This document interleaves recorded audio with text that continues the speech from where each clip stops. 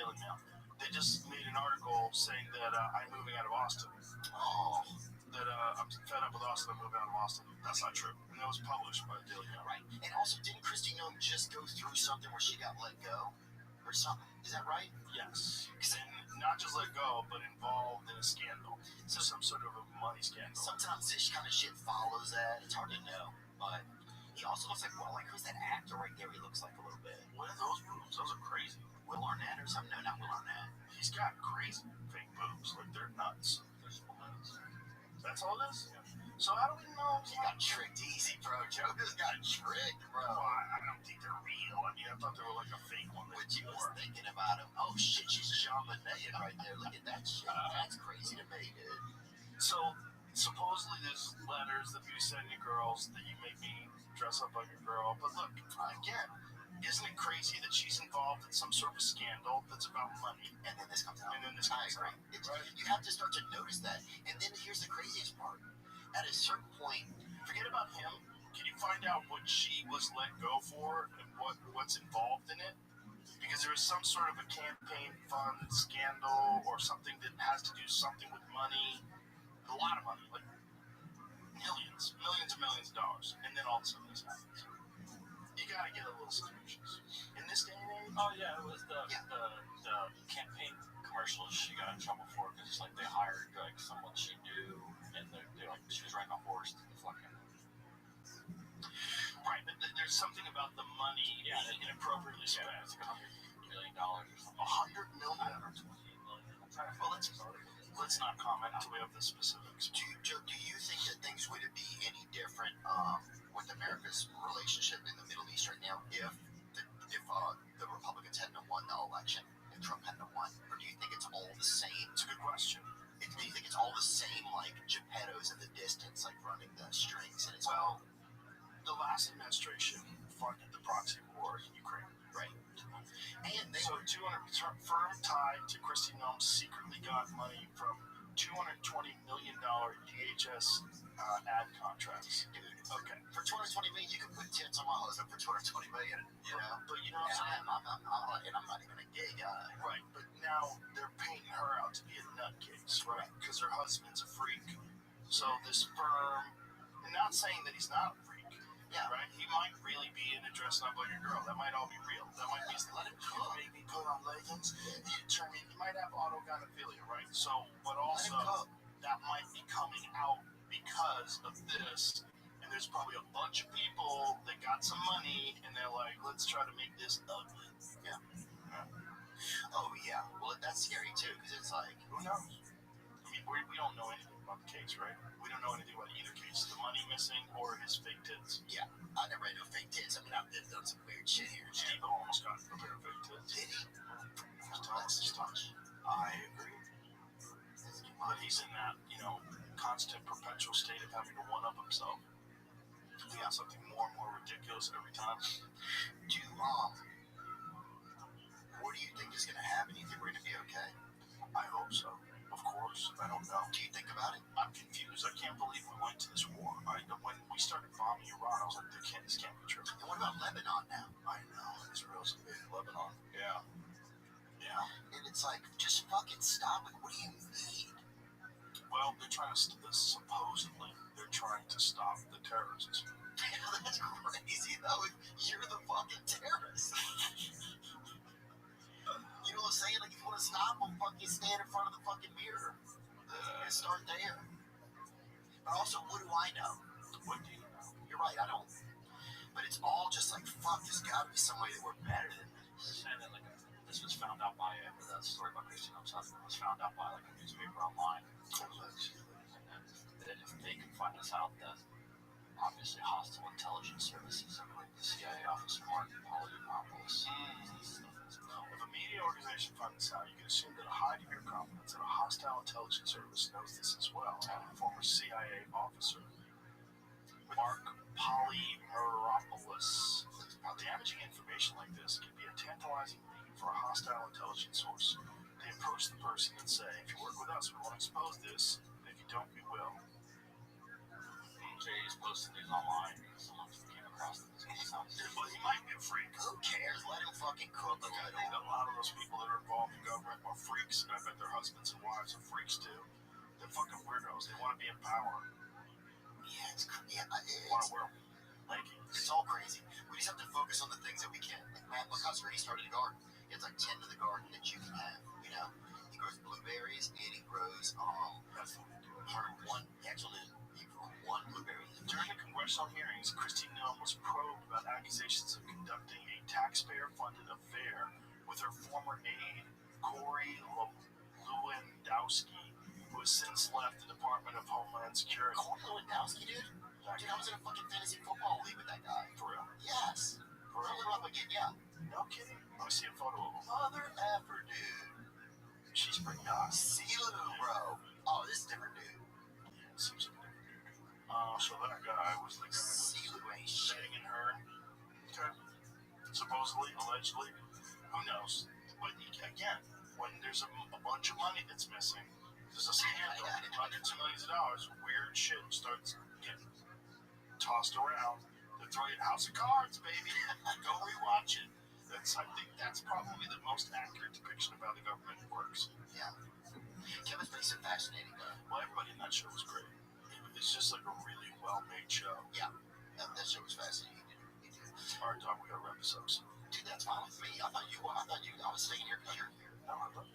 I have things I gotta do. Are you gonna be around tonight? Or are you going back? I might stop by. Bus Boys in theaters April 17th. So that's like 2 weeks from now. Let's fucking go. 2 weeks in a few days. Yeah. Let's fucking go. Thank you for letting me come and talk about it. I'm excited for you. And just to see you. Yeah, I'm excited too, man. I hope it kills it. Yeah, I just think I'm sure it's gonna be really funny with you and David Spade. we did a good job. I'm sure. Dude, he's so funny. Yeah, I'm sure it's gonna be awesome. But thank you for everything, dude. And it's good to see you. And yeah, come by tonight. I'll tell you. I'll come by. I have a show tonight, but I'll come by. Where you at? I'm at this movie theater. I'm like my special, so I gotta get ready.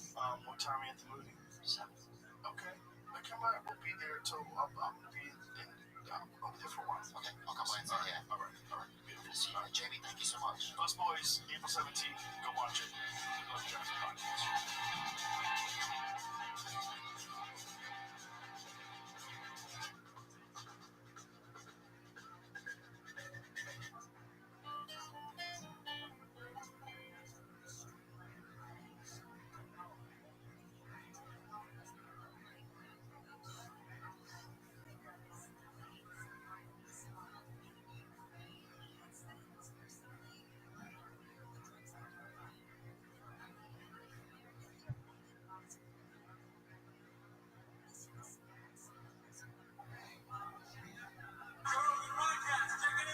The Joe Rogan Experience.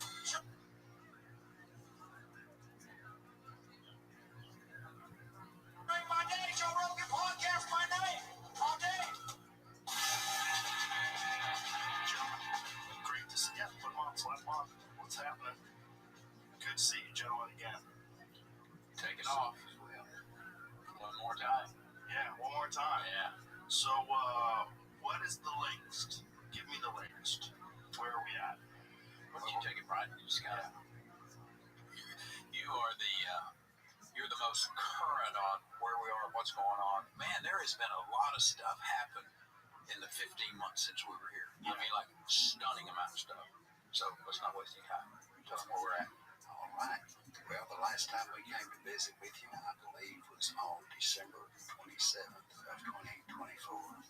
We were just on the front end of having organized 30 community Texans whose own families had had experiences related to trauma, addiction, alcoholism, the wounds of war, who, after hearing a plan that was developed for the state of Kentucky to bring Ibogaine to the American people as an FDA-approved medication and breakthrough treatment for addiction and trauma, committed themselves to using their time, their talent, and their network to achieve what had never been done before, and that was to convince an individual state to undertake drug development to create a therapeutic medical breakthrough for public health crises within its borders that are representative of the national reality.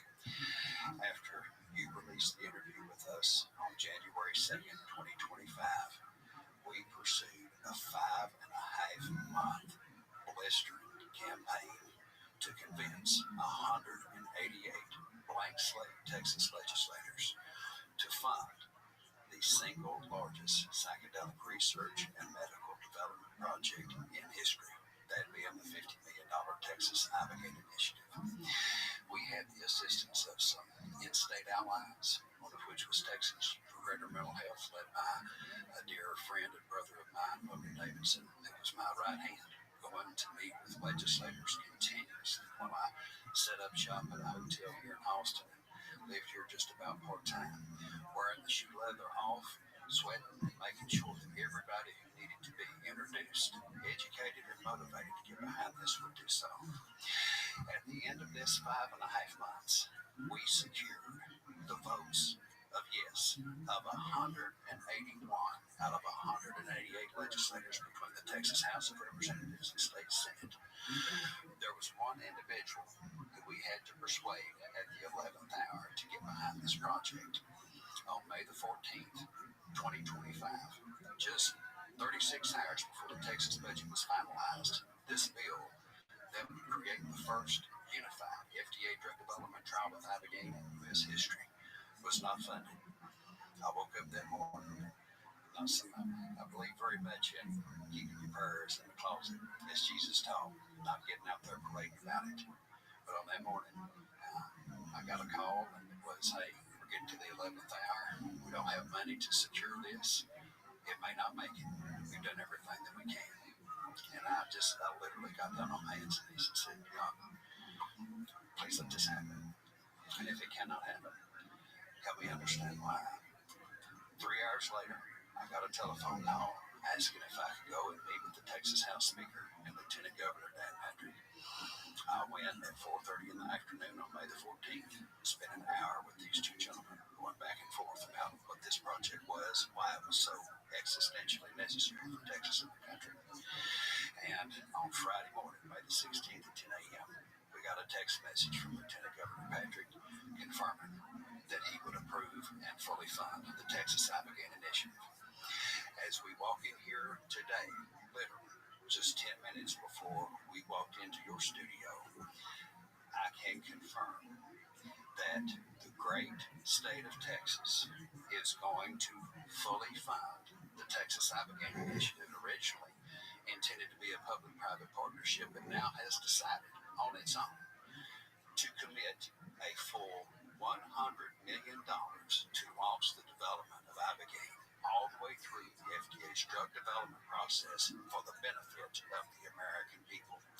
To do so on its own, without any drug development partner, and to do it for the good of humanity.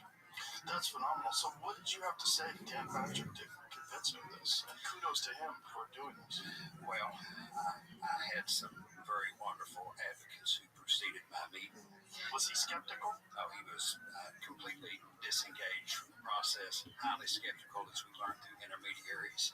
But we had two wonderful brothers on mission who happened to be twins, Marcus and Morgan Luttrell. I know Marcus very well. Marcus and Morgan Luttrell reached out to the Lieutenant Governor. They spoke to him very movingly and personally about their own experiences with Ibogaine, what it had done, not just to save their lives, but what it was doing to save the lives of warfighters who had come to the end of being able to live.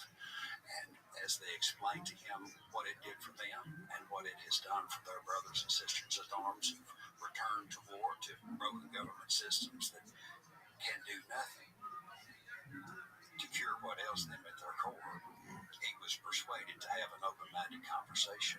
And through that conversation on May the 14th, we essentially went through what science suggests are the powers of the most sophisticated molecule on the planet to resolve physiological substance dependence and thereby create psychology within the human being whereby they believe they have ownership of themselves and their future, and that future will be one defined by choice rather than compulsion. And the most powerful aspect of the Ibogaine argument, not just for the Lieutenant Governor and House Speaker, but for most of these legislators who voted yes, is the experience endorsed by many that Ibogaine confirms without question the reality of our individual human divinity. And that is the greatest truth conveyed by this fabulous plant. Well put, and I don't think it's just Ibogaine that confirms that. I think you could say the same about many other psychedelic drugs that are unjustly maligned and treated as if they're an escape from reality. But in the interest of this being a standalone podcast where people don't know what Ibogaine is, don't understand the efficacy of it, and how unbelievably effective it is, especially treating addiction, could you please just go over that? Yes, sir. So ibogaine is an alkaloid that is derived from the iboga shrub. The iboga shrub originates in the central Congo basin. Its native country is modern-day Gabon. It is the mother country of the iboga shrub, which has been used for centuries in the spiritual and cultural traditions of the Bwiti, a group of spiritualists who include the Pygmies as well as the Bantu tribes that live there in Gabon. In the early 60s, it was discovered that ibogaine iboga had a significant interruption effect on opioid addiction. There was an individual who had been addicted to heroin for a number of years. They took ibogaine, and not only did they not experience any withdrawal when they stopped taking heroin, they stopped having any desire to use any drug whatsoever. This touched off 60 years of open label field studies that are mountains high, decades wide, that firmly established that ibogaine has a unique and singular interruption capacity on physiological substance dependency, whether that's opioids, alcohol, methamphetamine, cocaine, or tobacco. Recent evidence also suggests that it has a significant interruption effect on compulsive behaviors, anything that kind of impacts that brain's dopamine system and produces a rush. Take the gambling. Yes, sir. Now, in 2018, U.S. Special Forces special operators started going to Mexico for treatment of symptoms of traumatic brain injury, expressed through treatment-resistant depression, anxiety, and suicidality. Many of these veterans had gone through the VA system. They have been given an unbelievable amount of synthetic pharmacology that, in their end effect, essentially anesthetizes the soul and slowly euthanizes the body, and they were at the end. So, as they were going to Mexico and get ibogaine treatment, they came back with these just unbelievably just powerful recovery results that seemed too good to be true. So, there were some scientists at Stanford University that were funded by philanthropists who wanted to understand what was going on. And so what we have come to learn through a Stanford research study on traumatic brain injury for vets is that ibogaine has remarkable neuroregenerative capacities on the brain that are unheard of in the annals of Western science. And while information is still very small in amount and preliminary, there are individuals who have had ibogaine treatment for not just traumatic brain injury, but for multiple sclerosis, Lyme disease, Parkinson's disease, post-surgical complications related to the removal of brain tumor, who endorse a restoration of functionality and an ability to live that are otherworldly. And as we recognize that the opportunities to improve the human condition at scale are multi-lifetime in appearing, we believe that we have found one of those. And if we're going to do justice to the human species, it is incumbent upon us to take what appears to be a promising therapeutic improvement and deliver it with speed through the U.S. medical systems. And that's what Governor Perry and I have founded Americans for Ibogaine to do, just that, achieve the moonshot of our time. And that is to bring Ibogaine medicine to the American people as quickly as possible. Well said. And thank you again, Governor Perry, because if it wasn't for your involvement in this, I think a lot of people would be far more skeptical.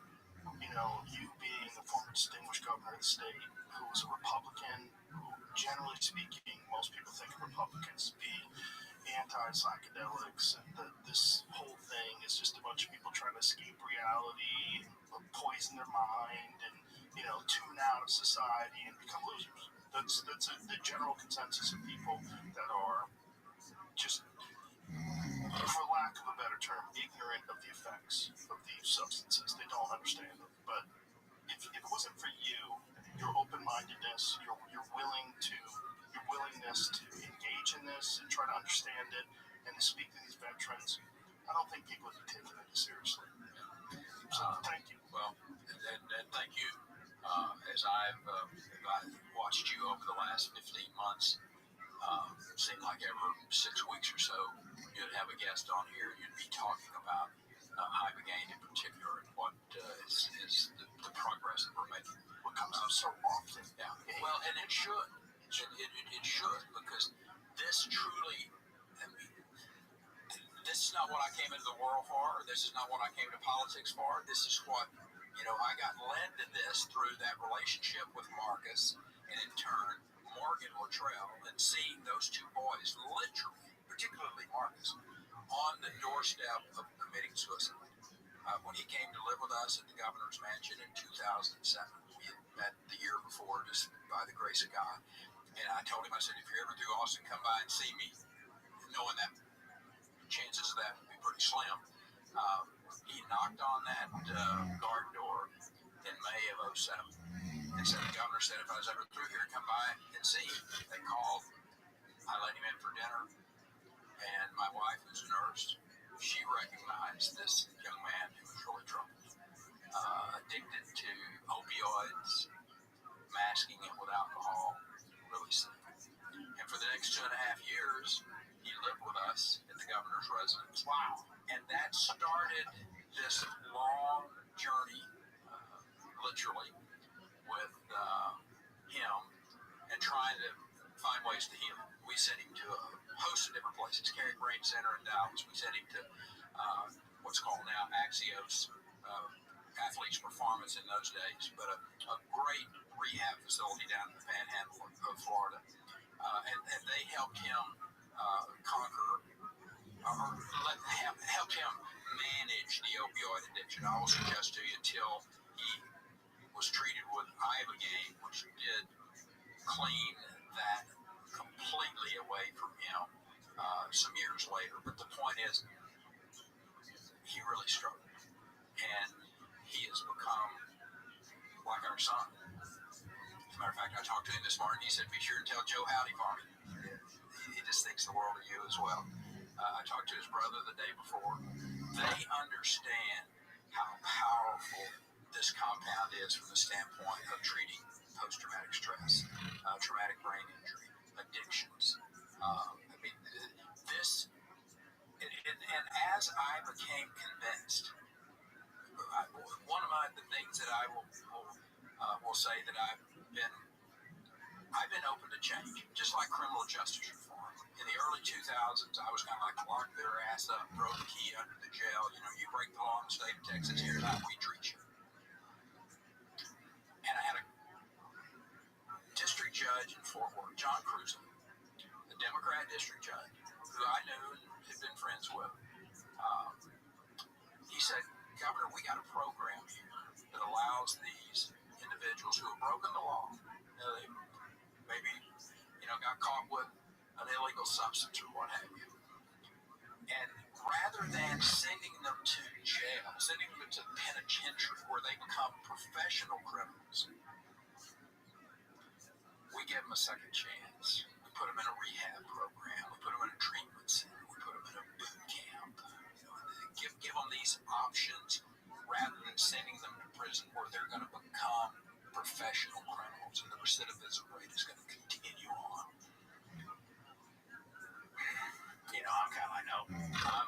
I'm tough on crime. That's what us Republicans do. But it really got me thinking. I am curious-minded about concepts and ideas. So that brought me to having conversations. Long story short, that single conversation led to Texas leading the nation with criminal justice reform. Texas Public Policy Foundation, that now Secretary of Agriculture Brooke Rollins was operating in the mid to late 2000s. They came on board, saw this, supported it, We passed it through a very Republican, very conservative legislature. And Texas led the nation in criminal justice reform. Saved us billions of dollars. We stopped building prisons. We stopped sending people to prison where they were becoming professional criminals. So that template, if you will, was what we took to Donald Trump in 2018. And he was just like me initially. I'm tough on crime. But he was open. He was curious. Brooke Rollins, interestingly, had come up and was his domestic policy advisor at that time, and she made the pitch, and he was open. And that conversation led to him being open to federal criminal justice reform. And today, there are people who, you may have different ideas about President Trump and what have you. I know that's the case. But on this issue of criminal justice reform, this man was curious, he was open-minded, and he's made a real difference in people's lives following the Texas model. The reason I share that with you as a example, that's where I was on these compounds, these drugs, these psychedelics. I mean, I grew up in the 60s. Timothy O'Leary using LSD, marijuana, any of that kind of stuff. I mean, it was anathema to me. Absolutely, totally. I don't have anything to do with it. This is crazy stuff. You get in trouble, they'll throw you in jail, you'll jump off of buildings. I mean, every story that you can imagine that people, and then think about from the 60s forward, how, I went into the Air Force, we took drug tests at least monthly. So the idea of being involved with the drug was just totally and absolutely not on my radar screen. These are bad things. And we're reinforced in the 80s with Mrs. Reagan. Just say no to drugs. Here's your brain on drugs. I mean, we have been browbeat as a society for 60 years. And when you add to it what President Nixon did in the late 60s, early 70s, with his war on drugs. He hated hippies, he hated blacks. And one of the ways you could go after them was to go make these compounds Schedule 1, which he did. Schedule 1 says there is no medical purpose for it, and it is highly addictive. Ibogaine fits neither of those. Ibogaine is not an addictive compound by any sense of the imagination. It's also absolutely not a recreational compound at all. It's not something that someone can do at a party. We are proving without a doubt to the Texas legislature, to legislatures across this country, in Mississippi, in Tennessee, in Arizona, West Virginia, that it does have a medical purpose, that there are some extraordinary things that can happen for their citizens who have PTSD, who have sexual trauma, who have addictions. I mean, saving lives by the thousands, hundreds of thousands, I would suggest to you, when this is approved across the country, and we see it as a relatively easily studied and accessed by medical care compound. So that story of seeing these two young men who have given everything, literally, up to willing to give their lives, and a lot of their friends did, for our freedoms and our liberties in this country. And for us to say to them, oh, sorry, you can't have access to this because, President Nixon said this was bad stuff back 60 years ago, and it was taken off the shelf as a Schedule 1 drug, put over here, and for 60 years, Americans have suffered through so many different eras. The late 90s with the Sackler family, and Purdue Pharma comes along, and we literally, I think one of the most demonic things I've seen in my public life is this family who used oxycodone and sold it to America as this be-all to end-all And then our federal government in the mid 2000s, we didn't know how to deal with these young men who we've been put in these horrible conditions and positions of being at war, time after time after time, rotation after rotation, tempos that we'd never seen before in the history of mankind. I'll suggest to you, Joe, we were at war for 20 years.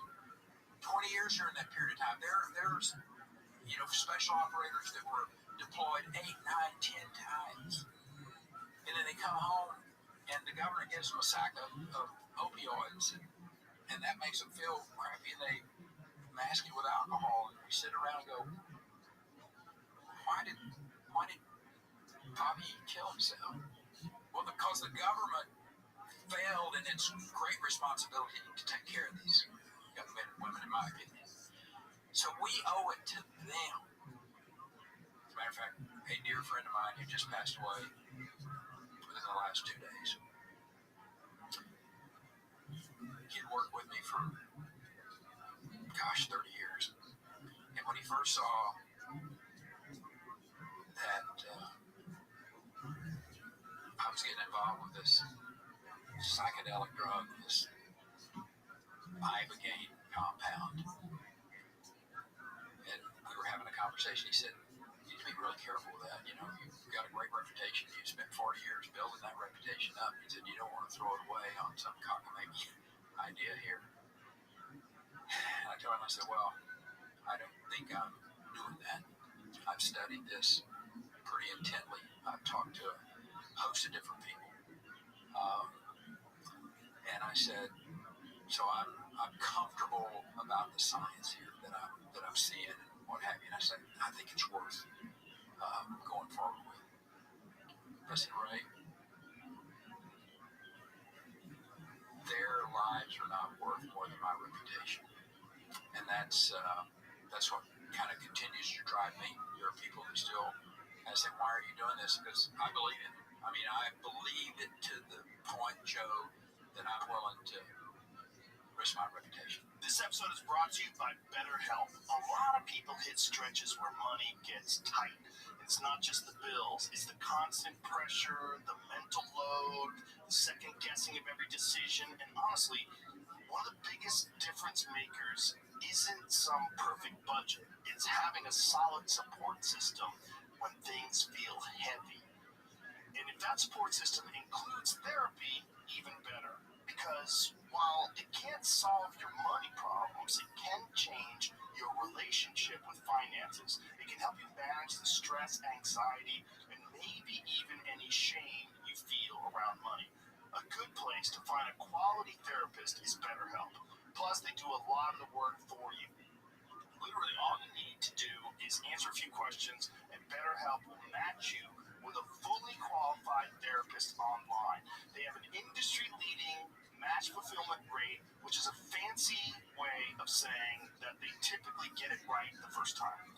But even if they don't, it's super simple to switch to another therapist. When life feels overwhelming, therapy can help. Sign up and get 10% off at betterhelp.com/JRE. That's better, HELP.com/JRE. I don't think you're risking your reputation at all. I think it's foolish thinking.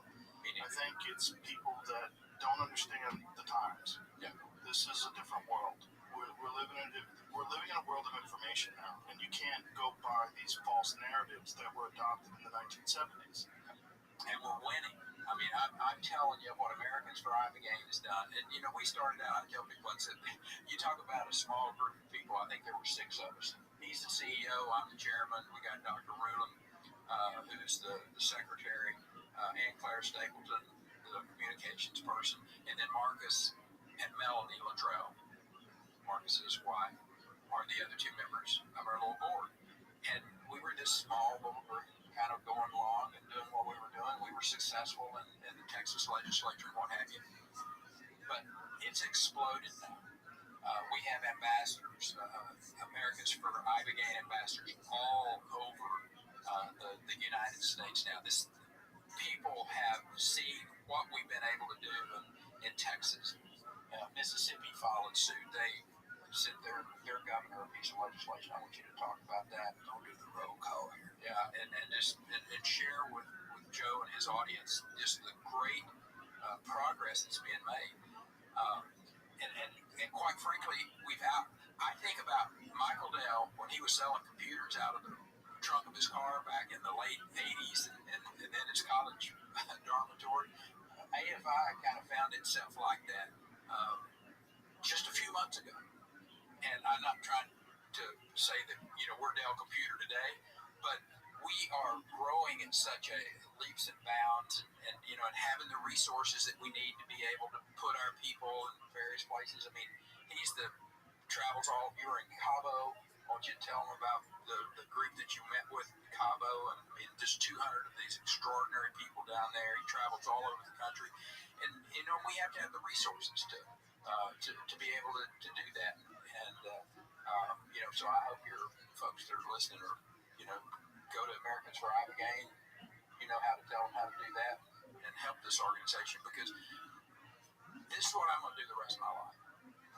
I'm 76 years old, and this is what I hope the Lord gives me a lot of years to make a difference, because I know for a fact that what we're doing today, what you're helping us with, is making a difference. And if we can get these clinical trials to the conclusion, and thank you to the Lieutenant Governor and to the Speaker for what they committed to today. I mean, to know that we're going to be able to go forward now with these clinical trials to show the world exactly what we know, but so that the naysayers out there, the skeptic, can look at that and go, you know what? You can get 85% of the people who are hooked on opioids clean in 72 hours. Isn't that amazing? That's such a stunning thing to me. Dr. Dolan, we were South by Southwest a week and a half ago. She was sitting on the stage. She's an MD, PhD, was at Johns Hopkins. She's over at Cal Berkeley now. And she gave a little primer, if you will, on the different psychedelics. There's a critical period that the mind opens up and you're able to go in and if you will, the medicine treats the mind, I think, from my Aggie, non-pharmaceutical, non-scientific mind here, but to go in and reset the brain. The technical word is neuroplasticity. But ketamine has a critical period, I think she said 48 to 72 hours. Psilocybin has a critical period from 14 to 28 days. I think I'm pretty close on these. But Ibogaine, the critical period, the time when that neuroplasticity is active and the brain can be trained, healed, reset, is from 90 to 120 days. And then with the addiction, opioids, which I happen to think is one of the most addictive substances that's out there. I mean, this is some horrible stuff. This very current event with Tiger Woods, Tiger's accident. He had OxyContin in his.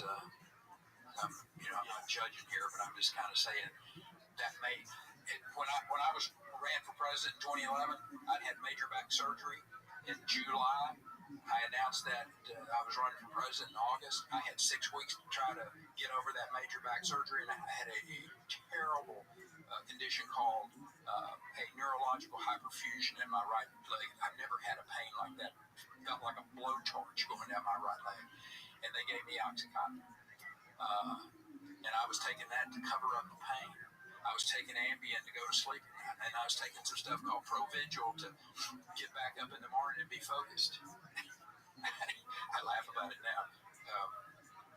I'm surprised I did as well as I did in that presidential effort in 2011. Hell, forgetting that one thing, that third thing in that debate. Hell, I'm surprised I could remember any of them. Knowing what I know now about OxyContin and the incredibly nasty, addictive nature that it has. I mean, this stuff is just poison. And Ibogaine in 48 to 72 hours after one dose, one oral application of this compound, and that addiction is gone. Not only is that addiction gone, Joe, but Stanford has done functional MRIs on an addicted opioid brain, and then treatment with Ibogaine, and they have shown that brain from the addicted look that those experts, those postdocs that look at this, to a normal brain scan in 72 hours. If you were to go through the normal process of healing yourself of opioid addiction through an abstinence program, it would take you 18 months. And there are I'm going to say single-digit people that are successful in being able to do that. But think about that. We've got a compound here that has the ability to heal people of opioid addiction in 48 to 72 hours. And we're not doing everything that we can in our power to make that available. But what the hell's wrong with us? How bad you gotta hate people to not make that available? And with 2 doses, it's even more spectacular. 98%. That is amazing. 98%. That is truly amazing. There's nothing remotely like it with standard practice addiction therapy. Nothing. You know, he mentioned the Americans for Ibogaine. We have ambassadors. And Joe, what you really helped us do on January 2nd, 25, was create a movement. Our organization is the custodian of that movement. We are a public policy and advocacy organization. Governor Perry mentions keeping me on the road. Wherever there are state leaders, citizens of conviction and influence, whether that is California, whether it's Massachusetts, or whether it's Alabama, we exist to plant the seed of a scientific understanding of a public policy framework and of a spiritual understanding of the significance of what we have in our hands here. An opportunity to improve the human condition at scale. And while we have talked tightly about Ibogaine's impact on substance dependency and upon the wounds of war, our ambassadors reflect essentially the universal human condition and the way in which individuals who have tried every way to overcome various forms of trauma and debility find as the last step a redemptive restoration through Ibogaine treatment. It is not for everybody. It should not be a first resort. It is an exceptionally powerful medication that comes with a series of side effects that are highly unpleasant, as you previously mentioned. One of the selling points, ironically, of the Texas legislature was to say, you know, if your idea of a good time is being in a state of semi-paralysis for 12 to 16 hours and throwing them continuously through the process, you're going to have a real good time. And if there is the equivalent of being brought to the judgment throne of God on this side of life, it is an Ibogaine experience. That seems to motivate a lot of support, especially for those who subscribe to puritanical notions of punishment for wrongdoing. That's not what I'm here to advocate, but certainly it is not fun. But what we know is that, for instance, we have 2 fashion model twins whose father sexually abused them for a decade. And the results of that horrific experience that they shared produced all kinds of psychological maladies that included an eating disorder for one, persistent neuroses on the other. They tried every form of talk therapy. They tried every psychotherapy modality known to try to overcome that. And it was Ibogaine that restored their lives and their capacity to enjoy the life that God has given them. We have first responders who are emerging in numbers.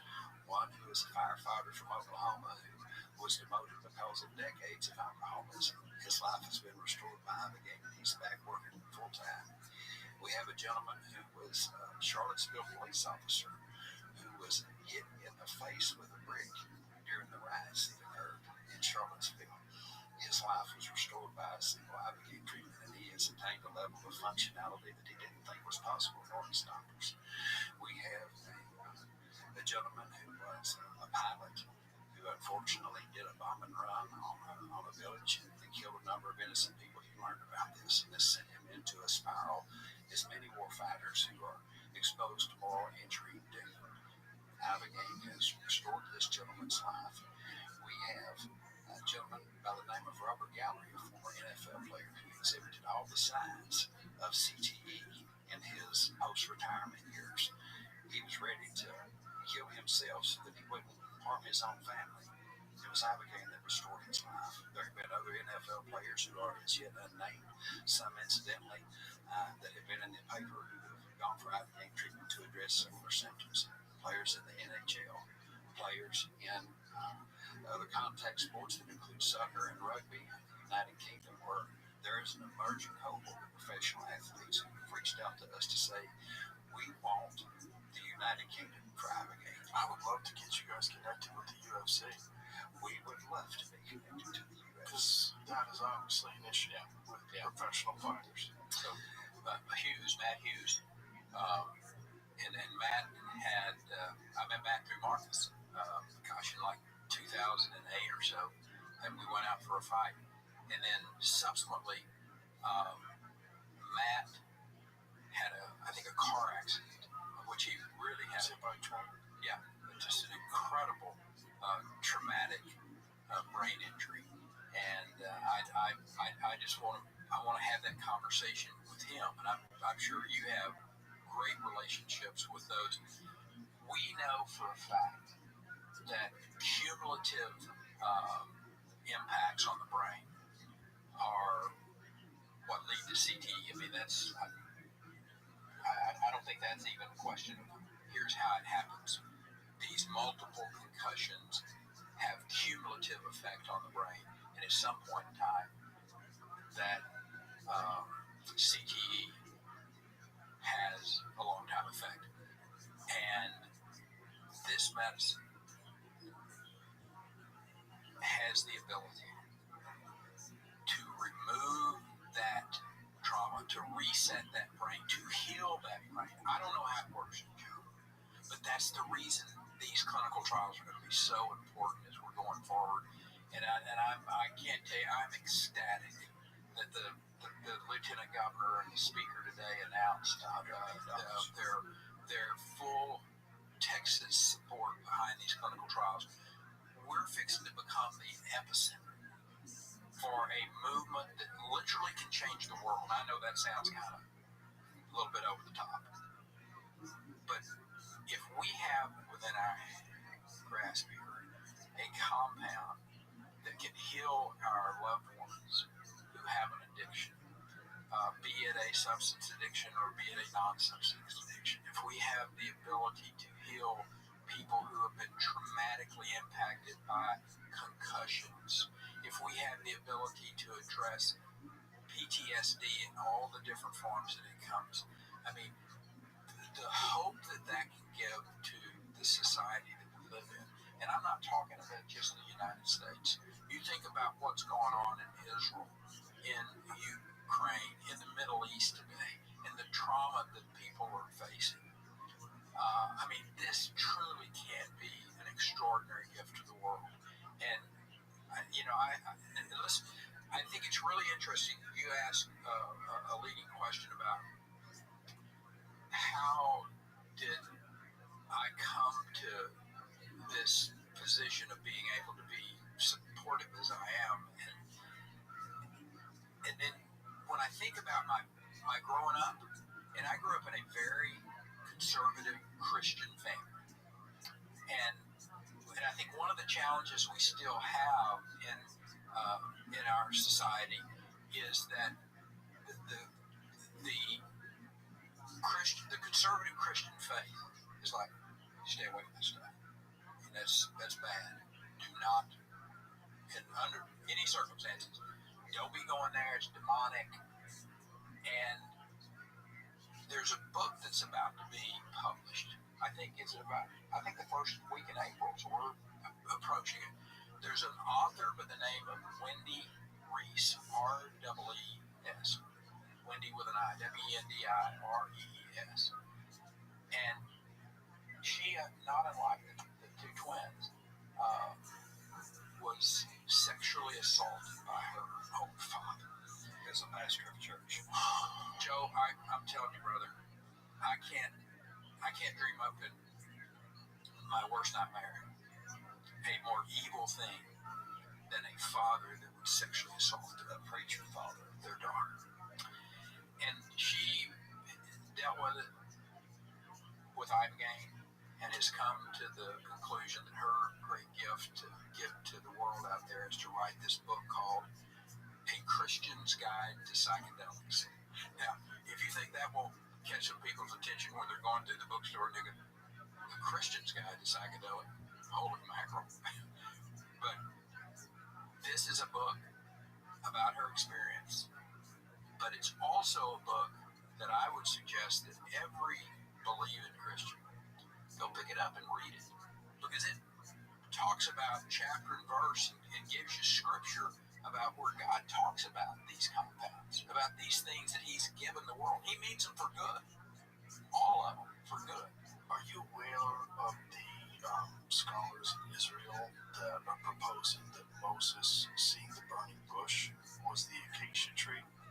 Yeah, there's an acacia tree. The acacia tree, which is very common in the Middle East, is rich in dimethyltryptamine, and they believe that what they're trying to relay in this story was that Moses encountered God through the burning of this bush.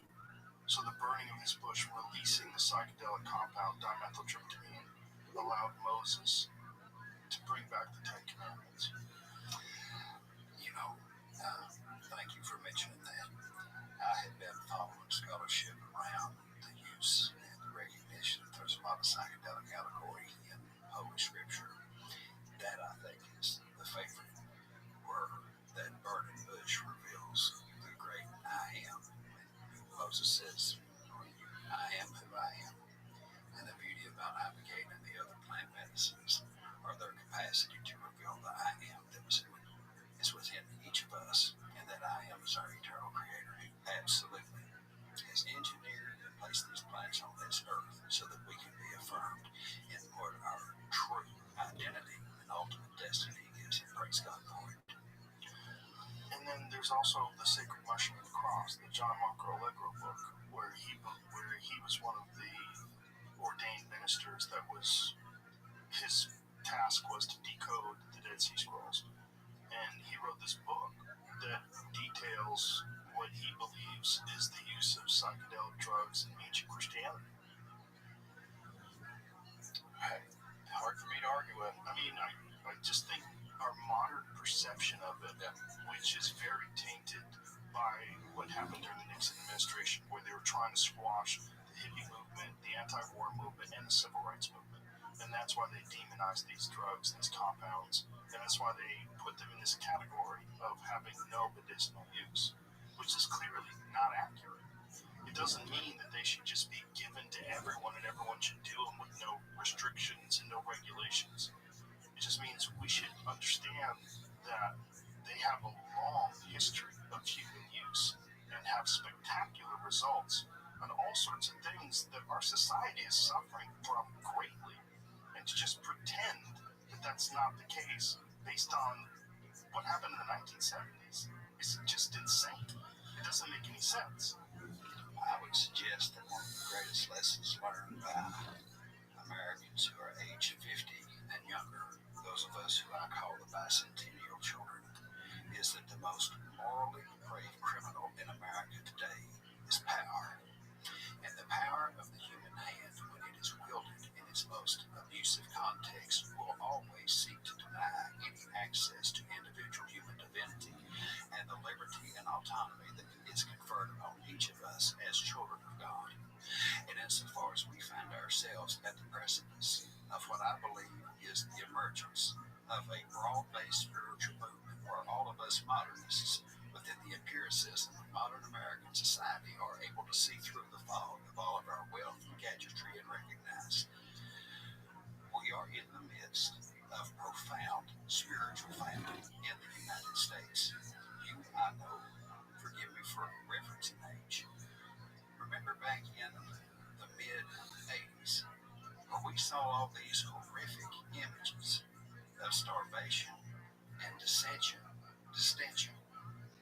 and fly-covered death from mass famine in Ethiopia and Sudan, where millions of people starved to death because the malevolence of power forbade the delivery of any relief sent by the outside world. When we look at what's right in front of us in the United States today, there is no denying that we are in the midst of a terrible spiritual famine, and the malevolence of American power is feasting on our starvation.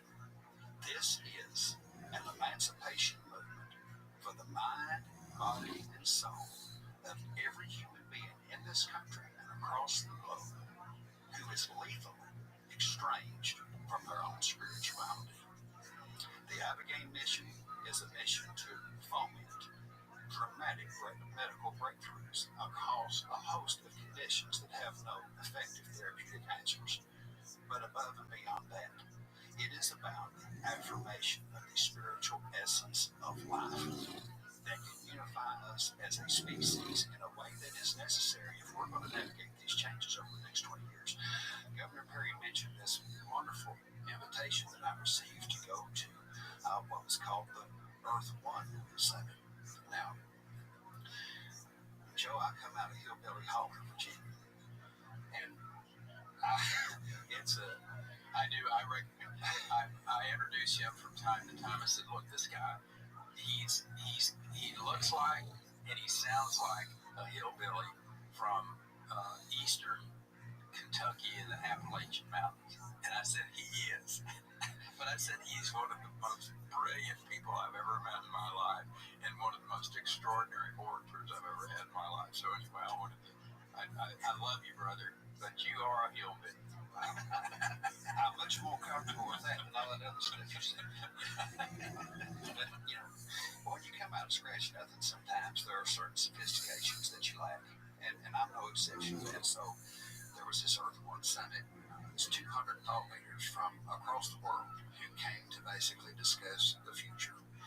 And I was very honored to have received an invitation to come and attend the gathering to speak about what Governor Perry and I are working on through Americans for Abigail. And they presented me with the honor of being the closing keynote speaker for the gathering. And as I listened over the course of 4 days, I heard individuals who included Kimball and Christiana Musk. I've read interviews by Elon Musk speaking about the advent of AI and the capacity of AI to solve the central dilemma that we as humans have had since we emerged from the caves, and that's the dilemma of scarcity.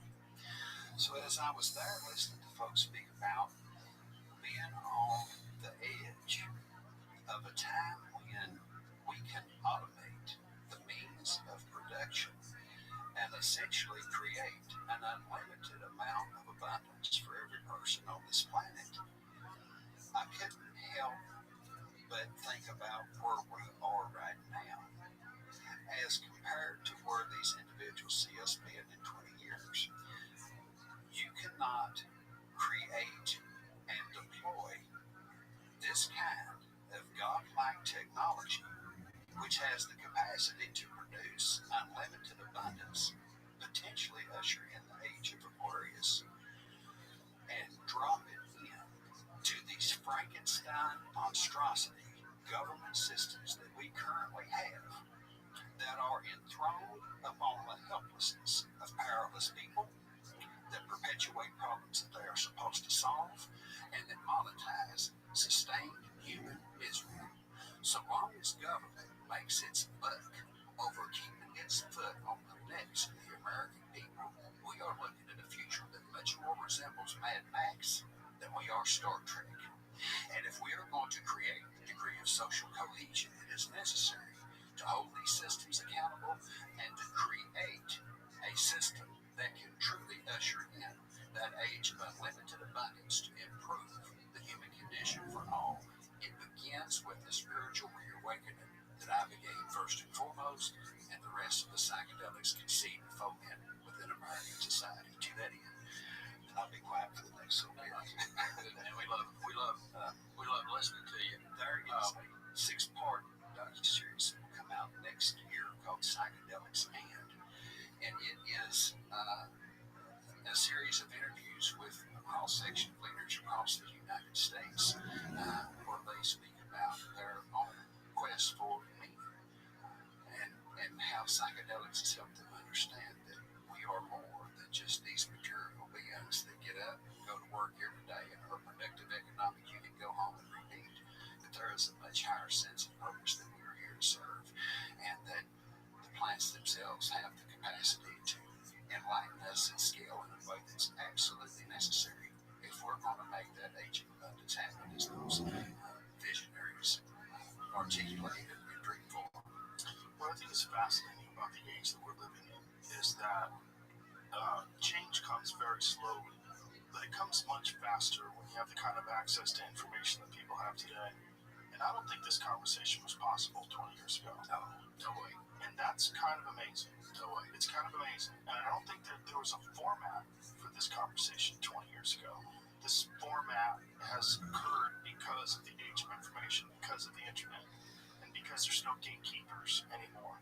And because people have the choice to decide what they want to consume, what they want to listen to. And to be able to be part of that, to me, is an incredible privilege. To be able to have you guys on and to have this conversation and to recognize that the reason why this is possible is because, for a lack of a better term, the world's waking up. Yes, sir. It's just taking more time than we would like, but the world is waking up. And change happens. It just happens. People have to change their opinions, and that's very difficult because a lot of people identify with their opinions. Their opinions become a part of their ideology, and it's just very difficult to get people to change their ideology. They identify with this. It is them, and I've always tried to tell people the way I try to approach things. You are not your ideas. You are not your opinions. These are just thoughts. And if you identify with them, you are trapped in them. And you will be held hostage by them. You will try to defend them, even if they don't make sense. You will try to ignore evidence that points you in a direction that's contrary to what your current belief system is. Don't be your opinions. Don't be your ideas. Just sit in them. Be consistent. Be honest. Have ethics and morals that you adhere to. But the ideas are just ideas. And if you're wrong, you should be proud to say you're wrong. It's a sign of growth. It's a sign of intelligence. And it's a sign of you being an honest human being who cares about the truth, not about being right. Because there's too many people in this world that they don't really have conversations. They have ideological sparring matches where they just involved in these little intellectual tugs of war where they're just trying to be right. And this is not the time for that. It's just... So my going from hard no on criminal justice reform to literally a leader on criminal justice reform in the mid-2000s. My going from hard no on any psychedelic drugs that could be used in any way to now being what I humorously refer to as the Johnny Appleseed of Ibogaine, is to your point. You know, be open. Be willing to say you were wrong. I know my wife would like to hear me do that more often. But hey, if you don't mind, I want to take a minute and talk about how far this movement has come. Brian talked about Americans for Ibogaine and their ambassadors all across the country and the growth that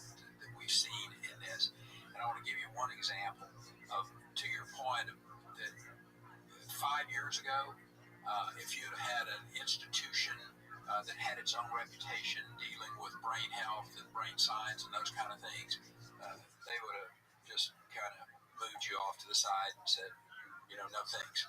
But the Center for Brain Health in Dallas, this is an extraordinary institution that's connected to the University of Texas, Dallas. Matter of fact, it's just next door to UT Southwestern, which is one of the great medical facilities in the world, UT Southwestern. And Dr. Sandy Chapman heads up the Center for Brain Health. And they've done some great work. We went up and presented to her, I don't know, probably 60 to 90 days ago. And there was another organization called Forward Intent, just a beautiful young man and his wife, Alex Duran, and his wife, who have funded an effort. And what they're doing with their resources, they're sending, I think, 250 individuals down to Mexico, to both, I think, a facility called Transcend and to Ambio. And Ambio is that facility that I've been to, Brian's been to, Marcus and Morgan Luttrell have been to. I think probably 2,000 warfighters have been down to Ambio now. Vets underwrites them, and just as an aside, this has blown up so big, and I'm talking about the Ibogaine effort, the education of Ibogaine. People, there's some hope out there, and people are rushing to find where they can go to treat the addiction that their loved one has or deal with their PTSD and what have you. And Ambio is just covered up, and I'm sure the other facilities are as well down there. The organization Vets, which is really where I came into this, I think Amber and Marcus Capone, they don't have any openings anymore. I mean, they are completely covered up. But I mean, that's a good challenge. I'm glad we have that challenge. But my point is, you've got an institution in Dallas, Texas, that just like the state is getting the signal. It's okay to be out there talking about this. It's okay to be a leader. It's okay to get out there and lead the charge. And I want to read to you what Dr. Chapman, because I asked her, I said, do you mind if I talk about what you all are doing? And she said, absolutely. And she said, Governor, great to talk with you yesterday. Here are some comments to guide you in how to discuss our existing collaboration.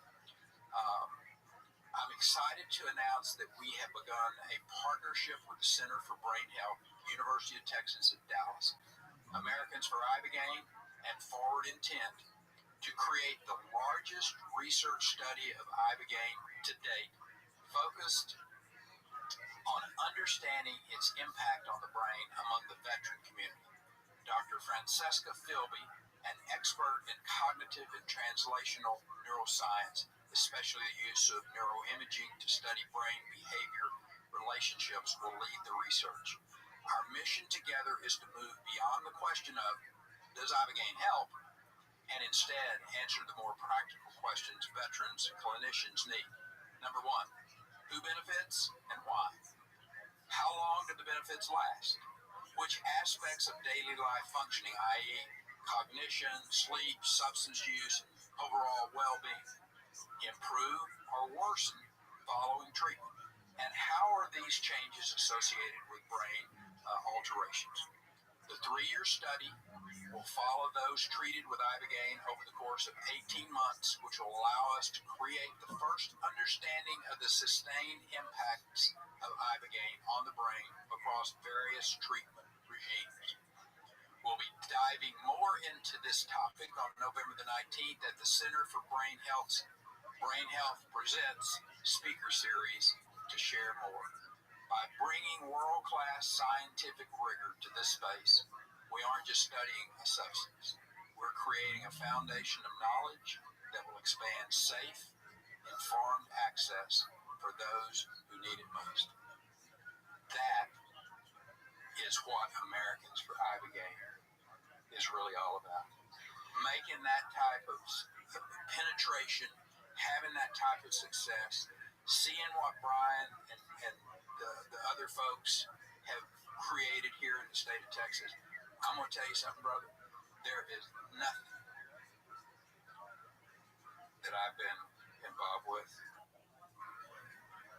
in my life that gives me more pleasure than to see what we're doing and knowing that there's a father out there, a mother out there, whose child's going to be saved. You mentioned dogma. People are, in particular in American society, there is a quest for identity.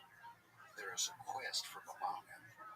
So much of what we see on social media and in broadcast media that is rage and anger and disaffection is tremendous loneliness and a tremendous lack of belonging to something, and a tremendous amount of trauma related to never having had anything that resembles unconditional affection in the context of a safe and stable familial relationship. That's at scale within the United States. And the degree to which dogma can thwart evolution is 100% right on. And I just use my own self as an example. I was a child of Reagan's America. I can remember I was about 5 years old when he and President Carter had their first presidential debate in 1980. President Reagan was like the mother goose to the Gosling, just imprinted on me. And whereas other young boys had pictures of Joe Montana and Michael Jordan and Michael Jackson all over their rooms, mine was wallpapered with Ronald Reagan. I was the president of the Teenage Republicans in high school. I wrote him fan letters all the time. He actually replied to one, and I put it in a frame in my room. It was written on my birthday. I was president of the College Republicans at George Mason University, and I mean, I aim to be the king of conservative Republican conformity. That was my whole mission in life. And I used to joke that when people said, well, how did you get to this? What do you think about the fact that you're talking about it and you're so zealous in your advocacy? I would kind of make a half statement and say, well, if 25-year-old me could come and see 50-year-old me, he would look and say, what in the world happened to you? And I would kind of yuck and laugh about it. Well, here's the answer. If 25-year-old me could come back and look at 50-year-old me and say, what happened to you? 50-year-old me would look right back and say, you happened to me.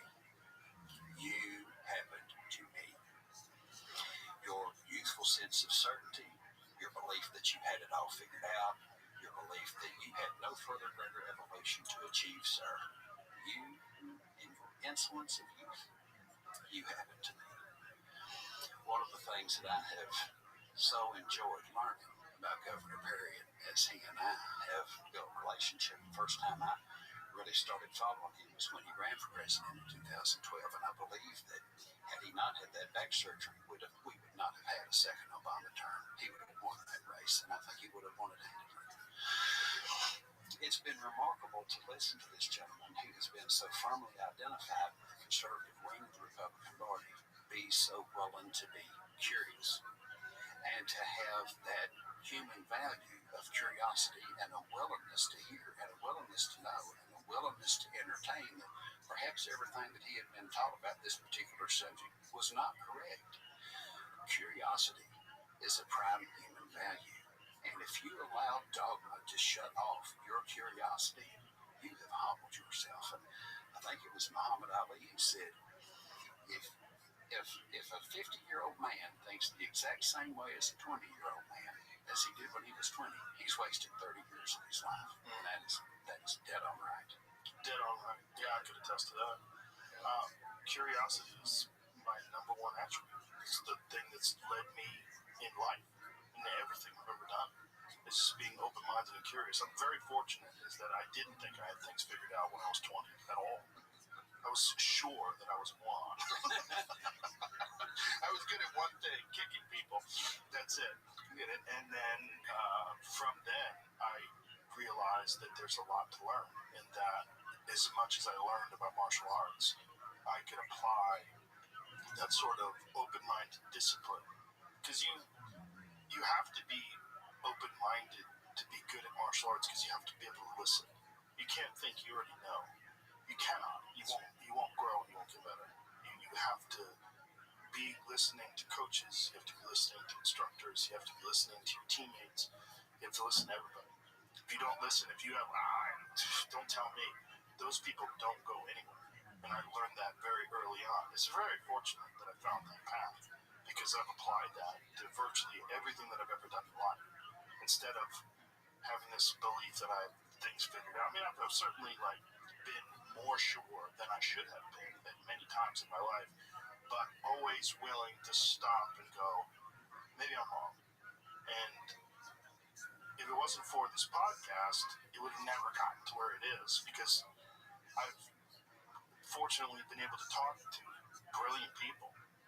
And, I grew up I lived in California for 26 years. Before that, I lived in Boston and New York. I thought of people, the Southern accent in particular, right?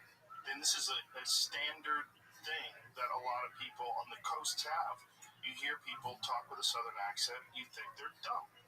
And it's a terrible stereotype that actually came out because of hookworm parasites. I'm sure you're aware of that story. I'm not. You're not? Okay. The stereotype of the lazy, dull-minded Southerner came out of the fact that a large percentage of people in the South had contracted hookworms from walking around barefoot, and hookworm parasites will rob you of your intellectual capacity. They greatly diminish your ability to think and exhaust you. You get slower and, in quotes, lazier, but you're really just infected with the parasite. And it's an enormous percentage of the population in the 1900s were infected with hookworm, and in the South in particular, hot climates. And this is where the stereotype came from. When someone like you speaks with such insane recall, your recall is bananas, your recall of dates and names and times, and I have pretty good recall. It's nothing like yours. It's extraordinary. And I love when I meet someone who's brilliant, who still has a Southern accent, because it's like I said, forget all your stereotypes. Let them all go, baby, because they're not real. It's not real. None of that is real. Individuals vary wildly. And, I've met brilliant people from coastal cities, and I've met fucking morons that talk like, a person that you would assume would be a highly educated, intelligent person, but they're closed-minded and foolish in their ways. And having had this ability to have all these different conversations with different people, it's just like every time I have another conversation, it expands my understanding just a little more and a little more and a little more. And I love it. And it's all out of curiosity. And I'm very happy that I've been able to make that curiosity infectious. My favorite cities, and I know we're getting off the beaten path here a little bit. I love to get off the beaten path. It's my favorite thing to do. My favorite cities in America are those that you can go to and not feel like you're in the country. Miami is fabulous. It's a wild place. You should have a passport to go to Miami. It is fabulous. And I remember the first time I went to New York City one time when I was about 5 years old. The only thing I could remember was the Empire State Building and some dude with purple hair sticking his tongue out at me. The next time was in 2019. And I've always had kind of that stereotypical Southerners attitude, a bunch of, haughty, Stuck up, mean-acted Yankee people living in an obnoxious locale that would just be hell on earth to have to endure. So I had the opportunity to go and spend a day there, and rolled into Grand Central Station on the railway from, I think it was New Haven, Connecticut, and just to watch the dimensions of the architecture as we rolled into the city. Crazy expansion of scale of this place. How old were you? Let's see. I was about to turn 44. I think I could hear the Beverly Hillbillies playing in my head. So we get off at Grand Central Station, and I mean, I walked all through that. I walked from Grand Central Station all the way down to the tip of where the World Trade Center was. And it was New York City is a monumental human accomplishment. When you can have the entire world within 300 square miles, and it is a living affirmation of everything the United States is supposed to be as the last best hope of humankind on earth, just to be in that place. Anytime I've gone back since, I mean the minute that I go to get the Uber at LaGuardia Airport and I see that skyline, I mean my heart just starts racing. I would have never thought that I would just fall in love with New York City, but it is fabulous. San Francisco's the same way. There are so many wonderful places in the United States where you wouldn't think that somebody necessarily who sounded like me would endorse. But one of the best things that I have done is stop watching television news. The last time I watched television news was after the first Obama press conference in January of 2009, and I cut it off. Wow. Aside from presidential debates and election returns, I've never turned it back on. I shouldn't tell this, the number of times I've left my front door wide open, the garage door open in my neighborhood, and nothing has happened is remarkable. This country, in terms of her people, is as much like it was back in 1950 as it has ever been. The complexion is a little different. We've got a lot more diversity now than we've ever had. But once you take that blind of mass media mayhem and all this fabricated division that is purposely put out there to keep us divided, to keep us tuning in, and segregate. Yeah. Once you take yourself out of it and you just start having a conversation, next time someone gets into an Uber with someone who doesn't have English as a second language, strike up a conversation. Ask them, how did you come to the United States? What brought you here? And your heart is going to fill with just the unbelievable amount of pride and love to hear those accents from the Middle East and from Africa speak about this country in ways that take us right back to 1776. It's a fabulous place, and I'm able to say so much of this because of what the plants have helped clarify by way of that universal human divinity that we all share, that this country is the cradle to protect and to honor, which is what makes this mission so incredibly important. And I do want to know, I'm sorry. No, go ahead, please. There's two people that I left off of our ambassador program that I think are really showstoppers I want to mention. One is a gentleman by the name of Rear Admiral Jim Hancock. This gentleman received Ibogaine treatment for his wounds of war.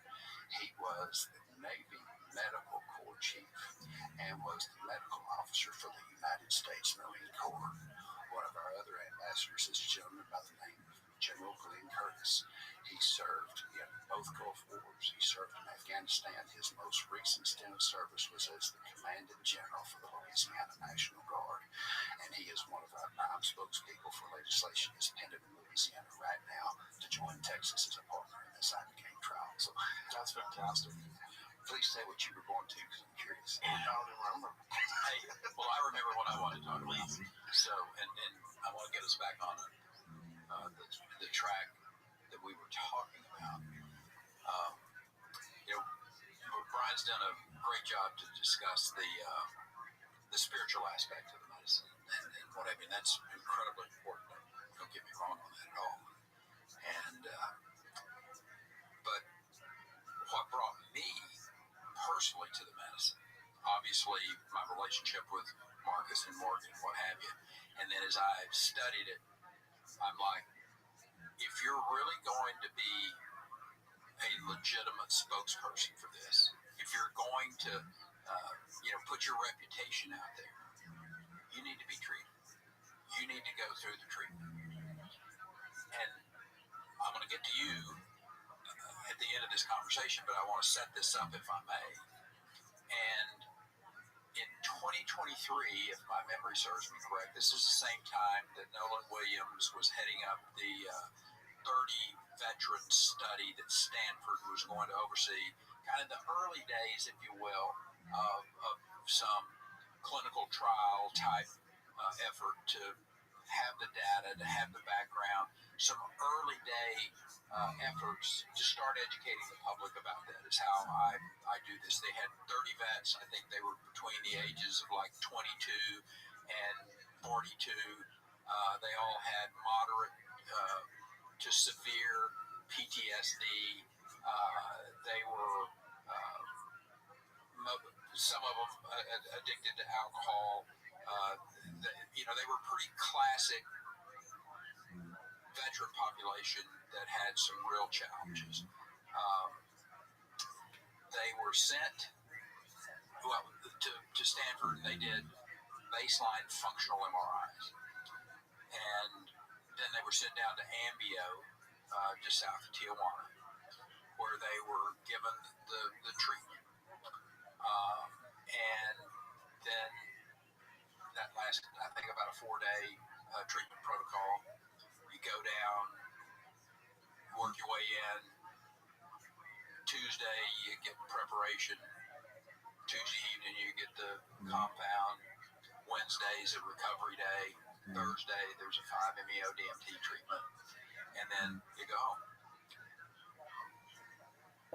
They went back to Stanford after 5 days after the treatment and had follow-up MRIs. I think they did an MRI at 30 days and then a functional MRI at 6 months. So there was a good piece of data there to look at. Just stunningly good results. And the results, I think there was 87% of them who 6 months now, better than 2 years later, but that have zero PTSD. The addictions were at that level of reduction that we talked about in the high 80 percentiles. I mean, we've seen all of this data before. This is nothing new. But the reason I share that with you is that I basically went down and followed the same protocol. I wasn't part of the clinical trial, and I only wanted to be treated with Ibogaine. I did not want to take the 5-MeO DMT. So what I was looking at, and I was interested in this from the brain regenerative side of it. I had about as bucolic a life as you've ever had. I never had anybody mistreat me of anything that you could even get close to called traumatic effect. I had no trauma in my life. I grew up on a dryland cotton farm, 60 miles from Abilene, Texas, 16 miles from the closest place that had a post office in a part of Texas that it was just a lovely, wonderful, loving place. My mom and dad loved me, and I knew it.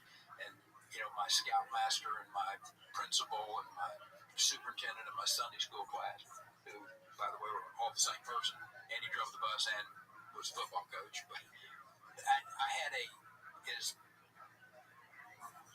non-traumatic growing up period, as you can imagine. So I was concussed, severely concussed, 3 times. Twice in athletic events, and I'm talking about knocked out completely for over 1 minute. And those are severe concussions. 2 times athletic events, 1 time unloading horses, knocked completely out. So what I know now is that as I got to pilot training and I started noticing that I was having trouble sleeping and that this thing that I understood later in life was anxiety had crept into my life. So I had, I'm going to put it in the mild category, anxiety and insomnia. I went into a very odd line of work, politics, to have those 2 kind of things. and I masked them rather well. Most people didn't know I had that. My wife did, but other than that, even my senior staff in my offices through the year, agriculture commissioner, lieutenant governor, they did not know that I had this challenge of maybe sleeping 3.5, 4 hours a night, being anxious at times to the point of being never dysfunctional.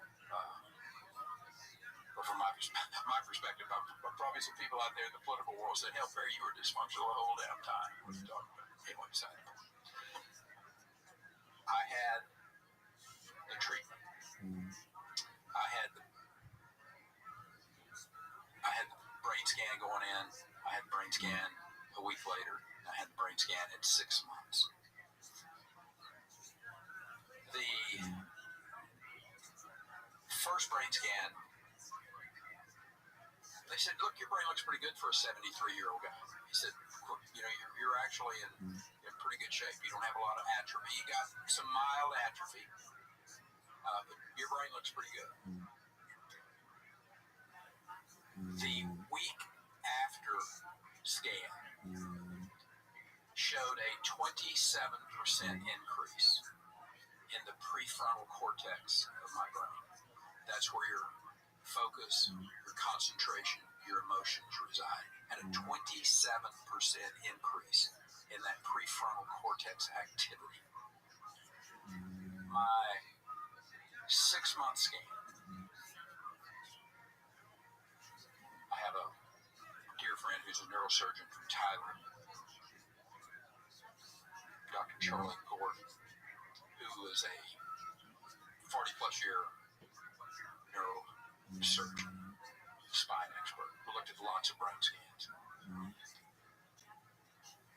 A respectful skeptic of this. When I told him I was going to be treated with this compound called ibogaine, this psychoactive compound, he was recoiled a little bit. He was like, you need to be really careful with that. He has now gone from being respectful skeptic to looking at the data from the clinical trial that was done at Stanford, talking to a fairly good number of the veterans that went through that trial, talking to Dr. Williams, talking to other specialists at Stanford, and he has gone from respectful skeptic to a full-on believer in this medicine. I mean, an absolute supporter that this medicine does what it says it does. It heals people of addictions. It heals from PTSD. This medicine does what it does. And we're driving back from the airport that day after the 6-month scan. He had looked at it as it came off of the machine. And he said, Governor, I'm not going to blow smoke up your dress. Your atrophy is gone. He said, I have no idea why this has happened. But he said the difference between your initial baseline scan and 6 months later, clearly the atrophy in your brain is gone. He said, your brain looks like a 40-year-old. Now, the reason I share that story with you is because, number one, that's partly what drives me about this, is that there is a regenerative aspect of this medicine that we don't really understand yet. And if it does what we think it's going to do, and that's the reason these clinical trials are so stunningly important. That's the reason what the Center for Brain Health and what they're going to be doing and the data that they're going to be collecting. I'm convinced of what this data is going to show. But for all of those individuals out there who don't have substance abuse problems, who were traumatized as a child, but who have been concussed, and we know that damage is out there, and that the cumulative side. Robert Gallery, that great professional football player who had really bad CTE, and he will tell you today this medicine saved his life. My question for you, Joe Rogan, is how many times do you think you've been concussed in life?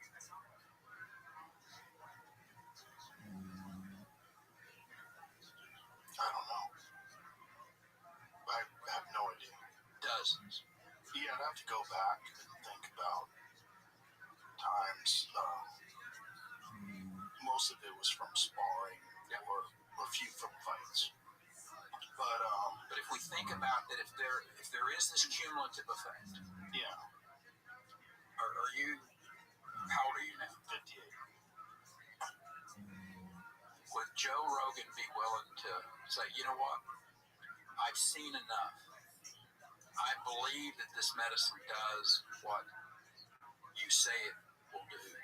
And for a person like me, that it could be incredibly helpful to uh,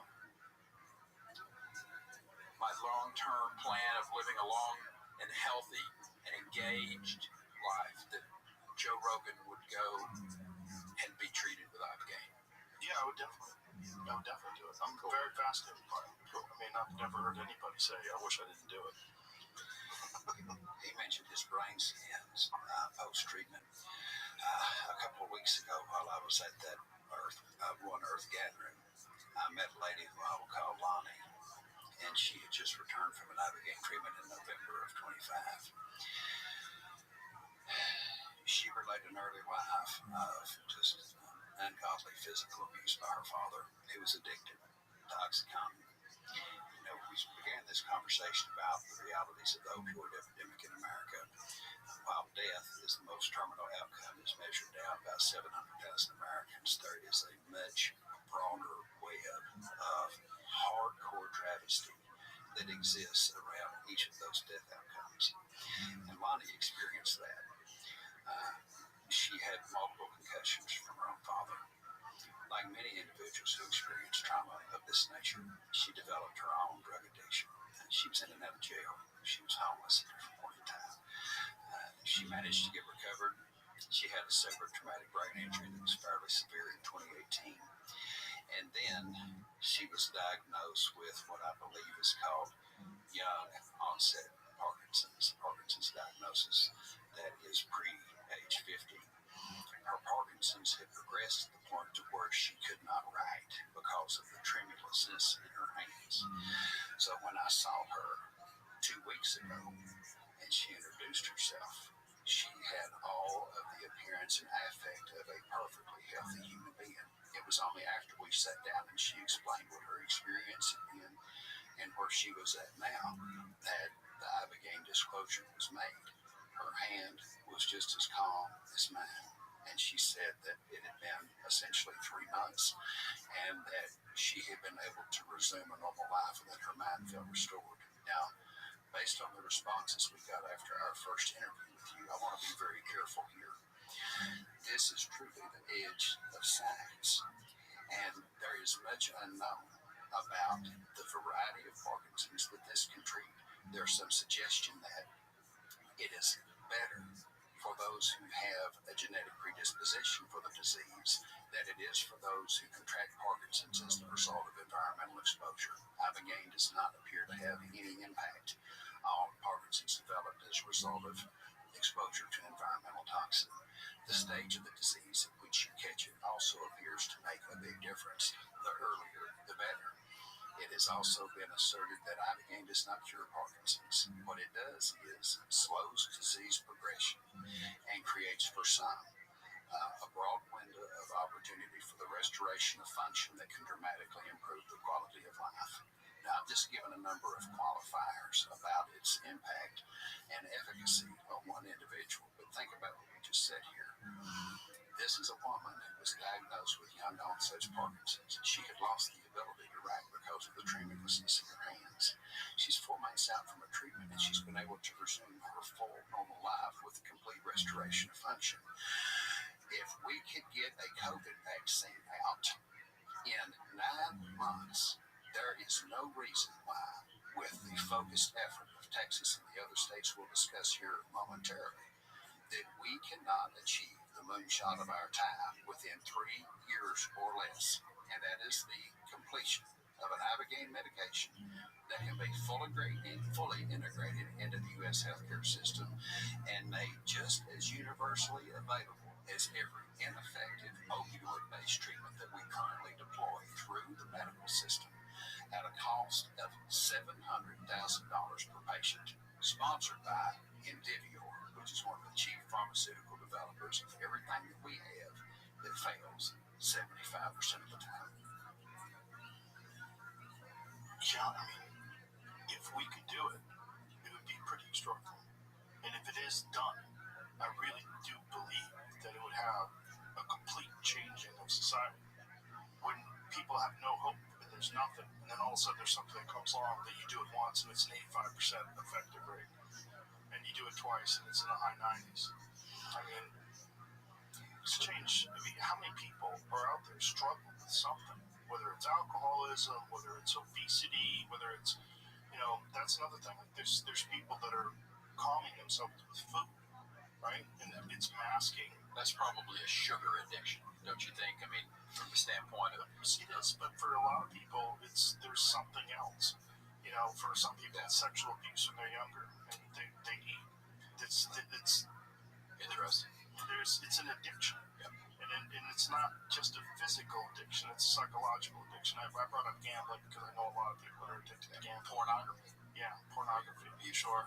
There's a lot of things. The consumption models we mentioned are ones who had developed those eating disorders, one of which was a compulsive eater as a result of that childhood sexual abuse. And Ibogaine was the treatment of last resort, not the first option. And their own recovery story, which can be found on the Americans for Ibogaine website, is truly extraordinary. And speaking of extraordinary, when we came in here to push Texas, our belief was and still is, and is now playing out at scale, that if Texas did this, it would be joined by a number of other states who are no longer willing to sit and wait on an inefficient, often incompetent, and also incompetently corrupt federal bureaucracy that will not move in response to the genuine needs of the American people at the pace that it needs to. There are a variety of well-intentioned reformers within the current administration, Secretary Kennedy, Secretary Collins, and others, who have voiced their support for the advancement of plant medicine as breakthrough treatments primarily for U.S. warfighters, but also for other members of our society for whom these medications could help. We believe that these individuals are stymied by two realities. The first reality is the Byzantine complexity of the federal bureaucracy, the degree to which it has been compromised by the institutional capture of much of its function by companies that make money on keeping problems alive. We think they're probably also stymied by perhaps some other political cross currents within the administration that view psychedelics with skepticism and that are therefore willing to be indiscriminate in their resistance to the advancement of any of them, when in fact the advancement of this one is of existential critical importance as a breakthrough treatment for millions of Americans who need it now. And so to that end, Americans for Ibogaine, following the Texas success, convened a gathering of 200 people in Aspen, Colorado in November of last year. These individuals were invited, appointed, and elected state officials from 22 individual states and aligned citizens of influence who would be willing, as the Texans were here, to get behind efforts in state legislatures to create a partnership with Texas that, by end result, will form the unstoppable external force through the states that can crash through the federal wall using not just their resources, but their political influence to execute one unified FDA drug development trial and to force the federal government to be responsive to everything that is required to ensure it is successful.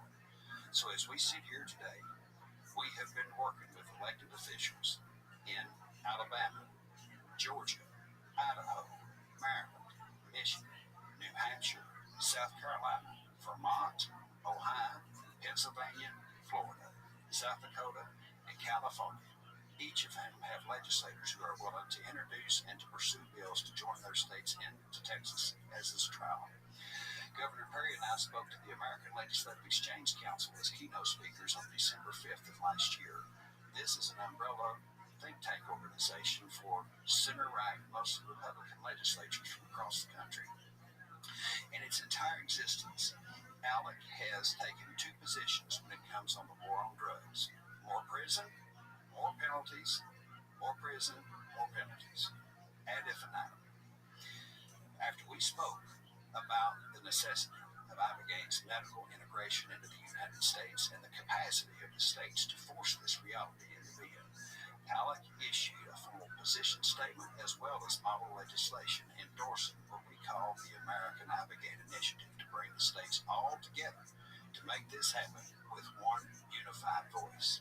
And so now, as we sit here with you today, in the state of Tennessee, there are two bills, one each in the state house and the state senate, that are making its way through that legislature to join Texas. Before we walked in here this morning, the Tennessee Senate Finance Committee voted 11 to nothing to move Tennessee's bill forward to the full state senate for consideration and what will, I believe, be passage. And I would like to give a shout out to a special sister by the name of Ricky Harris, who has led that Tennessee campaign. Right now, there are two bills in the Missouri legislature, House Bill 2817 and Senate Bill 1581, which are receiving good, considerate, deliberative thought by legislators there, but frankly need a little motivation. So if you're in Missouri and you want to see Abigail medicine for your family member, for your community, for your state, you call into the Missouri legislature and say, move the Abigail bill forward to join Missouri with Texas. Oklahoma, the Oklahoma House of Representatives has passed its Abigail bill. It is now pending in its Senate. In Louisiana, Senate Bill 43 has been introduced to join that state to Texas.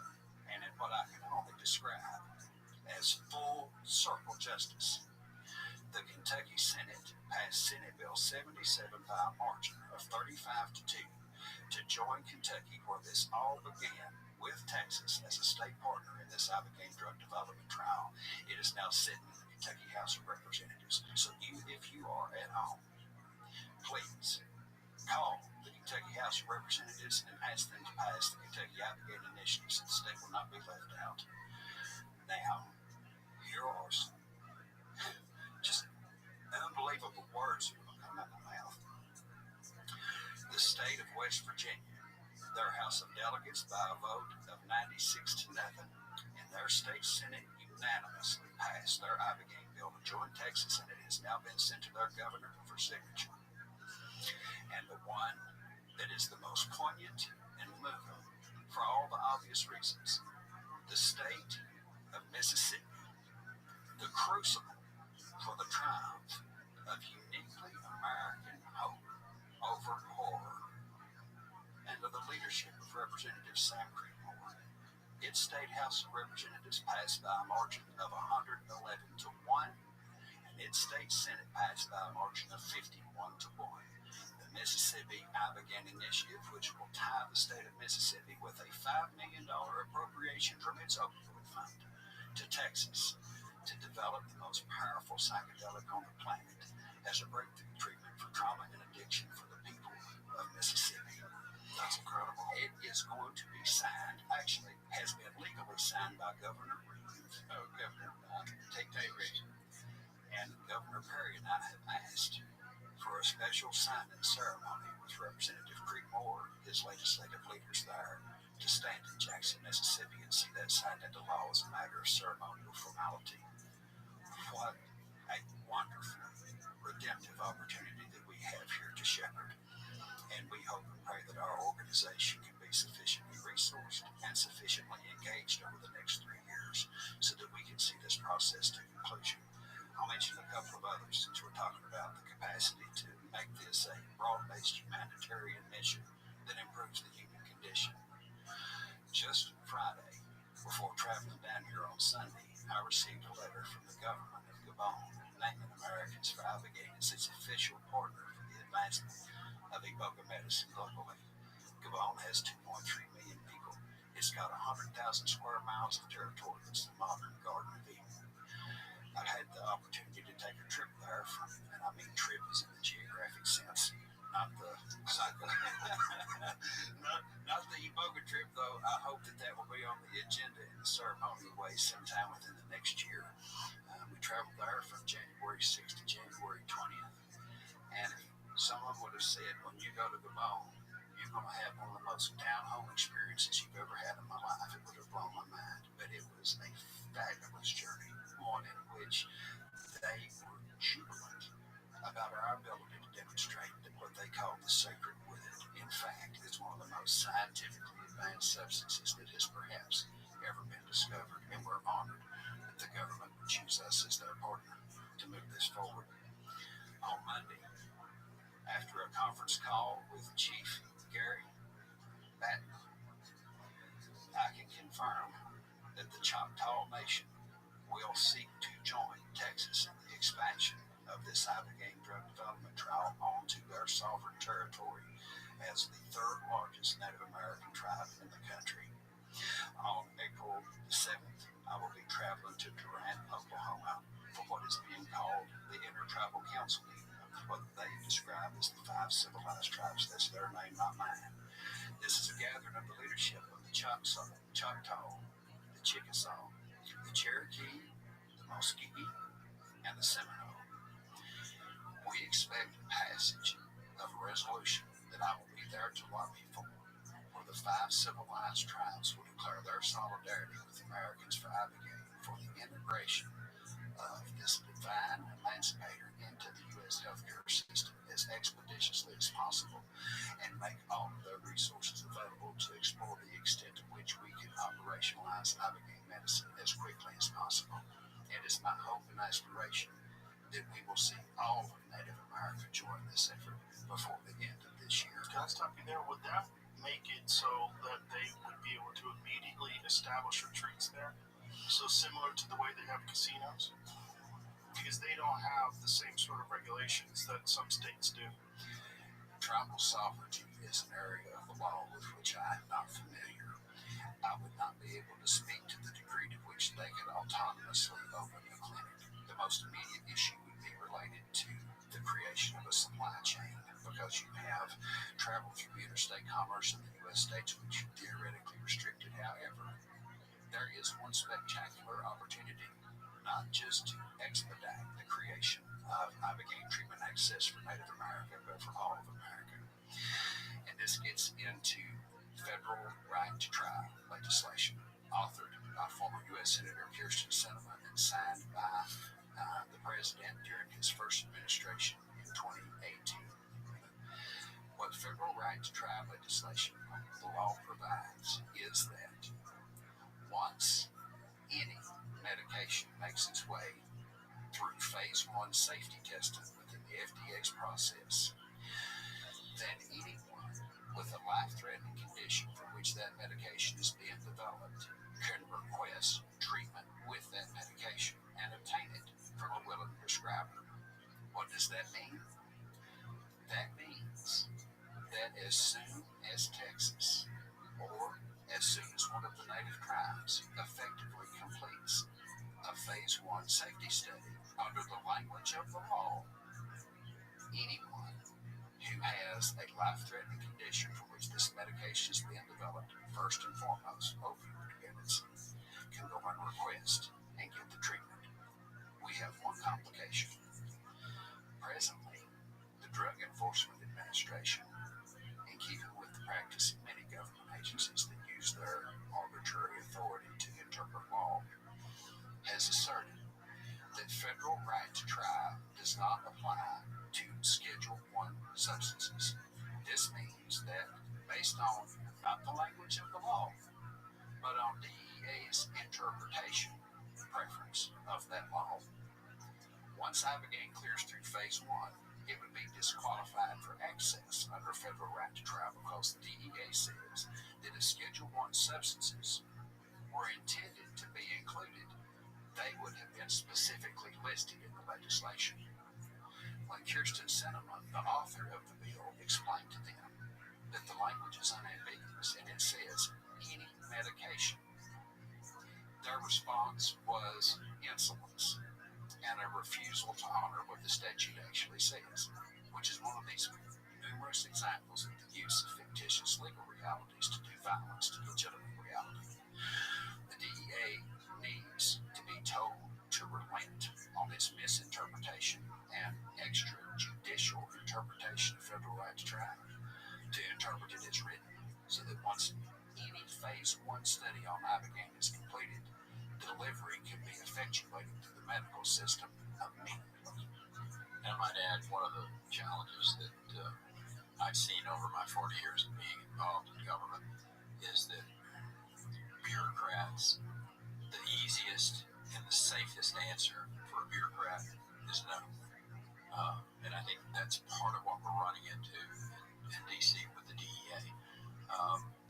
One of the issues that I certainly hope and pray, and as we go through the summer, as we see what's happened in Texas and Mississippi and these other states, that we'll have the opportunity to sit down with President Trump and to just share with him what we're doing, what we're seeing across the country, and that we can potentially have a conversation about the rescheduling of Hive Game from 1 to 3, 2 or 3, or, just you get it out of that Schedule 1, which there's no reason in the world, you've talked about this many times, Joe, that Ibogaine is on Schedule 1. It does have medical purposes. I mean, it's very clear it does.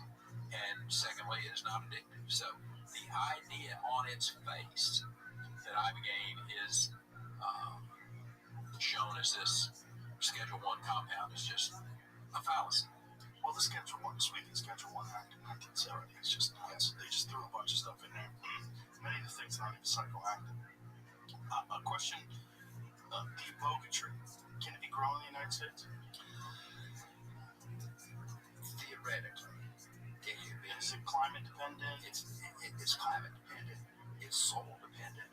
It is considered an entourage plant, whereby it absorbs essentially the essence, not just of the soil around it, but of the other botanicals.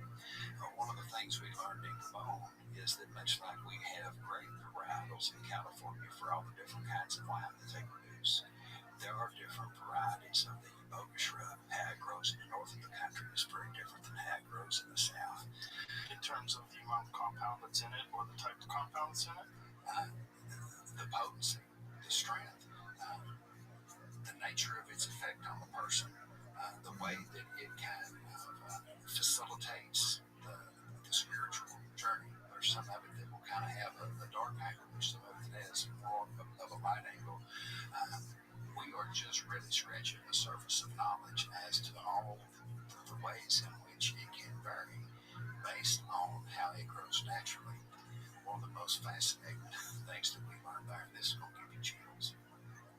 We visited a 5-hectare, they use the metric system, we visited a 5-hectare iboga plantation right in the center of Libreville that is run by one of their former prime ministers.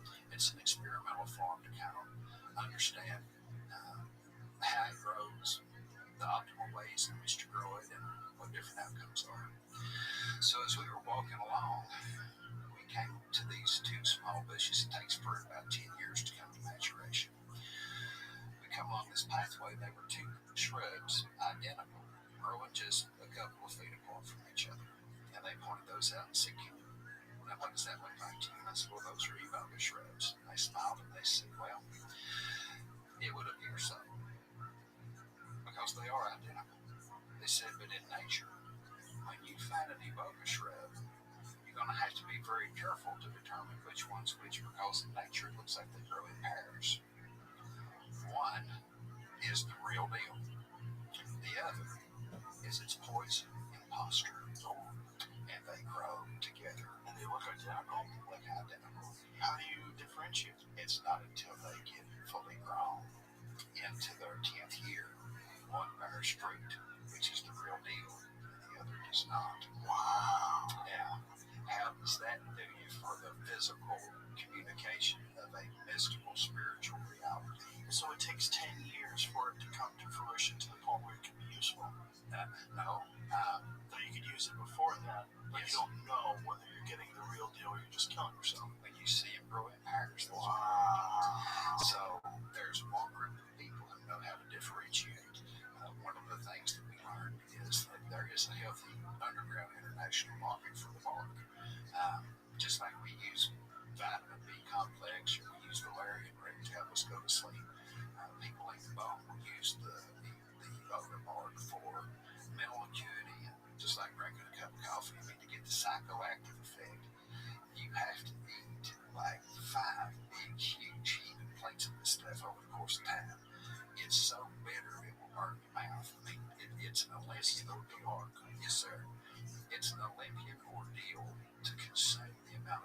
it's necessary to get that mystical effect. You're singing the novel the whole time.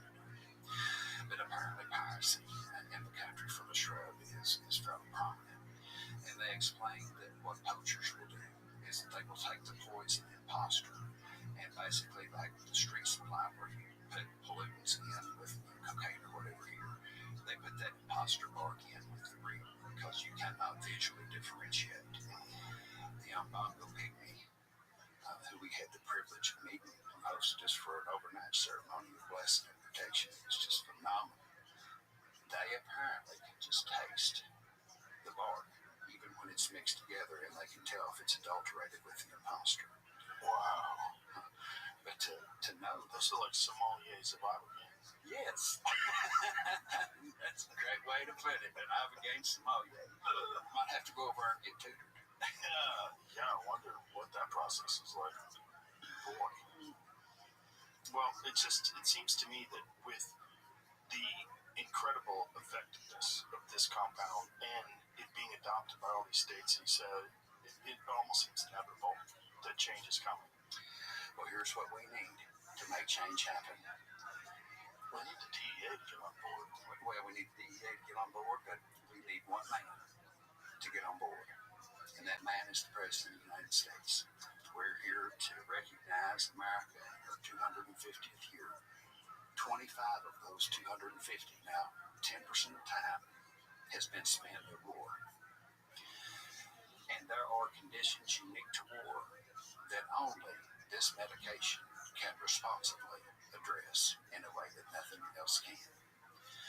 If there is an opportunity to improve the human condition at scale, particularly for those who are even right now being marched in to go and fight yet another war, taking executive action that would direct ibogaine to be moved to Schedule 2, that the provisions of the Halt Fentanyl Act be applied to the Texas Multi-State Ibogaine Drug Development Trial, that the DEA be directed to interpret federal right to try so as to not exclude Schedule 1 medications that are in drug development, and that it be appropriately interpreted so that any medication that makes it through Phase 1 can be accessed by a person with a life-threatening condition, and then directed that federal scientific research agencies, whether they be within Health and Human Services or the Pentagon, come alongside the states in direct partnership to fund and foster the accelerated pharmacological development of ibogaine so that this medication can make its way all the way through the FDA's process with their supportive guidance within 3 years or less. It is the moonshot of our time. And if there's a humanitarian legacy to be left for the ages by a president who very much wishes to have a legacy that is well reflected upon by posterity, this is one of the most monumental opportunities he has to help folks at scale in a way that no president perhaps has before. We're at an inflection point in history, not just for this country, but globally. Well, I certainly hope that this message reaches the president, and I will try to make sure that it does. Thank you, sir. I mean, I think in terms of the amount of people that it can help and the crisis that our country is enduring with opiate addiction, with PTSD, with all sorts of trauma, with CTE, from sports, from car accidents, what have you. I mean, it's astonishing that this is even a struggle. When you consider the effectiveness of this, it's astonishing that we have to plead and that you have to put in so much work. And kudos to you for doing that. And kudos to Dan Patrick for this recent adoption of it here in Texas.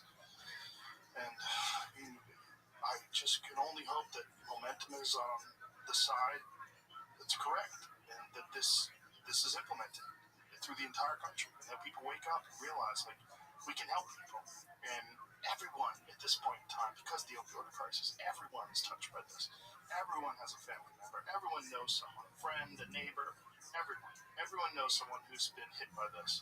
I have friends that have no problems with anything else, and they had an injury and got hooked on opiates and had a terrible time getting it.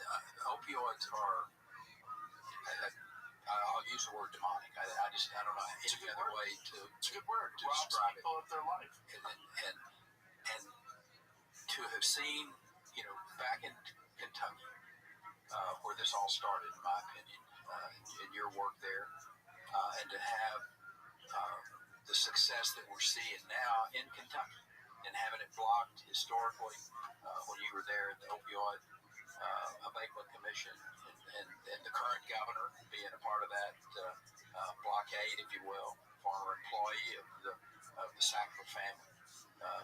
And today to have the opportunity, for the Kentucky people of Kentucky to finally get the opportunity to make right what they got so tragically impacted by back in the late 90s and the 2000s. It gives me great hope, not just for this country, but for the side of righteousness, that this happens in a big and a powerful way. Mentions the Kentucky experience. Before we rolled out the Advocate Initiative there and ran the stood up the opioid commission, I thought our first job was to go and hear from the people of the state. We were getting $1 billion in settlement funds. This money was coming to us because thousands of their family members had died. So recognizing that confidence in government is at an all-time low, I thought it was important to go out and say, hey, here's who we are, here's the job we've been given, here's the resource we have. Tell us what need you have in your community that we can look to fund. This is something that needs to be accessible to grassroots organizations. It needs to be accountable to you as people. And we need to make sure we're transparent with how we use this money. But our first job is to listen.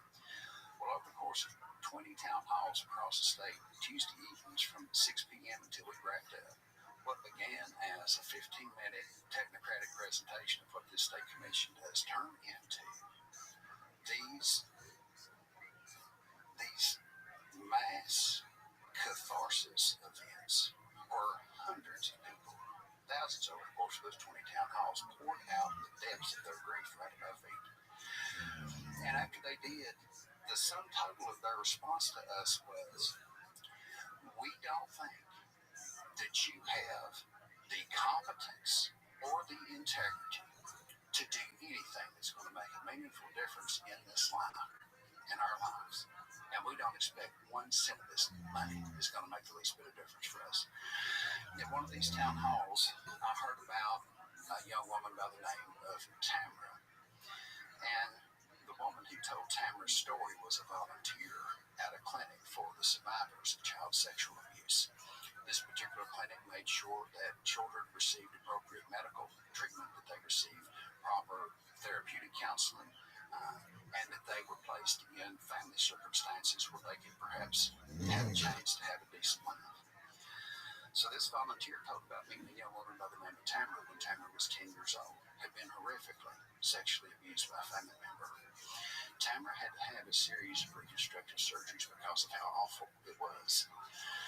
And she said that she worked with Tamara for about 2 or 3 years, and that she went to her adopted family, and she hadn't been heard from since, and that she assumed that was, despite how awful her circumstances were when she came through the door, that she managed to get well and go on and have a relatively functional and happy life, as happy as one can to be a survivor of those circumstances. This same woman said that about 10 years later, she was volunteering at the Perry County, Kentucky Detention Center, the county seat of Hazard. And that she was offering mindfulness and yoga classes to inmates there, just as a volunteer. And she said she went in one evening to teach her class, and then she saw this young woman sitting in the corner off to herself, kind of withdrawn. She didn't want to come participate in any of the yoga exercises or anything, and then she was looking at her. And she said, even though she was an adult, she looked kind of like what this young woman appeared with Tamara when she was 10 years old. She said, so I walked up to her, knelt down beside her, and I said, is your name Tamara? And she said that young woman looked up at her and recognized Brad. And she said, yes, how'd you know? She said, I'm a volunteer who worked with you when you came to our clinic when you were 10. What are you doing in here? And that she had performed to be reconstructed. They had given her opioids. And that what began to treat her physical pain, she continued to rely upon to treat her tremendous spiritual and emotional pain. And she had gotten busted by an oxy on the street by a deputy with the Perry County Sheriff's Department and put in jail. Now you think about what I just said about how this young woman's life got started off, and the response of power to her was a prison. This is why what we're doing is so necessary. Governor Perry mentions one other reality that's important. Some of your viewers may have seen a Politico article published on Sunday about a presidential aspirant by the name of Andy Beshear, who is the current Kentucky governor. Andy Beshear was the Attorney General of Kentucky before he was governor. He is the son of his father, Steve Beshear, who was governor for 8 years between 2007 and 2015. Andy's greatest accomplishment is being his father's son, because he has never accomplished anything outside of his father's lap. The legislature in Kentucky has been controlled by Republican supermajorities over the entirety of his term, and everything for which he claims credit actually belongs to them by way of accomplishment. There are a few things for which he can claim credit. One is shutting down the state of Kentucky harder than Gavin Newsom shut down the state of California, which resulted in the educational hobbling of an entire generation of Kentucky children who were already well behind national average standards on both reading and math. You could go to a liquor store or a strip club for months in Kentucky before you could send your child to a public school. Andy Beshear is responsible for that. He shut down the state's entire economy. He had an antiquated unemployment benefit system that he instructed the director of to make sure that his contributors and his family members were placed into the front of the line, while regular everyday people at home got a busy signal for months on end and had no financial lifeline, while his family and friends got valet treatment. When this was discovered, he scapegoated the director of the unemployment system for following his own instructions, a guy by the name of Muncie McNamara. And Mr. McNamara took his own life.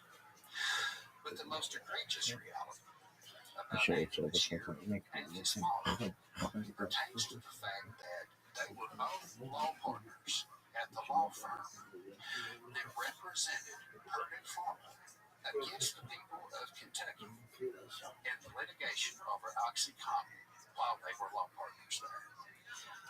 Andy Beshear and his daddy drew law partner paychecks off Purdue Pharma client bills while they were there. And the people of Kentucky should have received $1 billion, but instead received a measly $24 million payout from Purdue Pharma because Andy and his daddy's law firm malpracticed that case. The public record will establish that as part of the Purdue Pharma settlement, 17 million documents were destroyed, the case was put under seal, and as a condition of the settlement, their law firm was allowed to cure their malpractice of the case, which resulted in a $24 million settlement within days of Andy Beshear becoming the Attorney General. That's right, the Attorney General. I said I've been a Republican all my life, and I have. My family's been Republican going back to the Civil War. I don't care if it's Gavin Newsom, Kamala Harris, Pete Buttigieg, that Illinois governor, Governor Pritzker, any national Democrat who meets my time, my effort, whatever I can offer by way of volunteer resources to make sure that Andy Beshear never sniffs the sewer grate of the White House. They've got it. In this Politico article, Andy talks about, in much the same way as other performative public piety purveyors, that his life is guided by the golden rule Samaritan. He likes to wear his Sunday school and deacon affiliations on his sleeve, as so many other performative public piety figures do. If he were actually going to preach the part of the Bible that he has lived, he would talk more about Judas and the 40 pieces of silver than he would any golden rule and the Good Samaritan. And I just want to make sure that the people of home and the people of America know who this man is, as the national media takes up Kentucky media's grotesque narrative about his decency and tries to lie him into the White House. Thank you for letting me say that. It's been a long time coming. I understand. Anything else before we wrap this up? You think we covered it all? We hit it good. Thank you, Joe. Thank you. You've been a Thank you, Brian. really big supporter of this effort. Well, I think it's just incredible. I mean, I can't believe it's happening. You know, I'd always kind of given up hope that people would wake up to the powerful potential that a lot of these compounds have to change people's lives. Yeah. Well, I'm sure there were some teachers of mine back in the 1950s that the idea that that little bird-headed kid that is, obviously not paying a lot of attention could somehow or another end up being the governor of the great state of Texas. And there's probably a long list of those, as a matter of fact. And I'm sure there's some people over the course of the last 15 years, as I matriculated up through the political process, has said, the idea that this guy's going to be standing up, putting his reputation on the line for something like psychedelics that ain't going to happen. But it goes back to your point about be curious, be courageous, and make a difference. And you're doing it, Joe Rogan. Thank you, man. Thank you. Thank you too, Brian. Thank you. Do you mind if I share one last thing? Sure. And because it is the 250th anniversary of the country, this comes from the heart. The bicentennial children had the blessing of being the grandchildren of that greatest generation that overcame the Great Depression, defeated Nazism, killed Jim Crow, and crushed totalitarian communism. That greatest generation loved, lived, suffered, bled, and died to leave us, the shining city on the hill. Over the past 50 years, the bicentennial children, those who are known as Generation X, have experienced the mass extinction of family and community. We are the first generational cohort of mass refugees from obliterated biological families who had to seek and build new families of choice based on the salvation bond of unconditional affection, rejecting only the superficial, socialized separatisms of the skin suits into which we have been born. Over the past 30 years, we have watched truth, justice, and the American way be overrun by institutional deceit, white-collar criminality, and the thieving tyrant's will, an odious alignment of official depravity which has produced the opioid epidemic, the greatest engineered humanitarian catastrophe to play out within our borders since the end of the 19th century, and an epidemic which has disfigured this country. The 2008 financial crisis, which forcibly dispossessed millions of us from the American dream, including 52% of African American homeowners, and sent us the bill for the cost of our dispossession, a bill that everyone under the age of 40 continues to pay through their lack of economic mobility. And finally, and most deplorably, 25 years of unremittent warfare, which has taken exponentially more service member lives here at home by suicide than have been lost in battlefields abroad. Over the last 2 years, 1.5 million Americans have died from drug overdose, alcohol-related disease, and suicide, a figure that exceeds the total number of war casualties going all the way back to 1776. We've got 102 counties with life expectancies less than that of North Korea. 18% of respondents to a recent Pew Research Center poll said that they believe the federal government has the capacity to do the right thing, a figure that hasn't been above 30% since 2007. 80% of respondents to an October 2025 Wall Street Journal poll have said that the American dream is dead. Power has answered these unconscionable realities with a maelstrom of bureaucratic absurdity, impudent incompetence, and predatory corruption, all with the blessing of the law, which has used its power to bind, torture, and kill the truth. In the decades prior to July 14, 1789, the French government had ruthlessly imposed its burdens, abusively imposed its costs, and ravenously consumed the future of its people. The arrogance of the aristocracy ultimately answered to the desperate determination of the peasantry and its guillotine blade. We are here to pursue one of the greatest humanitarian missions ever undertaken, to serve and exalt the primacy of the human soul. As we sit here right now, there are millions of Americans who have no sense of greater purpose or of even why they are alive, who mourn to see the sunrise when it comes up into their windows. And what they need to know is that they are indeed divine. There's only one thing that is known to produce iron, and that's the supernova of a star. The iron in our blood originated in a supernova eons ago. Every human being has stardust running through their blood. And the movement that Governor Perry and I are leading is one that aims to recognize the reality of that human divinity. We are desperate, and we are determined, and we will crawl the last mile to deliver good tidings unto the meek, to bind up the brokenhearted, to proclaim liberty to the captives, and the opening of the prison to them that are bound. Glory, glory, hallelujah. The truth is marching on. And thank you, sir, for letting us proclaim it right here on your platform, the Walter Cronkite of our age. That was a beautiful way to end it. Thank you. Thank you, gentlemen. Bye for that.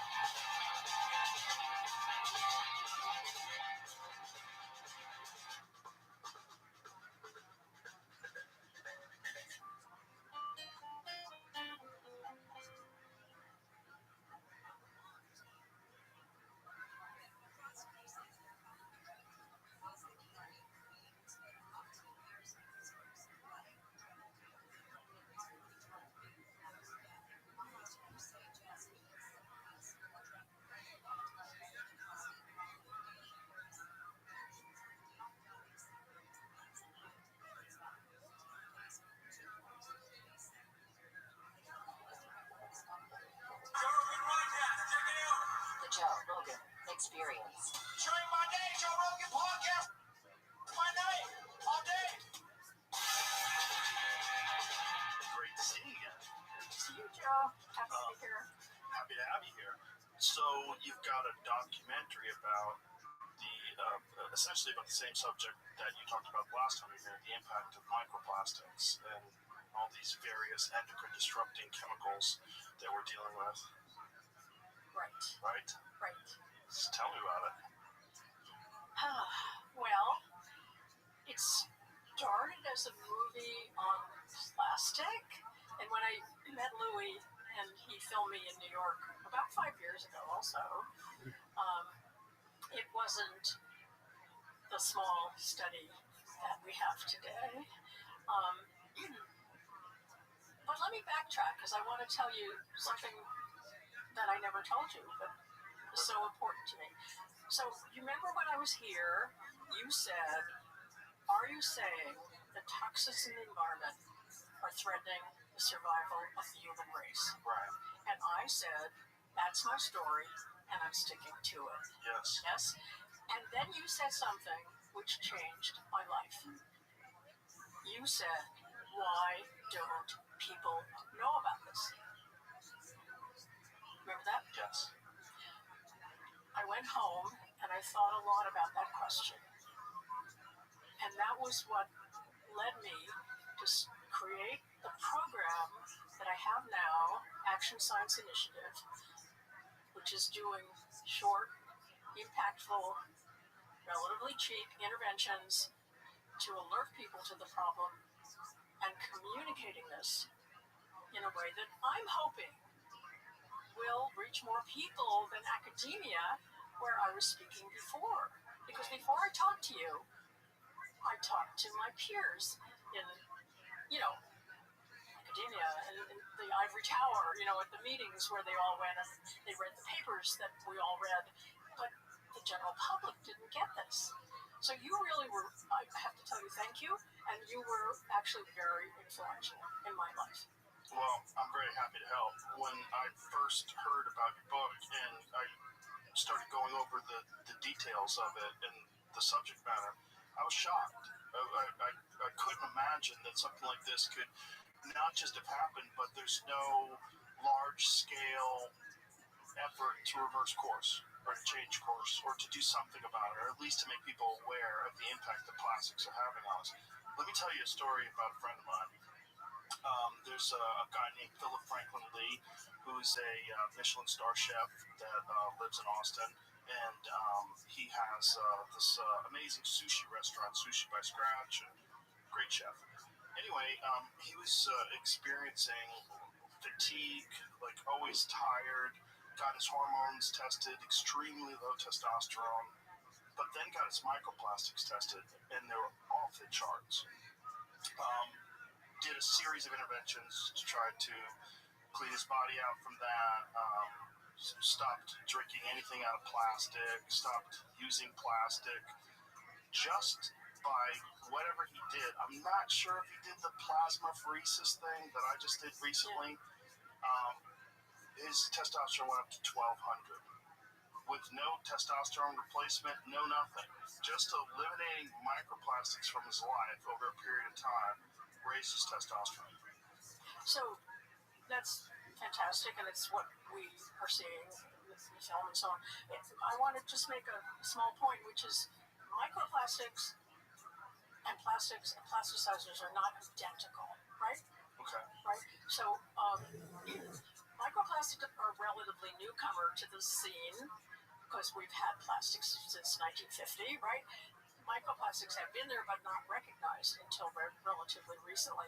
And actually measuring them in our bodies is much harder than measuring the plasticizers, which are the chemicals that are put in plastic to give them the various properties that they have. Phthalates is one, bisphenol A is another, and so on. So there are other, and by the way, well, we'll come back to that later.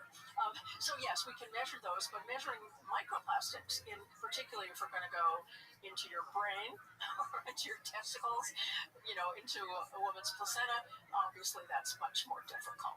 So they're not the same, but the microplastics, what they are is the actual pieces of plastic that carry the plasticizers along with them, so kind of piggyback on. So they do double damage because they carry the chemical arms and they also physically enter the cells, right? So you remember, I'm sure asbestos you know about, and silicosis, and these were other examples of particles that went into the body and conveyed both chemical harm and physical harm, like inflammation and so on and so forth. So they're all bad, but they're not identical. And what we studied in the plastic detox, which is the film, that was, we did not study any microplastics. We studied the plasticizers. So you probably remember, I think I told you last time, well, why should you remember? Anyway, they're water soluble. And so they, remember that? So they go into your urine and then they're pretty easy to measure. So I'm going to give this to you. This is a kit. Open it up. I'll tell you. Okay. Learn what's inside. It looks like you be in that. Oh, that's right. Keep going. There's more stuff in there? Yep. Something to send it back. Right. And this looks like biohazard bags to put your pee in. He doesn't kill anybody. And it says, it's got a QR code on it. Say hello to a healthier you. So those are ways to find out ways to lower your exposure. Okay. Yeah. I know a lot of people get these harmful chemicals from drinking coffee, hot liquids out of paper cups. Yeah, from the paper cups that are lined with, for example, bisphenols, but the coffee itself is made in most coffee makers contain a lot of plastic also. So it comes in both the cups and in the device that's making the coffee. Metal. That's good. Yeah. Press. I do that at home too. I got rid of my plastic coffee machine. Me too. I was thinking about it. I was like, why am I pouring hot water into this plastic thing? Yay! It can't be good. Yeah, it doesn't taste as good. You're learning. French press tastes better anyway. So here's my suggestion. If you're willing to do this, I am willing to do this. You are good, yes. Cool. So, not hard. Okay. Pee in the cup, send it in. Then my colleague Genoa and her team will analyze it for not everything in the world, but the bisphenols, the phthalates, and the parabens. Okay. That's what they're going to be adding pesticides soon, and that would be great to have that as well. Then, if you want to go to phase 2,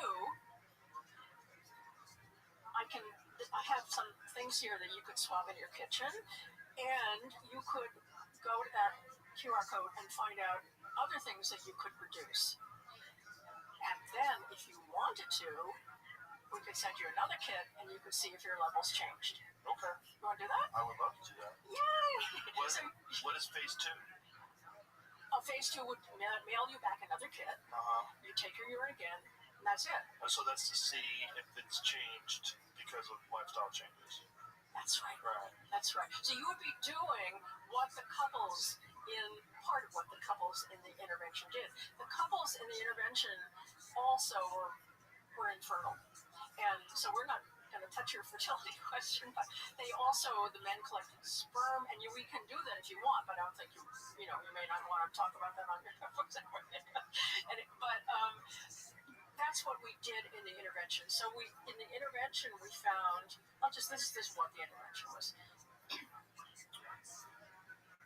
There's a company called Fellow, which is grown out of UCSF. And they're very big now. I think they have like 200,000 men in their files who have had their semen tested. Okay?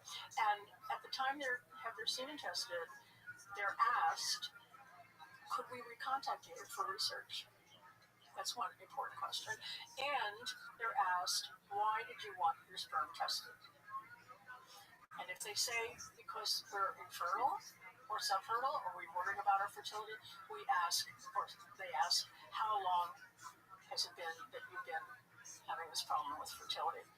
And if it's more than 12 months, then they're technically infertile, right? So if they said they would agree to be recontacted and they were infertile, they were potentially eligible for this intervention. You with me? Got it. So actually finding the couples that are in the film was a long process. They had to, of course, agree to be filmed. They had to have what we call, terrible word, idiopathic infertility, no known causes. So they couldn't be obese, they couldn't be smokers, they couldn't have a diagnosis, a medical diagnosis that explains. We don't want it to be unexplained, okay? So we winnowed down to what was 6 couples. One of them dropped out for personal reasons, so I won't go into that. But that's how we got those couples. But they had to be couples, by the way. And they had to be staying together for the next 3 months and not doing IVF. Okay? So that was the setup. And then the company called Million Marker that you were going to send your P to, they have an education program. And that's a lot of what they do, the testing and the education. And so all of those couples, they talked to them and said, tell me about what you put on your face this morning. Tell me what you washed your clothes with. tell me what you clean your counters with, and on and on and on like that, right? So they took an inventory of what the couples were doing. And then they started this educational program, which they're very good at doing for a while, once a week. They talk to them. So how's it going? Have you changed this? What are you using now? And so on. So it was not just a one-time thing. And if you were doing this, it would be short, just like use these things maybe. But along with that, we sent them the fellow kits to collect their semen. Okay, so you're beginning, middle, and end. It's 3 months, so beginning, 6 weeks, 12 weeks. And you know why 3 months? Well, it takes 70 days to make a sperm. So we wanted to have a turnover within the course of the marriage. So we sent them a kit, and they collected their semen at home, which is nice for guys because you don't have to go to the lab and do it there. It's much better at home, right? Yeah. And they sent it in, and they figured out how to get all the parameters right, even though it's mailed. And so the couples did that. So we had, over time, levels in their body of the chemicals, semen quality, what they were doing, what they changed in their life. So we had this record of everything that changed. And then finally, we saw who got pregnant. And I hope your listeners will watch The Plastic Detox. It's a movie that a lot of people love and find, really moving. And you should watch it. Can I ask you about the coffee question? When you go to a place like, let's just say Starbucks, not to single them out, but are they using plastic with their coffee machines? Are their coffee machines made with plastic? I don't know about any particular place except my kitchen. I was just questioning. Yeah, I suspect that they are using plastic. Right. Yeah. So if people stop at a place like that on a regular basis on their way to work in the morning to get coffee, and they bring their own they bring their own stainless steel thermos or mug, that would eliminate some of it, but perhaps one source. Yes. Yeah, but perhaps they're getting it actually from the coffee machine itself. Because I see when they slide those, when you see these big industrial machines, they slide those filters in. Those filters are plastic. Yeah. Well, they probably have bisphenol in them. Yeah. Right, it's a plastic tray. It seems like, I don't know. Yeah. But then there's a paper filter in the plastic tray. And so you're getting it no matter what. And if they use those pods, at home, Bruno, one of our guys in the film, wonderful guy, he was kind of addicted to his coffee machine, his pods. And we said, Bruno, I need to stop using those pods. No, I don't want to stop using them. But he did, and they've had 2 babies. Now, I'm not saying that's the reason, but, it's a contribution probably. Well, there is certainly an issue. Like I said with my friend Philip, that it made a radical difference in his sperm count, his testosterone levels. And so this is probably the case with so many Americans in this country that are dealing with infertility issues. A big part of it is probably these plasticizers. Is that how you heard them? Yeah. Plasticizers, all these various chemicals that are endocrine disruptors that are ubiquitous in the modern world. Yes, unfortunately. It's crazy. By the way, not the women. Let me say something. We didn't talk about the women last time very much, right? Well, a little bit we did. Yeah. We I think we did. So the women need testosterone too, for sexual arousal and libido and so on, and muscle, and we in our one of our study for future families, I think, or maybe we got the urine, we saw what they, how much phthalates were in their urine, and then we asked them some questions about their sexual experience. So how satisfied were they with their sexual life, and frequency, and the women who had higher levels of phthalates had less satisfaction and lower frequency. So it's not just the men. Completely makes sense. Everyone needs testosterone. Yeah. My wife's friend got on testosterone. She's, I guess she's about 50. She got on testosterone, because of her doctor put her on some low level of cream or something like that, and her response was like, "It makes me horny like a bloke." She's like, "Oh shit." A very funny thing that she said it that way. Did she think that was a good thing? Yeah, she enjoyed it. Yeah. Apparently, allegedly. I didn't speak to her directly, but I think that's what she was saying. Like, whoa, just whoa. Yeah. Well, I mean, it's the thing that came out of the episode that we did that shocked me the most is how little this is discussed in the mainstream. And I had not known until you brought it up, until you became a guest on the show, until I started researching it. I was stunned. I couldn't believe that this was something that was so common. And so one of the things that comes up all the time is infertility with couples that are trying and they're using IVF, and it's more common now than ever before. And there's been a lot of things that a lot of factors that people have attributed to that reason. A lot of them being older people that are, they put their careers aside. In their 30s, they decided now it's time to have kids. They're worried that it's too late. But listening to you talk about it, it seems like that's only one part of the issue and not the big part. The big part seems to be that we're being poisoned, and we're doing it by virtue of our modern world that we live in, where so much of your life relies on plastic. And it's very difficult for people that are so set in their ways, they have routines, they don't really understand, like, what can I do to eliminate this stuff from my life? Just having the conversation and understanding that these things are having an impact is great, but the steps that people need to take in order to eliminate these things from their life, I think that's what's really important to get out there now. I thank you. You said it really well. Let me just give people a place to go. You go to unplasticyourlife.com. Okay, and then there's action. Then you can go to the various places in your home that you can. It's just on Plastic Your Life, one word. Unplastic Your Life. Yeah. Let me see if I got that. Yeah. So unplasticyourlife.com, go to Action Hub, and then to Protect Yourself, and that'll give you lots of things to do to lower these exposures. It's almost time for spring break, so maybe you're headed to the beach, or maybe you're taking the kids on a road trip, or maybe you're just taking some extra time for yourself. No matter what, you deserve a break and reset, and AG1 can help. AG1 is your daily health drink. Just one scoop combines your multivitamin, pre- and probiotics, superfoods, and antioxidants to help support a healthy immune system and digestion.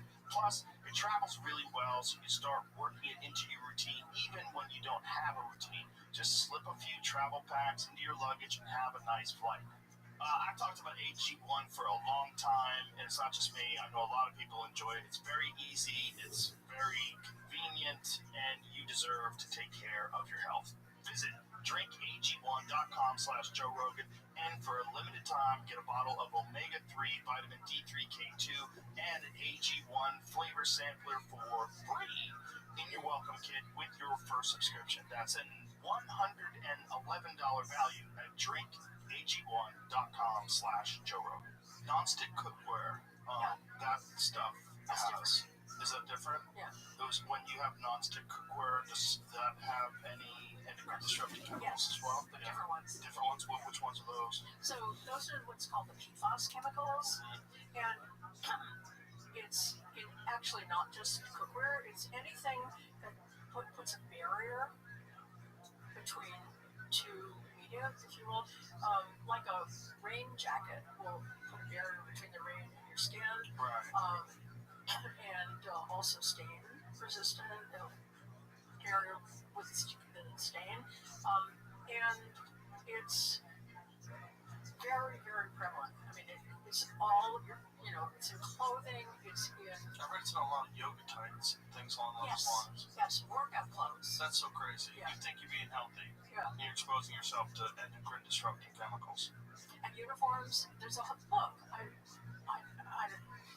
probably shouldn't recommend another book, but I think it's a good book. I'll just say it's called To Die For, DYE, and it's about the flight attendants' uniforms and the harms that they do because they have a lot of PFAS because they, have to keep clean in them, and they're not clean, right? Because there's PFAS in them. It's in sports uniforms. Sports, all the sports uniforms. Nylon. Yeah. Is it anything with nylon? Is that what it is? Probably, but I'm not sure. I'm not, I could refer you to somebody, but I'm not a clothing expert. But I know that they're in these things. And one of the things that is kind of scary is school uniforms. A lot of kids have school uniforms and they're loaded with it. Oh. Yeah. Yeah, my kids used to wear a uniform every day. Yeah. When you say to dye for, are dyes in cotton clothes also releasing? Yes. Really? Dyes are very risky. We gotta go back to being Amish. Yeah. Here it is. Island. Oh, good. Yeah. It says fact there's little or no regulation of clothes or textiles we're wearing each day, from uniforms to fast fashion, outdoor gear, and even the face masks that have become ubiquitous in recent years. Wicker explains how we got here, what the stakes are, what all of us can do in the fight for a safe and healthy wardrobe for all. Wow. And that's in the film. It's discussed in the film. Okay. A little bit. Not the major, but it's So, blue jeans? probably. I can't, speak about it. There is a river, I believe it's in China, where a series of blue jean factories exist, where the entire river is blue. It's so disgusting. Like, not blue like beautiful clean water. Blue like dye. Dye water. Like dye. Look at this. Look at that. Oh. That's the blue jean capital of the world. That's where they make a lot of blue jeans. And look at the stinky, dirty, disgusting blue dye water. That it's just that river leaking out into the ocean, which also looks polluted. Want cheap clothes, kids? This is what happens. It's so crazy. Like, look at that stuff. I mean, how many jeans are they making? And what are the, And this is a good point for me to point out that these things are affecting animals, of course. Like the animals fish in this. Look at this, African rivers as well. Yeah. Sure. Of course we do it in other places. In America, people would be aware. Canada too. I'm not sure that You don't think so? We're trying. we're trying. We're trying to get them aware. I mean, that's what we're doing right now, right? Right. So to go back to that point you raised about, reasons that people give for low testosterone or low fertility, low sperm count, and particularly this comes up for fertility. More couples are, fertility is in the toilet, right? Yes. That's a weird thing to say, but yeah, right. For lack of a better. Yeah. I mean, used to be 5 children per couple on the average in 1960, and now it's in South Korea it's like 0.88. Wow.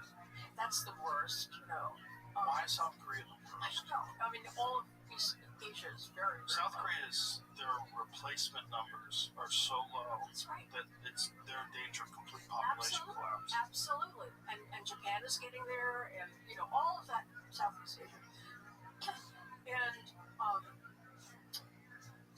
so when there's a lot of articles about this, a lot of editorials, a lot of articles, and they make me so mad because they say correctly that having a child at an older age will do this to some extent. Not wanting to have as many children will do this to some extent, but they never mention toxics. They just, and so I've written editorials saying, hey, guys, we're not alone on this planet, and we're not the only species that's declining in number. And then if you look at the curve of the number of species that are declining and the rate of decline of human fertility, they're parallel. It's all about 1% a year. And so we know they're exposed, these other species. You showed it. Those fish in that water are exposed, and animals on the periphery. So I would love for everybody, when they look at these numbers of declining fertility, consider that it's not all choice. Right. Animals are choosing to have their children later or to delay childbearing, right? They have big careers. Beavers are trying to make dams. They don't have time for children. Right, exactly. Yeah, so for me, it's not, those are good, those are explanations for sure. Obviously, when you get older, your fertility is less. Obviously, if you have a busy life and you don't have time to have children, you shouldn't have children. But the toxics matter. And Yeah, a lot. 100%. Yeah. And the animals is the issue exposure to water that has these chemicals in it because of pollution. What is causing it? Well, it's in the water, it's in the soil, it's in what they eat because it comes in the plants. It gets into the plants. Yeah, do you know that phthalates? Just a little fun fact. Phthalates are put in pesticides. Why would they do that? Well, because one of the things that phthalates do is they increase absorption. That's why they're in hand cream. Right? You see, you put your hand cream on, it goes in your skin, right? Phthalates help that. You have the pesticide you want it to go into the plant, phthalates help that. So, these exposures are all over the place. And animals are getting them too. A long time ago, I don't think we talked about this, but there was a wonderful scientist who's not living anymore. His name was Lou Gillette. He lived in Florida.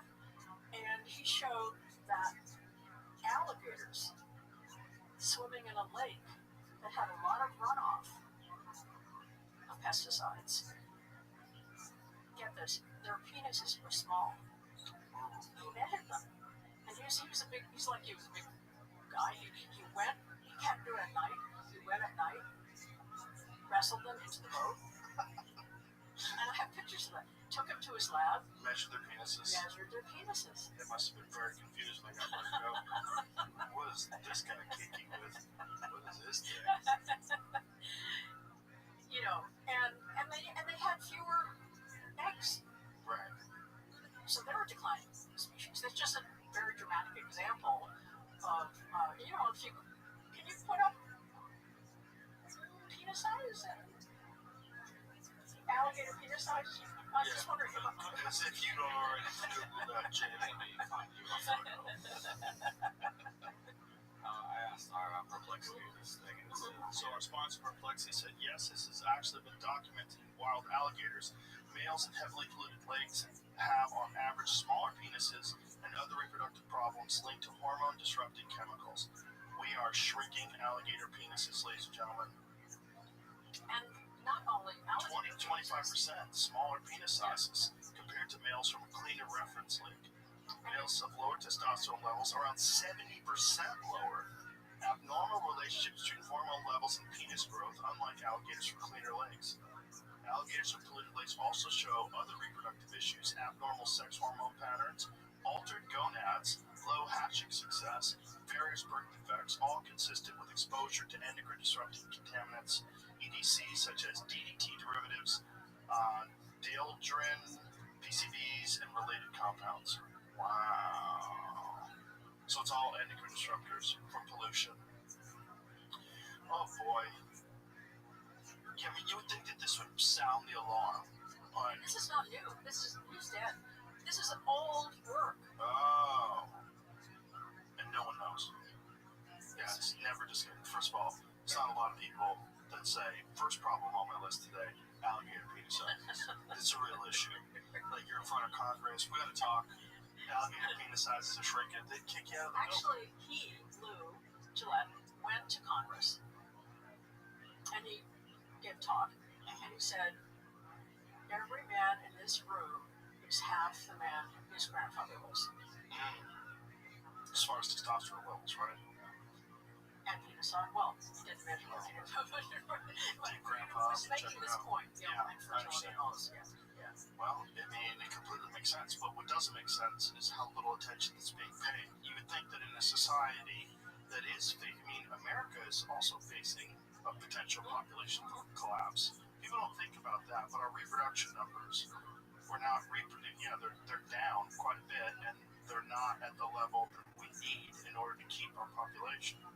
it's the normal shape of the population is like this, right? It's up here, not very many people, and down here, lots and lots of people. And it's just terms of And age, it's older, like younger, going wow. like this. Right. Lots of people are living longer, but few are down here. And then what that means is the ones down here are supposed to support the ones up here. But there's not enough of them. But not enough of them. Right. Yeah. So it's a huge societal problem. Well, it's just so confusing how few people are even aware of this. We were talking, I didn't realize it had been 5 years since our last podcast, which is pretty crazy. But in that 5 years, you barely hear about it. It's occasional. People bring up certain chemicals that think are bad. Oh, avoid this. Paul Saladino was the one that showed that the paper cups that you get from a coffee shop, that if you take that paper away, what you have is essentially this plastic membrane, and that's what you're drinking your coffee out of. You're not drinking your coffee out of paper.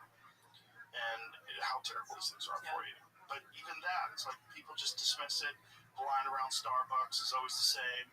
There's always people going to get their coffee. They don't think anything of it, and they're just consuming these chemicals that mess up your health, mess up your vitality, your energy levels, everything. Brain fog. But All whose responsibility is it, Well, to talk about it, I think it's ours. It's certainly yours and mine. And we'll spread this word, and more people discuss it. And I think more people need to be aware that this directly impacts you. Like, it's just not like in the future, I don't have to think about it, I'll be dead. No, it directly impacts your health, your energy levels, your vitality right now as a living human being listening to this show. So, just to add to that, how it affects you, not you. Humans. Maybe your levels are lower, I don't know, but we'll find out. But both men and women who have lower fertility, on average, these are studies, there have been about 4 or 5 studies that have shown this, lower fertility and sperm count on the male side, die younger. Okay? This should be of concern to everybody. Yeah. Your Well, life that makes sense. expectancy You have less vitality, less energy, and less the things life that force. affect your sperm, your vitality, your testosterone are also affecting.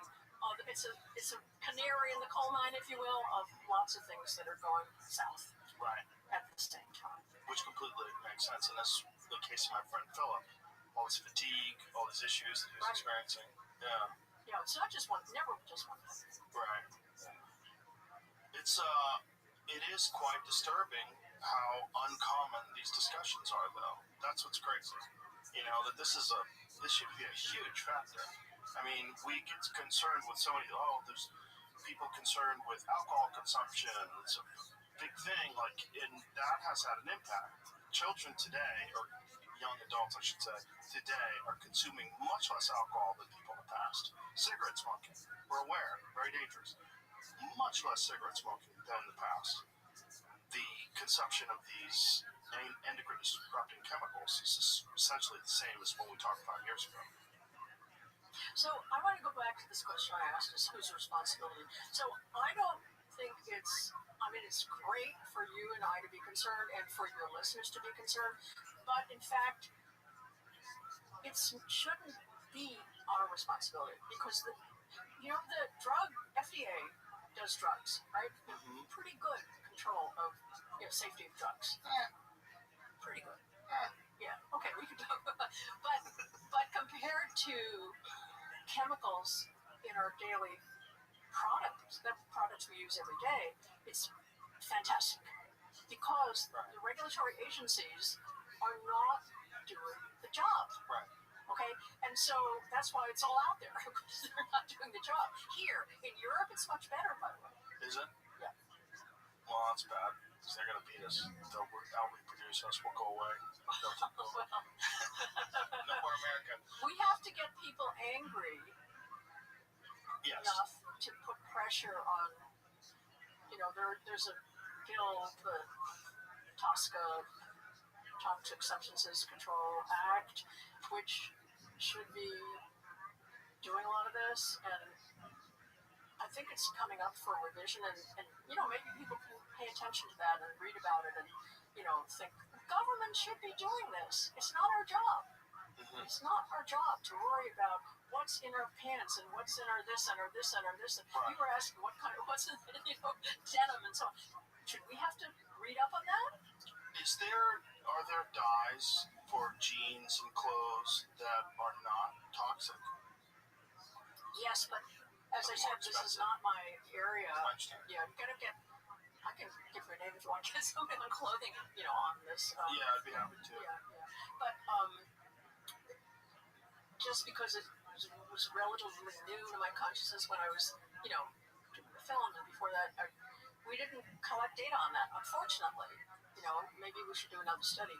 Which reminds me, there is just like so much work to be done, and for my program, there's so many interventions I want to do. We did this one, it was great success, and now we're doing another one, and we have another one.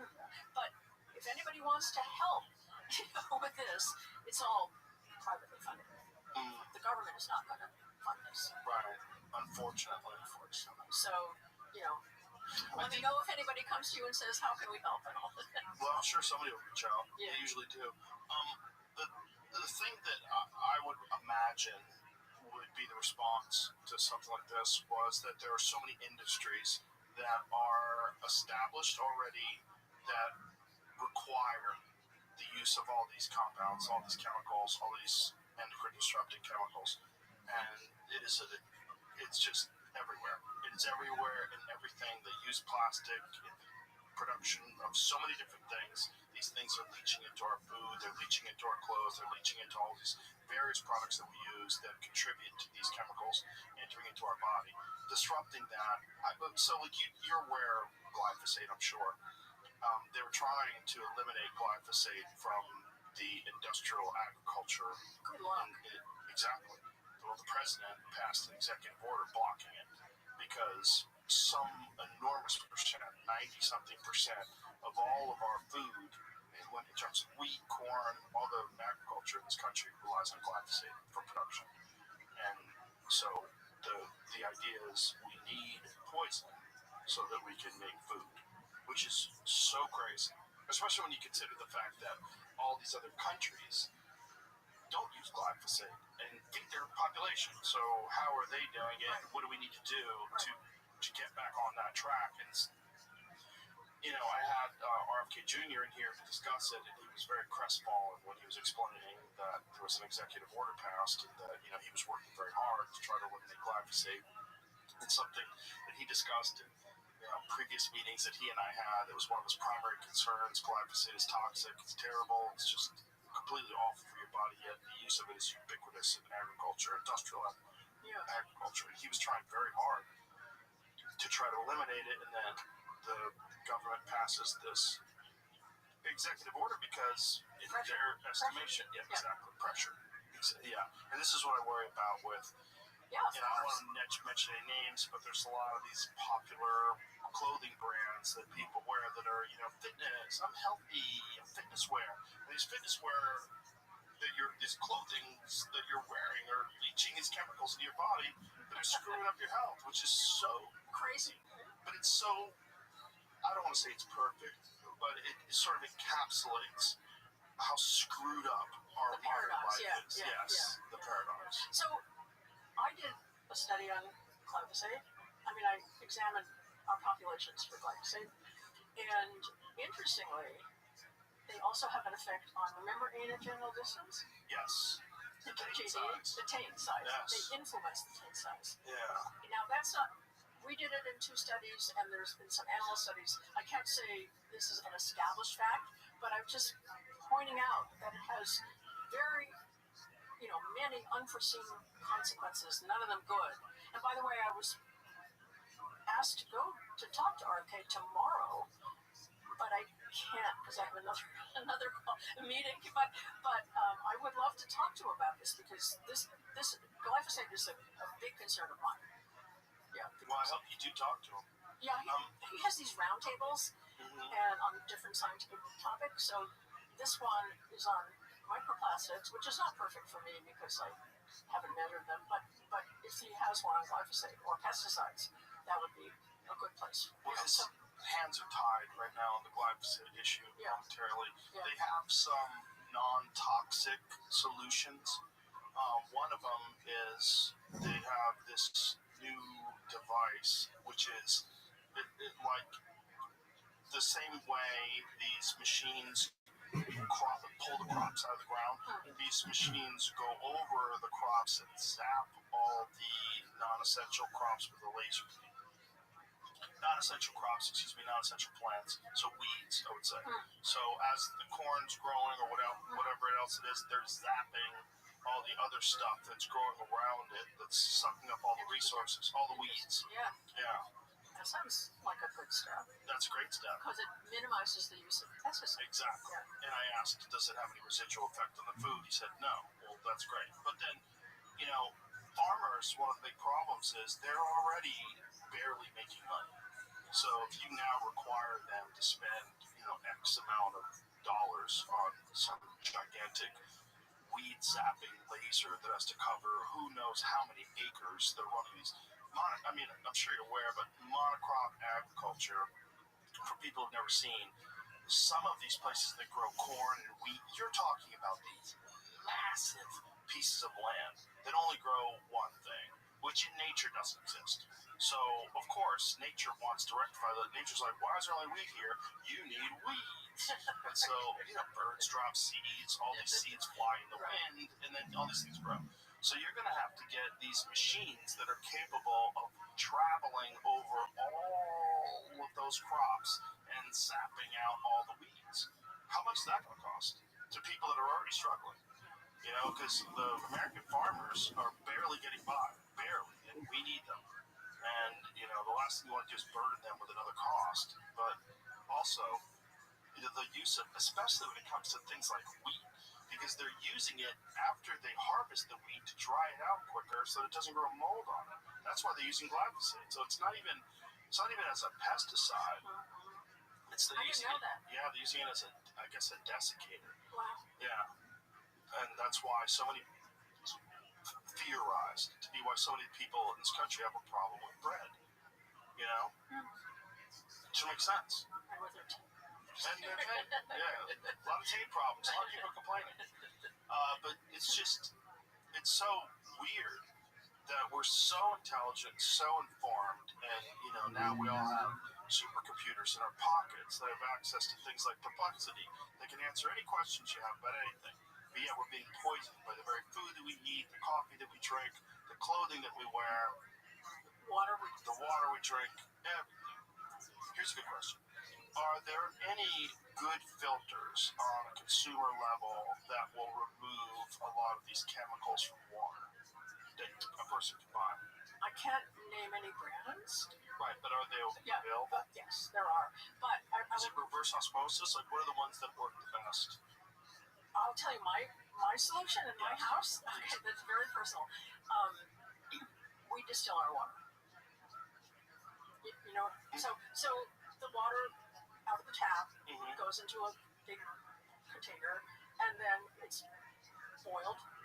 Steam is formed, crosses over, and the steam is condensed into another container, right? Right. And that has nothing in it. It removes everything. And by the way, all germs also. So that's what we've chosen. And in this thing that sits on the counter, my husband does this every other day. Kind of a nuisance, but not too bad. And the water is fantastic. Do you have to remineralize it? You should take minerals somewhere. You could do it in the water. You can do it in your supplements. Yeah, it does remove the minerals. Yes. Right, and that's what I've heard is the problem with drinking distilled water is that it actually leaches minerals and nutrients from your own body. That I don't believe. No? Not good. Oh, okay. But the water itself has had its minerals. Well, let's put it into perplexity. What is the issue with drinking distilled water for health purposes? And is it recommended that you add electrolytes or minerals or what have you? Because one of the things that fighters do when they're cutting weight, I don't think most of them do it anymore, but a lot of them were drinking distilled water so that the water would go in their system and right out of their system. because cutting weight for fighting, I don't know if you know about this, but they have to weigh in a certain weight class, and essentially what they do is rapidly dehydrate themselves 24 hours before a fight. It's not a great idea. It's a terrible idea. So, Perplexity says it is generally safe to drink distilled water. Most people do not need to add minerals to it as long as they eat a reasonably balanced diet. Distilled water is simply water that's been boiled and condensed, so it's very low in contaminants and minerals. Health sources note that it is safe to drink, but tends to taste flat because minerals like calcium, magnesium are removed. What about minerals? You get the vast majority of needed minerals, calcium, magnesium, potassium, etc. from food, not water. So distilled water alone does not usually cause deficiencies in healthy people with a good diet. However, some organizations and reviews point out that long-term use of very low mineral water may slightly reduce mineral intake, and in specific groups, children, heavy exercisers, there we go, people with certain illnesses could contribute to electrolyte imbalance if diet is poor. So when might adding minerals help? Distilled water is your main or only drinking water, and your diet is low in fruits, vegetables, and other mineral-rich foods. Adding a pinch of mineral salt or using a remineralization cartridge, that sounds terrible. Cartridge sounds like plastic, right?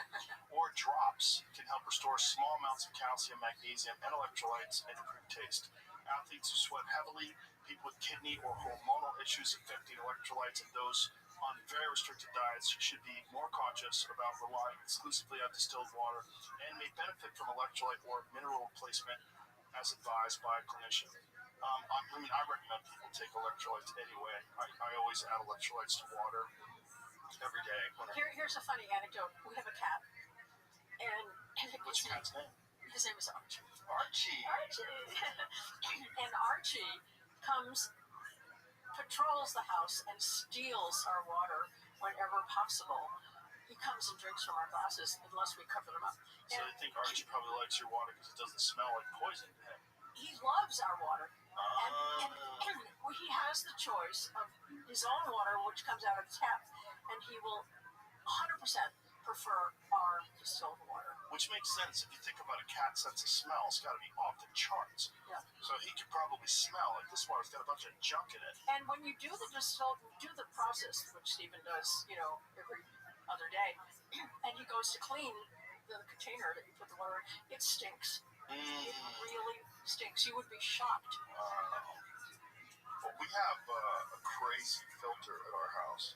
We have well water, and then we have this crazy filter, this giant machine that filters all the water. It tastes delicious, but it's not distilled. I'm not saying that that's, you shouldn't distill. That's an alternative. You shouldn't filter. That's an alternative. But I'm just saying what we chose to do. Right. And so the distilling, it removes chlorine and all these other issues that are in the water as well. Yeah, and fluoride, everything. Yeah, fluoride is another one that's bananas that we add to water under the guise that it helps your teeth. Like, shut up, brush your teeth. I don't have any cavities. I don't use fluoride. I have fluoride-free toothpaste. I don't have fluoride in my water. It's dumb. It's not just dumb. It's completely connected to lower IQs. There's a direct correlation between higher fluoride content in water and lower IQs. But there's a giant business involved in selling fluoride to these municipal water supplies, which is nuts. More poison. And then we are so screwed up. Chlorination. Yeah. And I've studied for years. I studied chlorination byproducts, and they cause miscarriage. So it's got to be terrible for people that swim a lot in public pools, right? Yeah. Because then it's being absorbed by your skin. I don't know how much exposure you get in the relatively short time you're swimming. I don't know. Yeah. Let's find out. Put that into perplexity. How much of an issue is chlorine exposure in swimming pools? Let's find out. We don't know. We're learning so much. There's a little science. It's like that question's going to get tossed around because it could go multiple ways. Is there too much chlorine? Like, what are you, you know what I mean? Right. Okay, let's say, is chlorine exposure in swimming pools a health concern? Yeah, that's good. There we go. Let's try that. I bet it is. I mean, it only makes sense. I would like to study someone like Michael Phelps, someone who spent his life thousands of hours in a pool, whether or not that's affected his body in any way. Whether or not there's like measurable chlorine levels in his urine or what have you. Chlorine in properly maintained pools is generally considered safe, but it can cause irritation of eyes, skin, and airways. Well, that can't be good. And heavily frequent exposure, especially indoors, can contribute to respiratory problems in some people. What chlorine does in pools, it kills germs like bacteria and viruses in pools, and is key for preventing infections and diarrhea illnesses from contaminated water. Public health guidance typically recommends free chlorine about 1 to 4 parts per million, with pH 7.0 to 7.8 within this range. Disinfection is effective and side effects are usually mild. Common short-term effects, irritation of eyes, nose, throat, skin, common when levels are high. When chloramines build up, especially in indoor pools.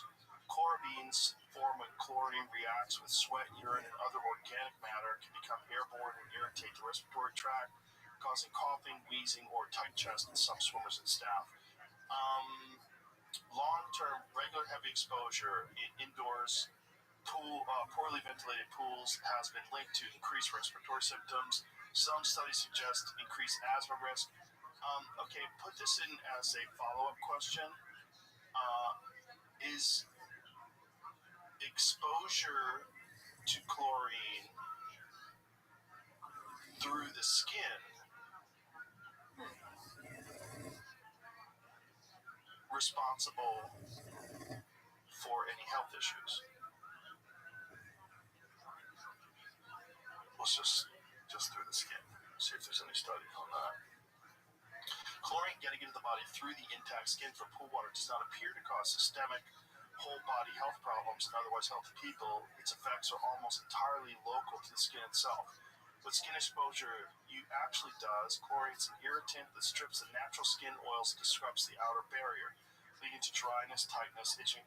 So put this in. What exposure does chlorine have to healthy skin flora? Because healthy skin flora, I do jiu-jitsu, and one of the things that happens with jiu-jitsu is you get a lot of skin diseases. Like people get ringworm, staph infections. Well, you're getting scratched up a lot. You're rolling around on the mats, and if the mats are dirty, and if there's exposure to it, you can have a problem. And then one of the problems that people have is to treat that, they use antibacterial skin soap.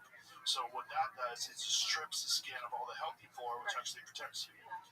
The counter to that, I always bring this up, I have no affiliation with this product, but it's an excellent product. It's called Defense Soap.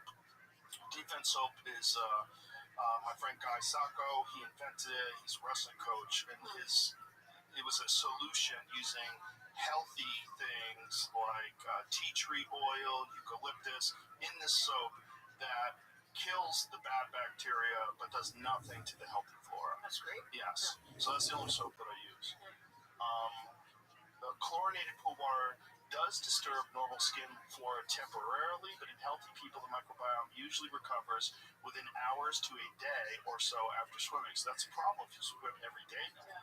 Chlorine is a broad disinfectant, so it kills or suppresses both good and bad bacteria on the skin surface. Reducing overall microbial diversity right after swimming. Experimental and field studies show that even short exposure can cut measured microbiome diversity markedly, often cited around 30 to 40%, with composition shifting away from the usual dominant groups right after a swim. How long disruption lasts after leaving the pool, many of the resident species begin to recolonize from deeper skin layers, hair follicles, and the environment, and community composition tends to drift backward towards baseline over the next 24 plus hours.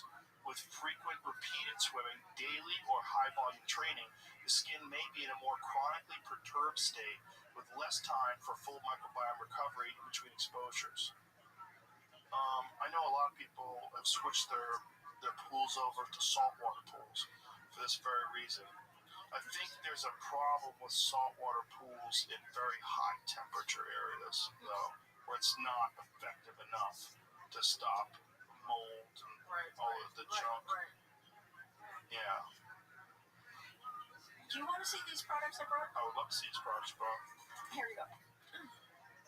These are for cleaning up your Just a note on what you just What's said. up, Jimmy? A note on what you just said. A saltwater pool is still technically a chlorine pool. Oh, still a chlorine pool. It just makes the chlorine on site instead of pouring it in. Oh. Yeah.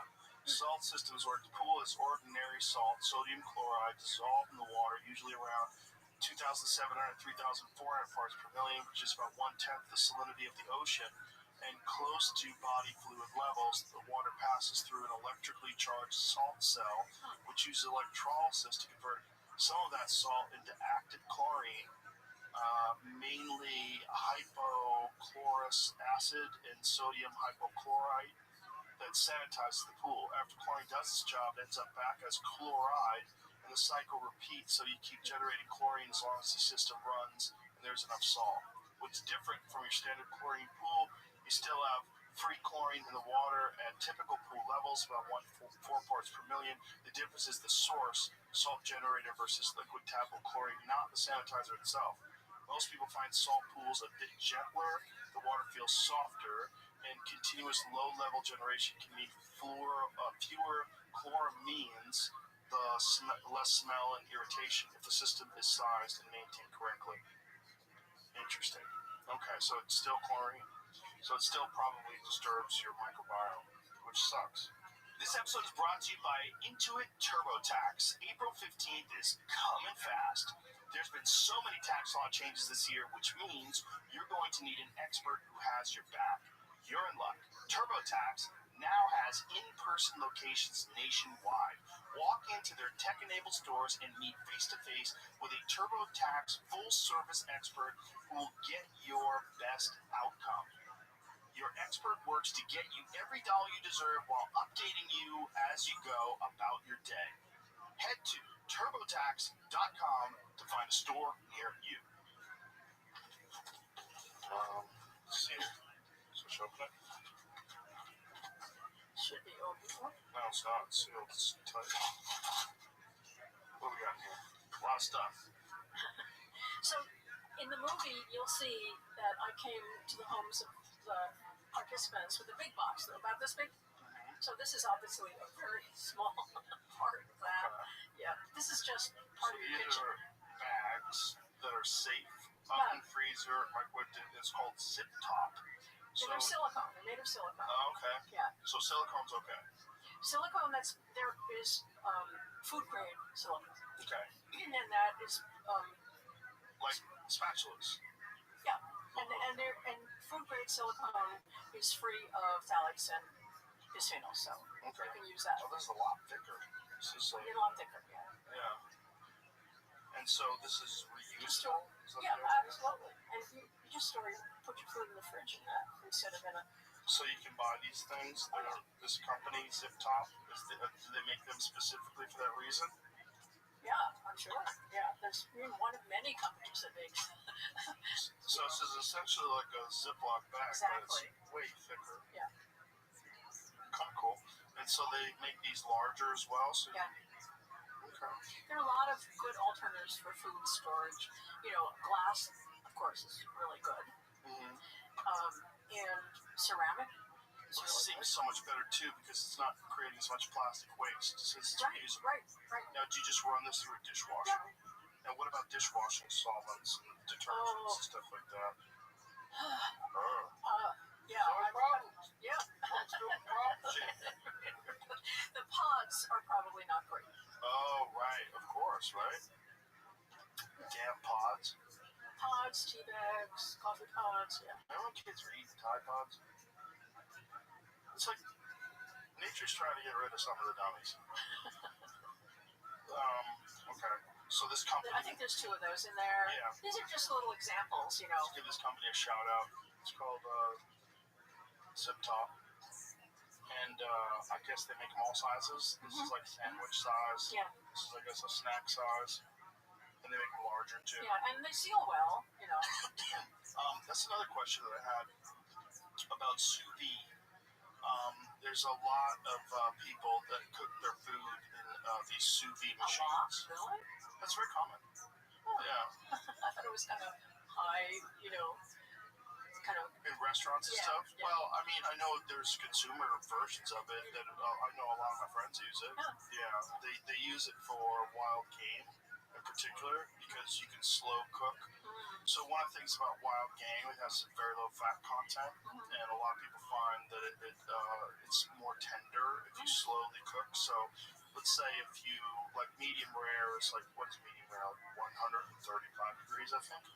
So what you would do is you would take this piece of meat and you would seal it up in a vacuum sealed container, and you dunk it in this sous vide machine, and it keeps the water at 135 degrees. You can cook it for several hours at 135, and then you sear the outside of it. Nice, yeah. And so a lot of people like that. It's really good for breaking down some of the harder stuff, like the fascia, and the Gristle, yeah. Mhm. So is that stuff leaking chemicals into your food? Has to be, right? Why? Well, because it's in plastic. You're getting these vacuum sealed plastic bags that the food goes in. And have you seen how sous vide works? Put it in plastic. Yes. Have you seen how these sous vide things No, work? then it's bad. That sounds just as bad as microwaving in plastic. Right. So Right? what you do with sous vide is you season the food, Yeah. and a lot of times you'll add like olive oil and things like that to the outside of it. You couldn't make it out of silicone? I would imagine you could, right? I don't know. Let's find that out. Has anybody made silicone-based sous vide bags? And do these sous vide bags leach chemicals?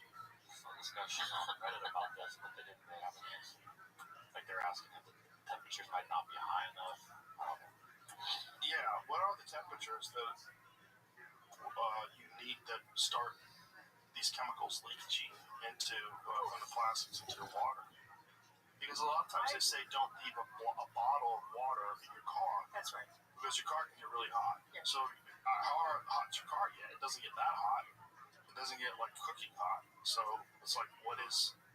But if the sous vide bags don't have plasticizers in them, like if they're made of silicone, what is it? Food Is this grade Reddit? silicone. Yeah, it's a similar Reddit. So it says we use vacuum sealed bags. We're really going through them right now. Even our early sous vide, I tried silicone reusable and I wasn't happy. I don't really recall why. I think it was hard to get stuff in without a mess. Okay, that doesn't make any sense. Just deal with the mess. We made switch to vacuum bags. I love it, but oof, we use a lot of bags. Okay. Put this into perplexity, please. Do sous vide bags leach endocrine disrupting chemicals into your food when you cook with them? Let's try that. So we're learning things. Yeah. Does it have to be vacuum sealed? Yes. Probably, right? Because you don't want water leaking in there. Yeah, you don't want water leaking in. I have a machine, and I use this vacuum sealed machine. So if I get wild game and then I cut it up into pieces, and then I seal it in these vacuum sealed bags to freezing. Silicone-based sous vide bags are generally considered safe for food use and do not significantly leach. Significantly is a weird word. Leach harmful chemicals under typical cooking conditions. High-quality food-grade silicone is inert, BPA-free. Right. This is silicone, though. Food-grade silicone shows minimal chemical migration, such as siloxanes, especially compared to plastics that release microplastics like BPA. This is a silicone, though. What was the question you asked? How'd you phrase it? Well, you were asking Okay, you write silicone-based sous vide bags. Not silicone-based. Just like plastic sous vide bags. Well, they're going to leach stuff. Let's find out. Regular plastic sous vide bags. We'll see what it says. Right. But I want to make sure that it's vacuum sealed sous vide bags. It should know that we're talking about sous vide bags here. Regular plastic bags can be reasonably, I don't like that word, safe for sous vide if you use the right kind, food grade, BPA, phthalate free, and rated for hot food. But all plastics can leak some chemicals, and the data specific to sous vide is still limited. What regular bags are safe? Look for bags made with polyethylene and or polypropylene that are labeled food grade and microwave safe. Is there a plastic that's microwave safe? Those that real? These are considered safe with food up to around 190 to 195 Fahrenheit. Most brand zipper bags, Ziploc, Glad, are polyethylene, BPA, and dioxin-free, are commonly used for sous vide at typical temperatures below 176. Purpose-made vacuum sealer or boil-in sous vide pouches, that's what I use, are specifically certified as food grade for cooking and are the safest plastic option if you want disposable. So it seems like it's reasonably safe to do that. A review by Utah's Department of Health notes that there's a lack of studies directly measuring chemical leaching from sous vide bags, but recommends using FDA-compliant, BPA, and phthalate-free plastics, which are not known for estrogenic activity and are considered safe for food contact. Okay. It says trout. See, it says there, one trout study found detectable BPA in fish cooked. But the problem is food. Like, here's the problem. Freshwater lakes, if you're catching a trout in a freshwater lakes have horrible levels of these chemicals in them. And most people do not recommend eating food from freshwater lakes, which is so crazy. You think, oh, I'm going to go catch a fish from a lake. This is going to be really healthy. It's right from nature. No, we've ruined lakes. Yeah, what is the issue? Put this in. What is the issue with eating fish from freshwater lakes in America? What are the health issues? Eating fish from freshwater lakes in America. We've looked this up before. It's kind of stunning how much chemicals you get from a single fish that you would catch. So if you catch a trout from, a regular lake, you go to a lake, looks clean. I can see the bottom. Everything's fine. No, it's bad for you. In fact, I know a guy who is friends with someone who does a lot of fishing tournaments. So he goes to these fishing tournaments, catches a lot of fish, and eats a lot of fish, obviously. And he got horribly, horribly sick because of heavy metal poisoning. Isn't that terrible? Crazy. You think you're eating fresh fish that you caught yourself. It's got to be good, and right? It's got to be bad for the fish. Eating U.S. freshwater fish can expose you to chemical contaminants like mercury and PFAS, and if eaten undercooked or raw, parasites and some bacteria. Most people can still eat freshwater fish safely if they follow local advisories and avoid high-risk groups, pregnant people, young children, eating too much. Main chemical risks: mercury, methylmercury. Nearly all wild fish contain some mercury, but levels of many U.S. freshwater fish can be high enough to harm a fetus or a young child's developing brain and nervous system if eaten often. That's crazy. PFAS, forever chemicals. Many U.S. freshwater fish have measurable PFAS and, in some studies, show widespread PFAS plus mercury in fish tissue at levels that pose health risks for frequent consumers. PFAS exposure has been linked to changes in liver and kidney function, cholesterol, immune response, pregnancy complications, and increased risk of certain cancers. I don't know why they haven't mentioned immune response. Oh, they do say immune response, yes. Yeah, immune response. Yeah, this guy in Denmark studied people on the Faroe Islands, which they all eat fish. They catch them, Faroe Islands, so they catch them there. And so he looked at the levels of PFAS, and then he looked at their antibody response to vaccination. Down.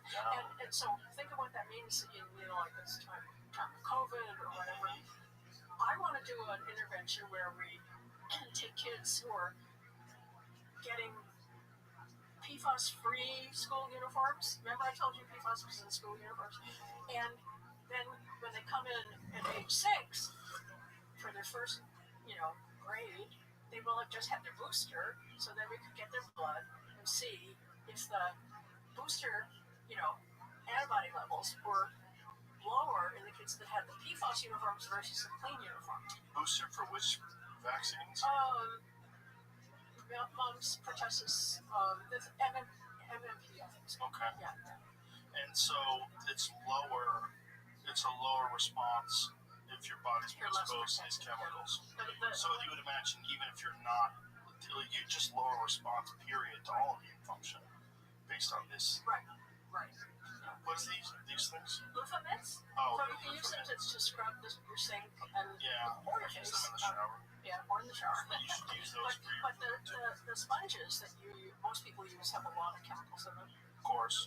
Makes sense. So these are better. Yeah, they're plastic sponges. And you get them in hot water and you're scrubbing things. And some of the stuff probably gets in your plates and your food and your Yeah, so that's good. Alright, what else we got here? Beeswrap.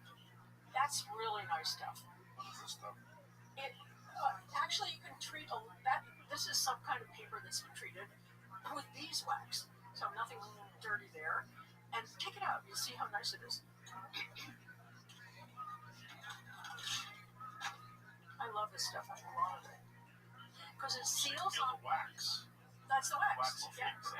Oh, okay. So you use that to wrap your food with. Yeah, and it seals on itself, and you just rinse it out afterwards. Oh, So you don't have to use saran wrap and all these. it does seal on itself. Nice. It seems like it form fits around things. You can put it on an egg or a tomato or anything. Well, my friend Philip, I guarantee he eats a lot of sushi. He runs a sushi place, and if you ever go to a sushi place, all the fish is wrapped in plastic. Yeah. They're always wrapped in plastic, and then they cut it open, and so it's exposure to all this stuff. You should use this stuff. Yeah. Probably has the same level of sealing as plastic Might be more does. expensive. What's your health worth? Right. But it's also reusable, which Oh, plastic absolutely. isn't. Just wash it. Yeah. That's the thing. It's like it's probably economical in the long run because plastic wrap you don't reuse unless you're a And psycho. it gets all over the world. Right, everywhere. I'm sure you've seen the Pacific garbage patch, which is crazy, right? These are bags, and these bags are called Wowie, WOWE. Right, and what is this? It's another food storage, choice option. Paper? Yeah. Or no, it's cloth. Cloth, but clean cloth. Yeah. And so you use this. Like for bread, it's really good. Bread, cookies, stuff like that. Okay. Yeah, we use those. And so, is this all these different products listed on your website so people can? They're listed on the Million Marker. There's a card there to scan the QR code if you can go with that. And but it would be nice if it was like a so if you scan the QR code, is there a one-stop shop? Like people listening to this right now, can we send them to a website that can, what website would that be? I can't remember. Look at the card. This one, tips for detox journey. So this is the QR. So if I scan this right now, it'll tell me to take me there. This world. We're not ready. Okay, it says the website is millionmarker.com. Chemical glossary. So this is the chemical glossary that's on this card, but it doesn't. Not the products, right? It doesn't say the products. It says partners. So there's products on that other website I told you, on Plastic Your Life. Unplasticyourlife.com. So that's a place where people can go and see these products. And then so there's 3 steps. On plasticyourlife.com, Action Hub, protect yourself. And then it can tell you how to protect yourself against various things in different rooms. I haven't talked about rooms. What is this one, Jamie? This one says. This is the same website. I just already went to that. Oh, so when you go to unplasticyourlife.com, it takes you to OSP Society, OPS Society. Yeah, it redirects to this website. Got it. And then go to the Action Hub, protect your family, and then are the products listed down there? Okay, yeah, there it is. Okay, non-plastic bags, steel cookware. Got it. Replace the plastic cutting boards with wood. So I think some people use titanium, which is fine too, right? And then what above that? What's above that? Steel single-use drinking water containers. Never use plastics to store your food in. Never heat plastics. Holy. Save your skin by selecting personal care products with natural ingredients, such as glass or tin packaging. Oh boy. So disturbing. Washing your clothes. Yeah. By the way, we didn't talk about smell, Smell. but everything that's fragranced has phthalates. Of course. And, you know, like you think you're doing good if you hang that little pine tree in your car. Not good? Not good. and you plug in things in the wall that are supposed to clean up your air, you know, refresh your air and so on. Not good. There's ones that are in cars now, like certain cars. I think Mercedes has one where you refill it and you can, it actually will spray air freshener through the vents. I Does don't like Mercedes that. do that? I think it's Mercedes, which makes sense. You know, luxury. I want to smell like lavender as I'm driving. Ah, look at me in my luxurious car. It smells lavender, dying of chemical exposure. We asked women on this our survey, we said, what do you use? And then we said, was it fragranced? And anything where they said it was fragranced, their body burn of phthalates was high. Of course. What about natural deodorants? I don't know.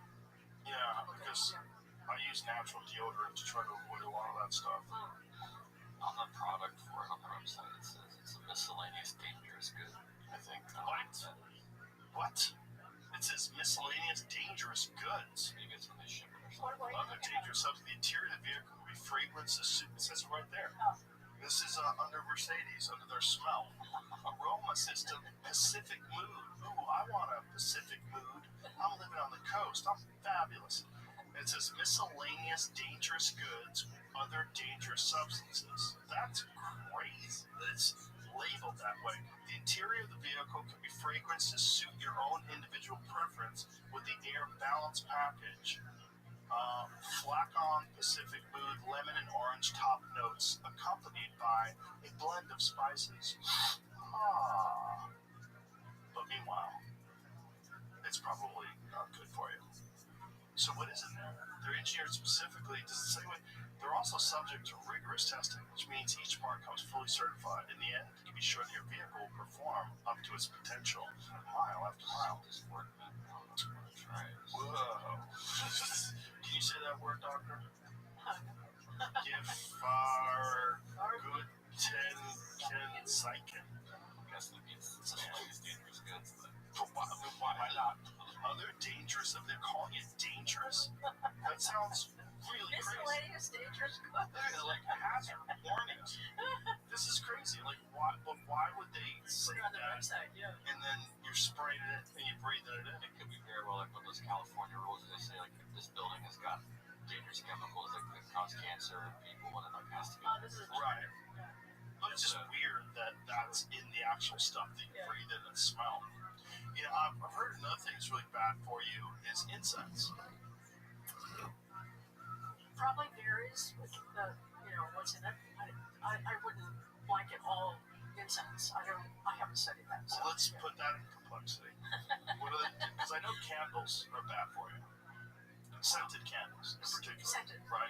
Yes, there's the aroma again. See, one of the things that phthalates do is they cause something to hold scent, retain scent. So they're put into perfume and they're put into makeup and they're put into, the things you put on your wall. And so, you want something to smell for a long time, you're going to use phthalates. It says burning incense products, smoke, and chemicals that can irritate your lungs, worsen asthma and allergies, and with heavy long-term use in poorly ventilated spaces may increase risks for heart disease and some cancers. You think incense, you go over to someone's house, they do yoga, they eat vegan, they burn incense, they must be healthy. Right. Long-term health risks, repeated long-term exposure daily for years, been associated in studies with increased risk of bronchitis, reduced lung function in children, and chronic respiratory symptoms in workers heavily exposed to temple incense. God. Epidemiological studies, mostly in Asian populations with heavy daily use, have linked long-term incense exposure to higher rates of cardiovascular problems, hypertension, coronary artery disease, stroke, chronic limb, what's that word? Ischemia. What's that mean? What is ischemia? That can't be good. It sounds terrible. What is ischemia? What What is ischemia? Lack of blood flow to part of a body, usually because of an artery is narrowed or blocked. Severe or prolonged, the affected tissue can be damaged or die. Oh, great. Oh, wonderful. So you think about incense, you think like healthy, natural people. Oh, they burn incense. It sounds lovely. It sounds like they're spiritual. Ah, incense. I used to love incense. I used to use it all the time. Thought it was cool. Made you like, be more peaceful. Incense. Bad for you. Everything's bad for you. You know what's bad for you?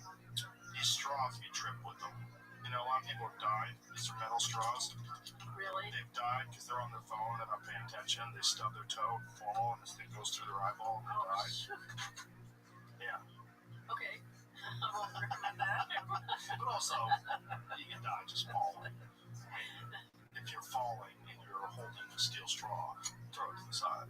That's my So advice. if you want to do this little experiment,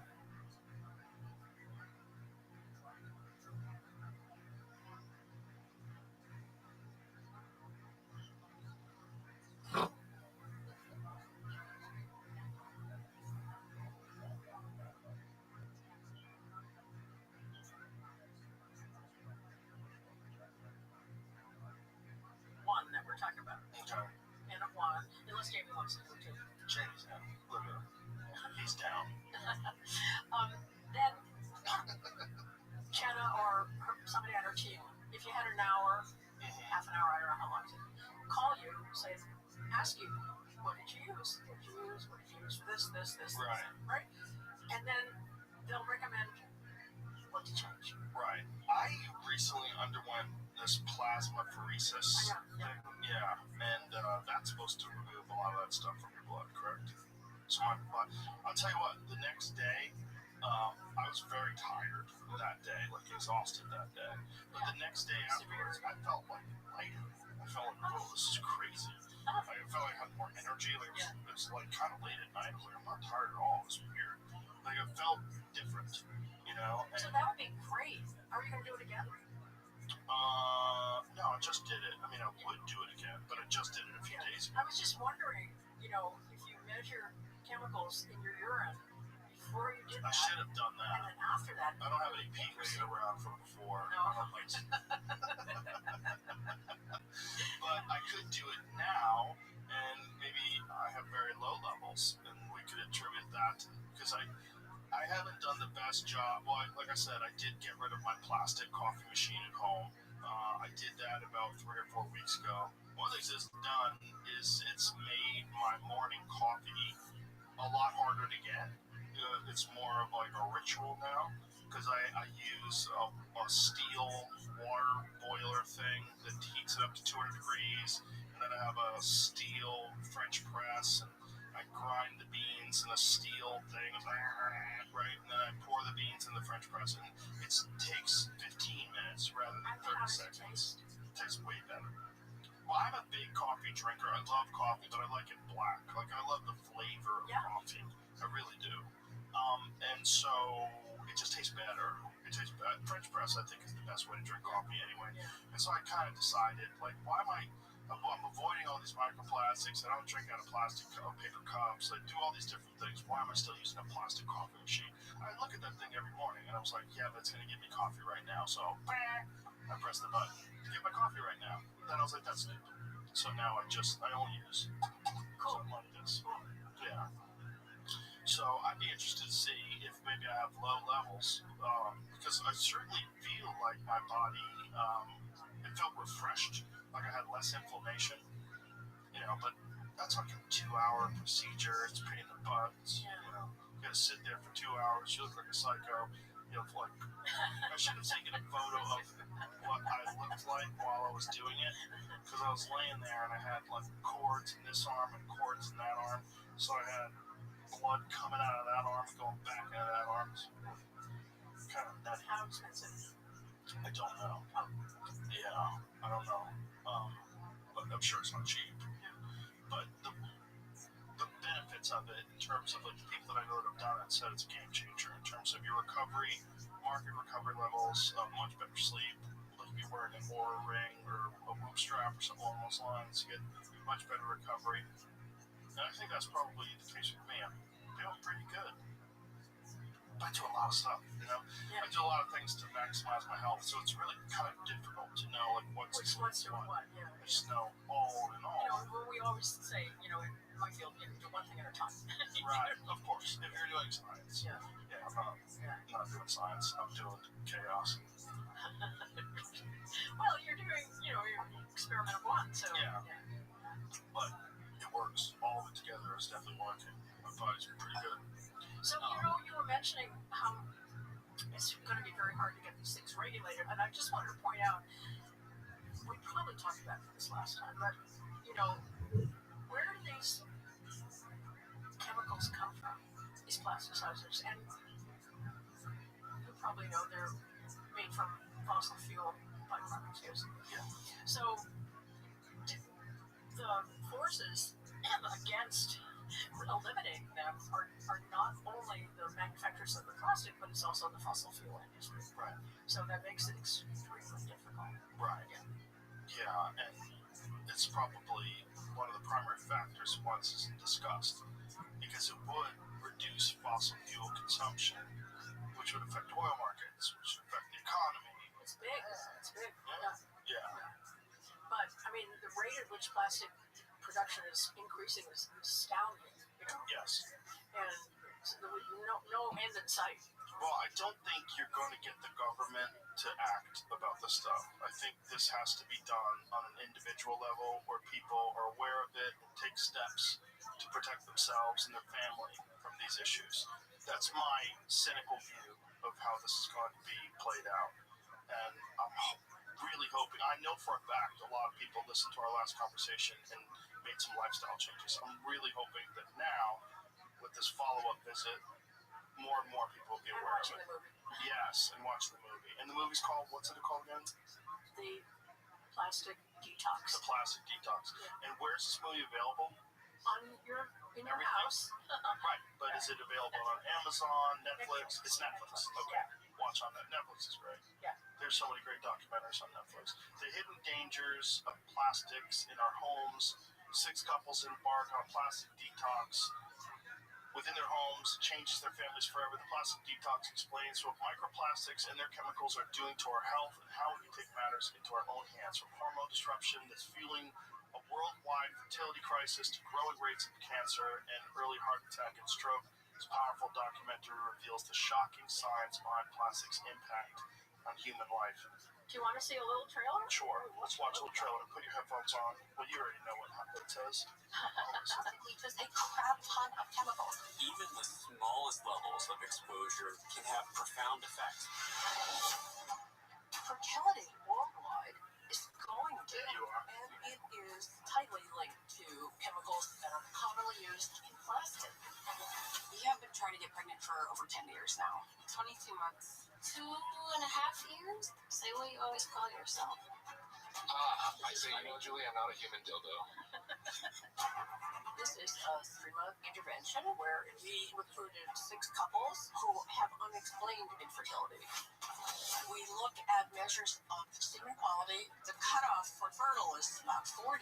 You're technically subfertile, infertile, so that's kind of scary, right? Yes.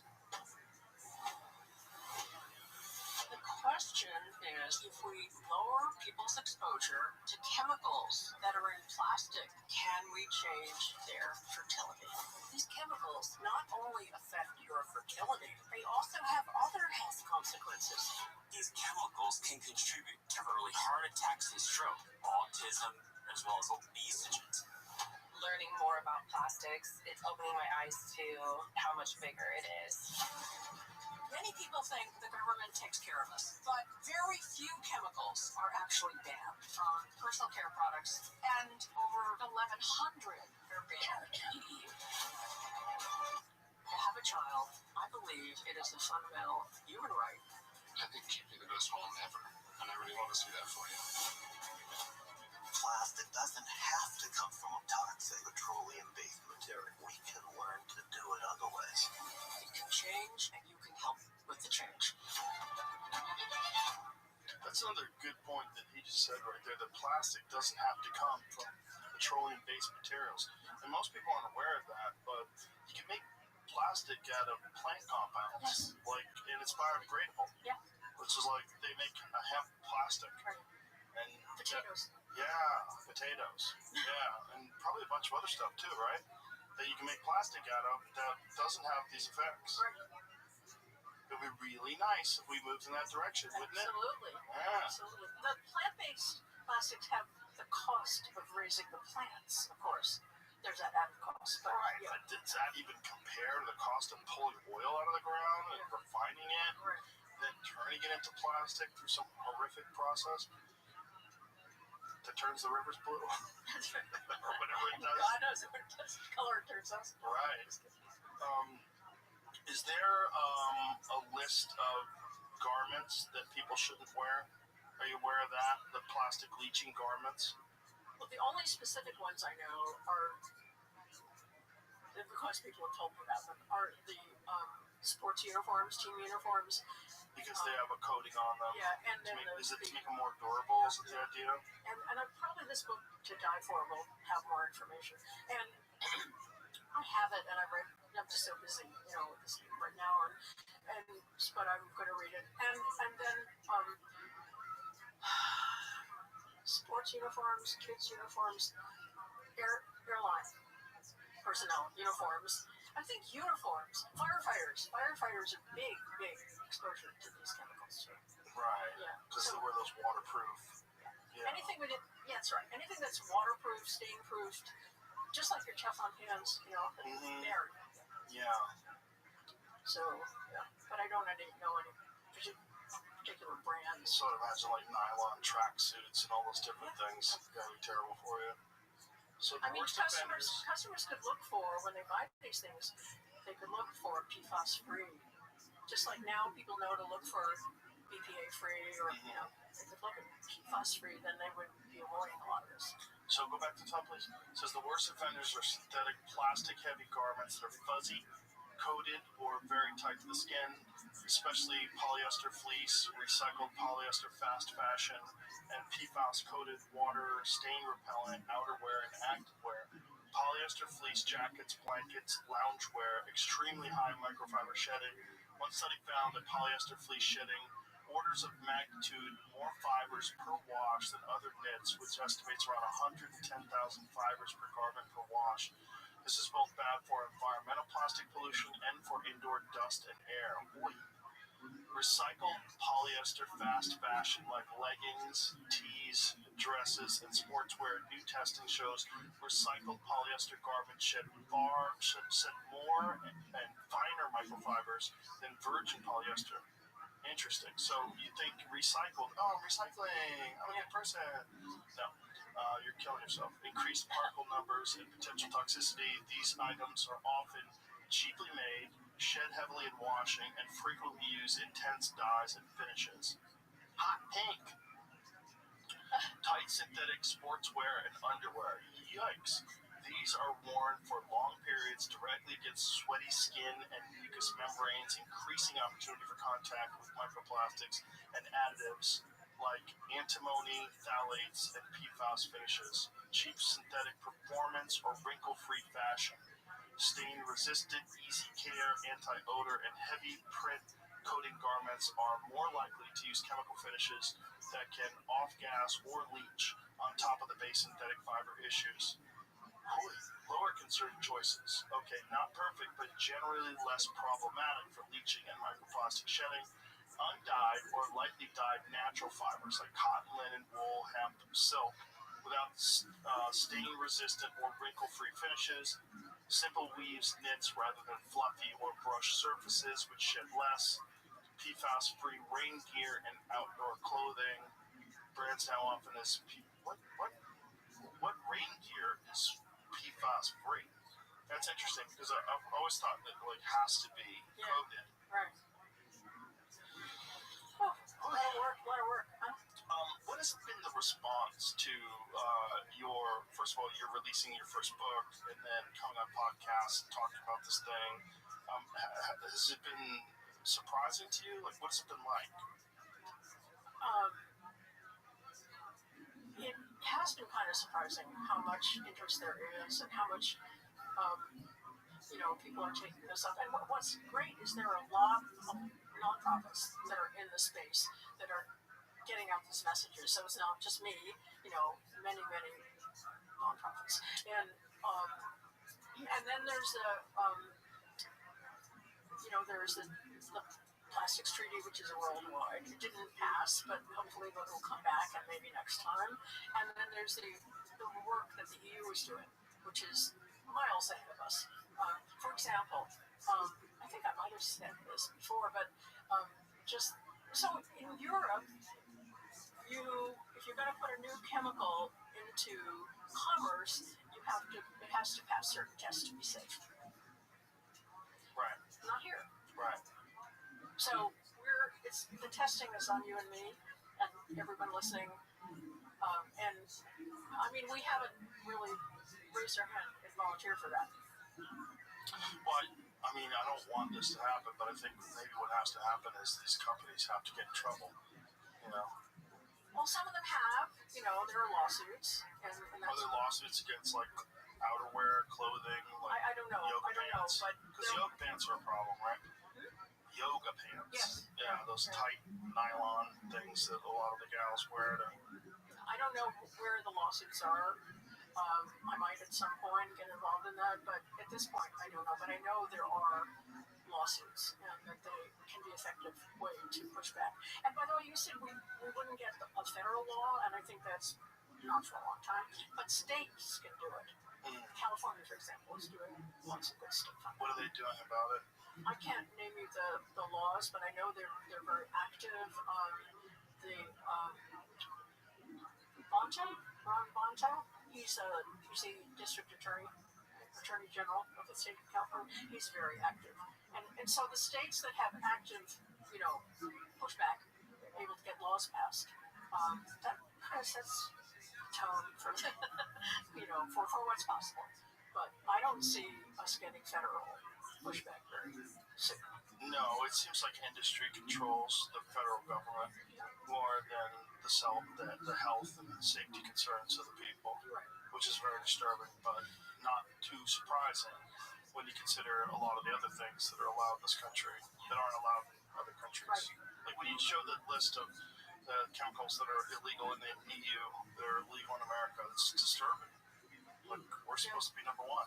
We're number one. We're number one in chemicals. Number one in chemicals. Probably. The response when you were on this podcast was pretty shocking for me. So many people reached out to me. A lot of my friends that watched the episode were like, I can't believe this. Well, I have no idea. It was 5 years ago. But quite a few of my friends that, don't reach out with every episode, reached out and said, that is just nuts. Like, I can't believe this. And especially people with children. Yeah. And they're concerned about the development of their children, or people who are pregnant who are concerned with the intake of these chemicals while they're pregnant, which has a radical effect on the child's development. Well, and alligator. If your friends are listening now, I can tell them that it hasn't changed much. It hasn't improved much, and we have to do a lot more. Well, personally, and I hate to say it, but I think, like I said, I don't think the government's going to do anything. I think it's got to be up to individuals to make choices. And I'm really hoping your documentary has another big impact. One of the beautiful things about Netflix is that it's, even though things get promoted on Netflix, whenever so many people have Netflix, that whenever anything's good, a lot of people just start sharing it, start talking about it, posting about it on social media, and then next thing, the conversation starts happening and starts raising awareness. And I really do hope you're going to go on a bunch of other podcasts as well and talk about this. Thank you. And there are showings, and Netflix, encourages that, and I'm going actually all over the world talking at showings now. Schedule is like crazy. Do you ever think like how crazy it is that you're this one person that's sounding the alarm? Because you kind of are the most public face of this problem. That is a little crazy to me, especially given where I've come from. But what if you didn't exist? This is the question. Oh, there are many people pushing back. many. Right, but I don't know if they're doing it as publicly as you are. It's certainly not. I mean, they have this podcast. There are. I feel lucky that I've had many, like you're, like speaking to you and your followers and other podcasts and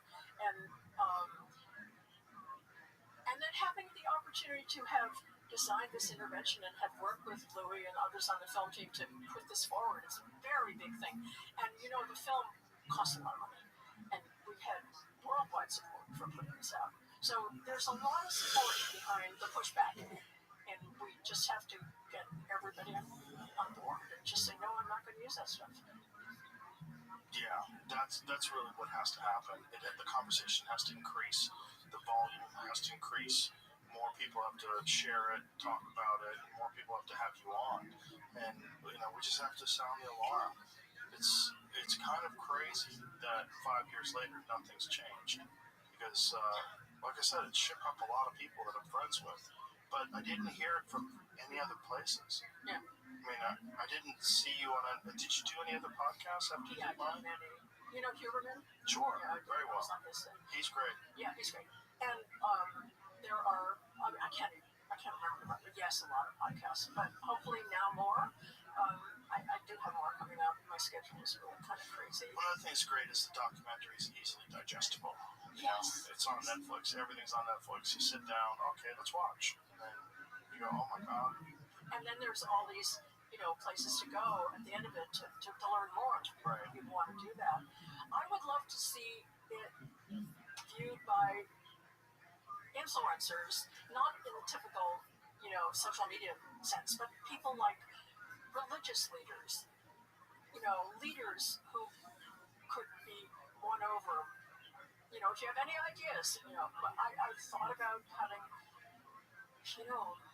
the Pope. I mean, it sounds really wild, but, a lot of people get their information. Where do people get their information? Like, from their religious leaders, from their peers, from their doctors. By the way, none of this is taught in medical school. That's crazy. That's crazy, right there. Neither's nutrition. Right. Yeah. So, somebody's going to spend a lot of time getting that curriculum changed, right? Actually, you have to get the test changed because the teaching is to the test. So if we could get this stuff on the test, there would be more doctors learning this. But they don't get it. They learn about lead, that's about all. Well, there's not a lot of incentive to teach this stuff. That's part of the problem. Is that especially these petrochemical companies and the use of these things is going to affect so many different industries, because if you cut that out, and how much of an impact is that going to have on the economy? If everybody just stopped using all these chemicals, all the Lululemon brands, and I don't know, single them out, but all these different companies, if they all just went under tomorrow, that'd be a giant problem if everybody just stopped using these things. Maybe for a little while, but then that'd be healthier. Well, the people would be healthier, but the companies would go under. The companies will not be healthy. Yeah. No, they would. Unless they make the switch. But what could they do to make the switch? Like, if you're a Well, company... you were saying, like, plant-based plastics. Mm-hmm. Do they make plant-based plastic clothing? Does anybody do that? Like plant-based plastic leggings? Let's find that out. Does anybody make plant-based plastic... Used in the clothing. Yeah. What is the primary chemicals that come out? Is it PFAS? PFAS-free leggings. Because I would imagine, especially if you're not wearing underwear and you're wearing those kind of yoga tights, that would just get in there, right? Speaking of that, they're looking for they want them to be squat-proof, in quotes, so they're not see-through. Squat-proof?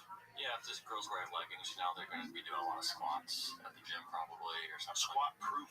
So they don't want people to be watching them a lot, but there are some. I don't know what that means. Watching them a lot? Yeah, Oh, see-through. Yeah, see-through. Oh. Yeah. But that's a weird way to say squat-proof sounds to me like you can't do squats. Also, probably ripping, I would imagine, too.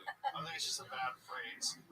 Like when you do a squat or downward facing dog, the fabric stretches out. You can see some undies through the fabric. Tested 9 different kinds of them, so there's a few different brands. This isn't.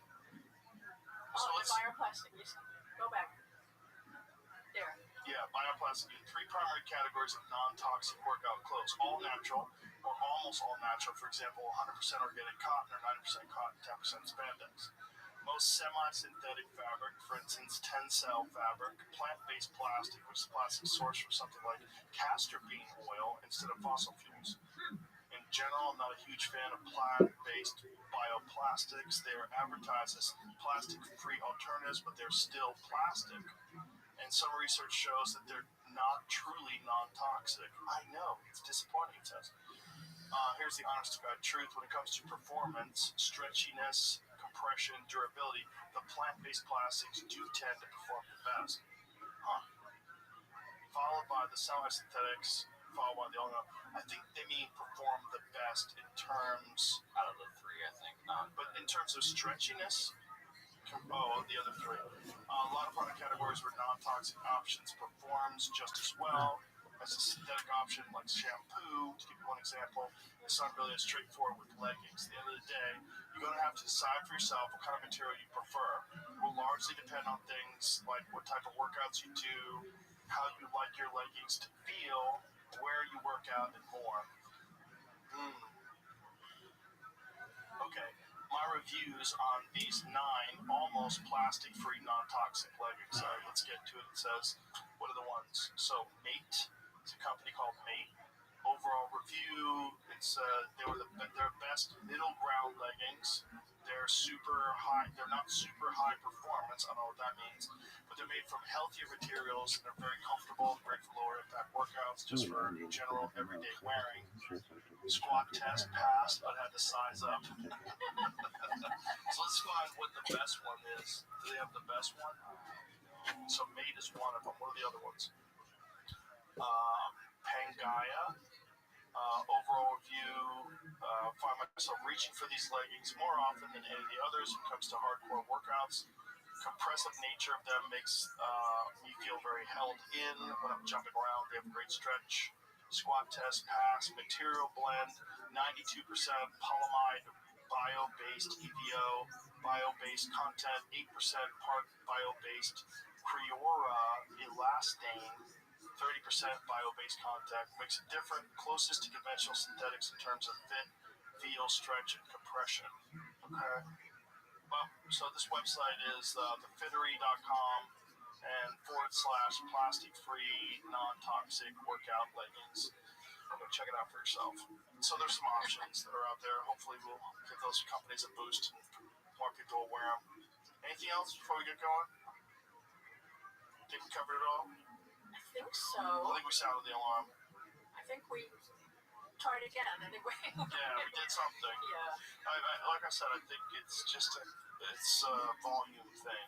More and more of these conversations have to take place so that in the general zeitgeist, more people are aware of it, and it's just increased awareness, and it just makes it where more people are making better choices. And your platform is so huge that I'm really encouraged to have the opportunity to talk about this with you, and happy to come back. Well, I'd be happy to have you back. I loved you the first time. You're great the second time as well. And for everybody, one more time, The Plastic Detox. That's the name of the documentary. It's available right now on Netflix. Go check it out and fix your life, kids. All right. Thanks. I really appreciate it. It was really fun. Thank you. Yeah, that's great. And I'm really so happy that you're out there. Because, like I said, if you weren't doing this very important work, I wouldn't know about it. And I think a lot of other people wouldn't either. So thank you. So pee in the cup. I will pee in the cup, I promise you. I promise you I'll pee in the cup, but I'll send it. If you want to do the next steps, let me know. I will do the next steps as well. Okay. So, Sure. when you're ready, another Talk to that microphone so people know what you're saying. So when you're ready to have another test kit, or you can go to Million Market and just order one. Okay. Yeah. Okay. Yeah, it's $100. All right. We'll do it. We'll send it for nothing if you want. Just let me know. I'll give you the $100. Okay. Thank you very much. Appreciate it. All right. Bye, everybody.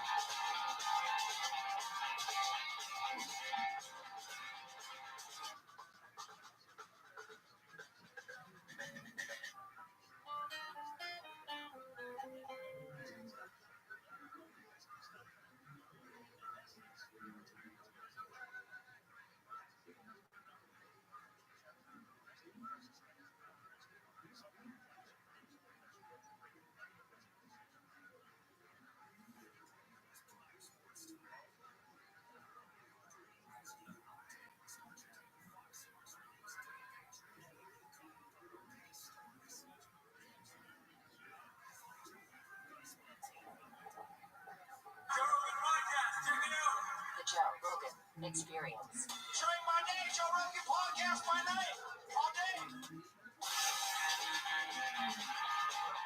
What's happening, man? Good. I'm good. How are you? I'm great. I watched your documentary, The Alabama Solution, last night. It was wild. It's very, very disturbing. Kind of shocked I hadn't heard more about it, because it's such a terrible, terrible story. It's such a just an unbelievably awful situation, and I think you covered it really well. It's very, very heartbreaking. Yeah, thanks for watching it. Yeah, it's sort of a question of why people don't know about things that are happening with our tax dollars in our backyards. Are there things that we don't want to know? There's a reason why people sort of drive by prisons on the highway and they see the little metal sign and it says, XYZ correctional, and they probably think, as I did for many years, well, I'm sure it's not great back there, but it doesn't need to be great. If anything terrible was happening back there, somebody would probably tell me about it. But because of the secrecy that surrounds prisons, we treat them sort of like black sites. There's no way for us to really look inside, so the press doesn't get let in and the public doesn't understand what's happening. And we know that when you give people total control over other people, bad things happen. Bad things happen every single time, and this is one of the worst things. What's really terrifying is the sheer numbers of people that died there with no investigation. That's what's really terrifying. Yeah. Because, you even detailed it at the end, like, since then, how many people have died. And it's just like, good Lord, you're thousands. Yeah. Well, there's an attorney general in Alabama named Steve Marshall, who's always run on like tough on crime strategies and saying, we got to lock more people up, and people who are in prison for violent crimes should potentially never get out of prison, ever. And he says in the film, as you remember, that I asked him about the nature of crime, and he says, well, I think there are evil people in this world, people who have absolutely no regard for human life. And this is a guy who's presided over a system that's killed, it's led to the deaths of 1,500 people just since we started making the film. So this question of like, who are the good guys and who are the bad guys, and what's the nature of cruelty, what's the nature of punishment? Are we putting people there to try to make them better, rehabilitate them, or are we putting them there because they're drug addicts and we're trying to get rid of them as opposed to rehabilitate them, or as opposed to try to get them off of drugs? So obviously prisons have become pretty much a catch-all for the ills of society. So if you have mental illness, much more likely to go to prison. Once you're in prison, if you're mentally ill or you have bad social skills, you're much more likely to get into a scrape with a guard who probably isn't trained to deal with somebody who's mentally ill. And you're much more likely to get murdered, which is what we saw happening in Alabama. Well, you even, it's the old expression, who's going to watch the watchers, right? Because one of the things that you detail is very obviously nonviolent people who spend all their time writing and reading, and they're getting retribution because they're calling attention to the terrible conditions at the prison. So the one guy with the glasses who's beaten blindly, what was his name? Robert O'Council. I mean, there's so many stories that you show in this documentary from smuggled cameras. So these guys all get contraband cameras from the guards. From the guards, yeah. The guards sell the camera, sell the phones to the men inside. Which is also crazy. Yeah. I mean, there's so many drugs in the Alabama state prison system, and I spoke to one of the people who was incarcerated there early on a contraband cell phone, and I said, where are all the drugs coming from? The amount of drugs here, this is incredible, human wasteland. You're seeing just high percentage, maybe 80% of people are addicted to drugs. Many of them were not addicted to drugs before they came in. And how are you getting all the cell phones? And the guy looked at me like I was, stupid. And he said, we don't leave, right? And I thought, oh, I get it. The people that come and go are the guards. Those are the ones that go out, they get the packages, they bring them in. And I've spoken to guards who said, we make $36,000 a year without the drugs, without the cell phones. So, of course, we got to sell the cell phones and the drugs because that takes us up to $70,000 to $75,000.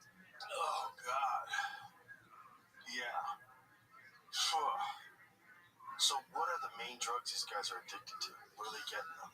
Well, there's originally, right, it was sort of more traditional drugs, and people were using heroin and using whatever they could get a hold of. But as the drugs have gotten more complicated and easier to bring in, now they can actually put this drug called flocka, which is a very significant problem there. Fentanyl, obviously, also, but these drugs can be brought in on a piece of paper. So somebody can send you a letter, and it could be in the letter. They can actually put the drug into the paper. Oh, sort of like acid, when you put acid on paper? Yeah. And so, there's this effort to kind of stop that, but then does it lead to people being unable to communicate with their loved ones? Ultimately, the easiest way to get the drugs is for the officers to sell the drugs.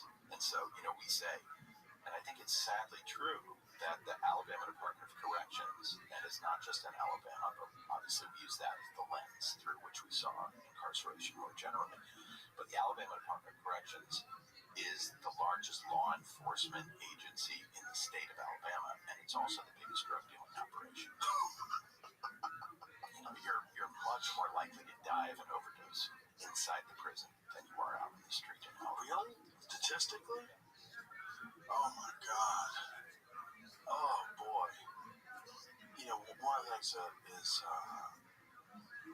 was very heart-wrenching is this callous approach. You showed at the one time where all these prisons were on strike, so they all communicated with each other through these contraband cell phones. They all got through the guard, so I guess it's ubiquitous throughout the state. It's not just this one. Correct. And these people on the radio were like, "Oh, it's prison. It's supposed to suck." Maybe if they had saw your film, they wouldn't have such a cavalier attitude about it. Yeah. But it's that attitude. It's like, these are human beings, and some of them barely did anything. Like one guy that wound up dying from, you think they did something to, or they think they did something to a cigarette that they gave this guy. All he did was break into an abandoned building. Yeah. He didn't steal anything. And an unoccupied building. Yeah. His name is James. I don't even know if he broke in, right? It was unoccupied. It might have even been open. Yeah, it said entering. So he entered a building that he wasn't supposed to enter. He got 15 years in a cage. And then on his way out, at least they're inferring that they killed him because he had too much information about what was going on inside. He was going to get out. Yeah, this goes back to the story of a woman who we had met and her son. When we were first communicating with the men using these contraband cell phones, and they were telling us what was going on inside the prison, inside the various prisons, we sort of, in the early days, we couldn't believe it, because the way we got into the prisons to begin with is I had gone down to Alabama because I was always interested in incarceration and the problems of that system and the justice system. I had made other films about the justice system, and I was always curious about Alabama because it's sort of famously maybe the worst prison system in the country, but it mirrors a lot of others. And my daughter was 14 at the time, Jeremy, and she said, I'm reading this book by a guy named Anthony Ray Hinton, and it's a book about his wrongful imprisonment in Alabama, and maybe you should read this with me. So we ended up reading the book together, and then we both sort of just spontaneously decided to take a road trip to Montgomery because we just didn't know anything about it and had never been there. She was growing up in New York, and it was just not in her frame of reference. So we went down there, and we met a man who was the first black prison chaplain in the state of Alabama, Chaplain Browder. And I said, well, I'm really curious about what's going on in prisons. And he said, well, you should just come in with me. And I said, well, I'm a filmmaker. They're not going to let you just walk into the prison in Alabama. And he said, well, just don't come in as a filmmaker. You just don't have to bring a camera, and just come in and talk to some of the guys. So I went in to film. Ultimately, we were allowed to film ultimately in one of the prisons. And when we were in there to film this revival meeting, just because we were lucky enough to find a warden who felt like he wanted to show an example of how Christianity was active and important in the prison system, which I agree with.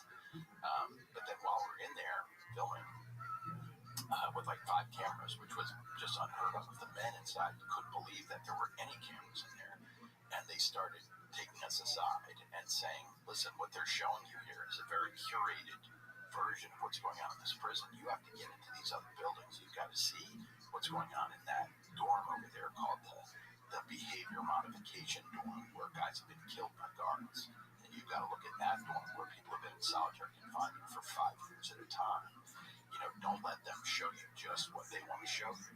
And I felt much safer, even though the warden had said to us, when you go in there, don't talk to any of the men. They're all very dangerous. I immediately felt safer talking to the inmates than I did talking to any of the guards. And when we left, it was really because we got kicked out, right? We saw in the beginning of the film, we sort of start getting nosy, and we start trying to look in some of these other areas, and then they shut down the film and they throw us out. And then we thought, well, maybe we're stuck now. How are we going to make a film about this? We feel we have to, because we're the only people that know what's going on in here, but they're not going to let us back. So it was then that we found out that there was this network of men inside who had access to these contraband cell phones, who were documenting what was going on. So that was our way of getting into those buildings that we couldn't see inside. And one of the first things we learned was one of the guys inside, Melvin Ray, texted us to say, hey, this guard, it was a guard that we had been tracking already. He was a particularly violent guard. He just beat somebody very badly, and he's now, that person, the victim, is at UAB Hospital. So we jumped in a car and we went to UAB Hospital and just walked up. I just put my iPhone in my pocket and we just walked up to the intensive care unit. And when we got there, we found that this young man, Stephen Davis, had died from his injuries. And as we started to get deeper into it, we went and visited his mother, because we didn't even know if she knew that she had lost her son. But in fact, she had been with him when he passed away. She had sort of turned off the life support.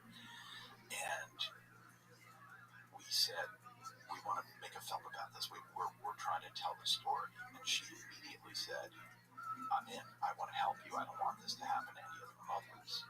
And this is a very nice white lady from Uniontown, Alabama, with an oxygen tank. I mean, she's not somebody that you would see ordinarily as kind of a heroic person. But when she loses her son, she really becomes so activated, and she ends up telling us the story. And then she says, look, they're lying to me already. My son just died last night, and they're already calling me and telling me things about how he was the one that attacked guards, and none of this is true. This all seems like it's fake. So teach me how to record my phone calls. So this older woman suddenly became a really important partner in making the film. And this gets back to your question about Stephen Davis. So her son, who was a drug addict, right, didn't kill anybody, but was in a car when a drug deal went bad. He went to try to buy drugs, and his friend went in the house, and they had a fight, and somebody got shot. And then he got arrested and was charged with murder, because that's how the felony murder statute works. And so here you have a drug addict who goes to prison in Alabama, and is in the highest security prison there, and is targeted by a particular guard who's especially violent, and is just beaten to death in front of 70 witnesses. And then, of course, as we go through the film, we start tracking that in our investigation, and we start looking into the cover-up and why they lied about how he died, and how they scrambled witnesses, and how the Department of Corrections is organized so that they prevent people from finding out what really happened to their kids or their loved ones, and they avoid liability and so on. And there was one person that we ended up hearing from, this guy James Sales, who originally tells just the police side of the story, just says, well, it's exactly the way that the guard said, but then he kind of hints on the phone, listen, when I get out of here, I'll tell the real story. Now, do they have access to these communications? Is there a way they could be hacking into it and know that Sales had said that to you? Well, the person that he said it to is the lawyer for Sandy Ray. So he was supposed to be on a private attorney call, but we do think that the Department of Corrections doesn't abide by that. I think they do listen to attorney calls. Sales didn't say exactly on the phone what he was going to say, but I think they knew that he was a problem, because he was a good person. I mean, Sales, the one who entered an unoccupied building and was locked up for 15 years for that. Was obviously a decent person. That's why he says, when I get out, I'll speak to that. I'm not going to lie to that man's mother. But right now, this is their world, bro. I'm not gonna say more. I'm not gonna put myself. But just by saying that, might have been his death sentence. He also, as he started to get closer to getting out, because he was killed a month before he was going to get out, and so as he started getting closer to release, he just started getting more frustrated and more angry, and started to say things to guards about what I've seen in here, and then lo and behold, he gets found in a cell, dead, and he's bleeding from orifices in his body. It was pretty clear that he was given what they call a hot shot, which is they give you a cigarette that's got something bad on it, and it can kill you. Boy. So when you first started, when you first showed up with cameras, did you know basically what was going on? Did you have an understanding what was going on? Like, what were you attempting to do when you got there? Were you just going to try to investigate and figure it out? Or did you already have reports? We knew a bunch of stuff. We knew because we had we had visited some prisons as volunteers. And I had gone on the death row with my filmmaking partner, Charlotte Kaufman. We had gone into Easterling. We'd gone originally into Holman Prison, where they have the death row. And we went in there with the chaplain, and the lieutenant came down and said, unfortunately, we're so understaffed right now, which is an understatement, that, we don't have anybody to take you around. But, chaplain, I know you want to show your friends around the death row, so, just go for it. So we ended up walking around the death row for like 2 or 3 hours, just talking to men. And those men were very helpful. They weren't, we weren't talking to irrational people. We weren't talking to, they're people who were trying to get the story out. And so we knew going in that there were a lot of bad things happening. We didn't know exactly what. And then when we went into Easterling and the men started calling us aside and saying, they beat me so bad I defecated on myself, or, I just saw there were 5 stabbings this week and none had been reported. We started to realize that it was really a huge crisis, but it was just being kept secret. This episode is brought to you by Surfshark.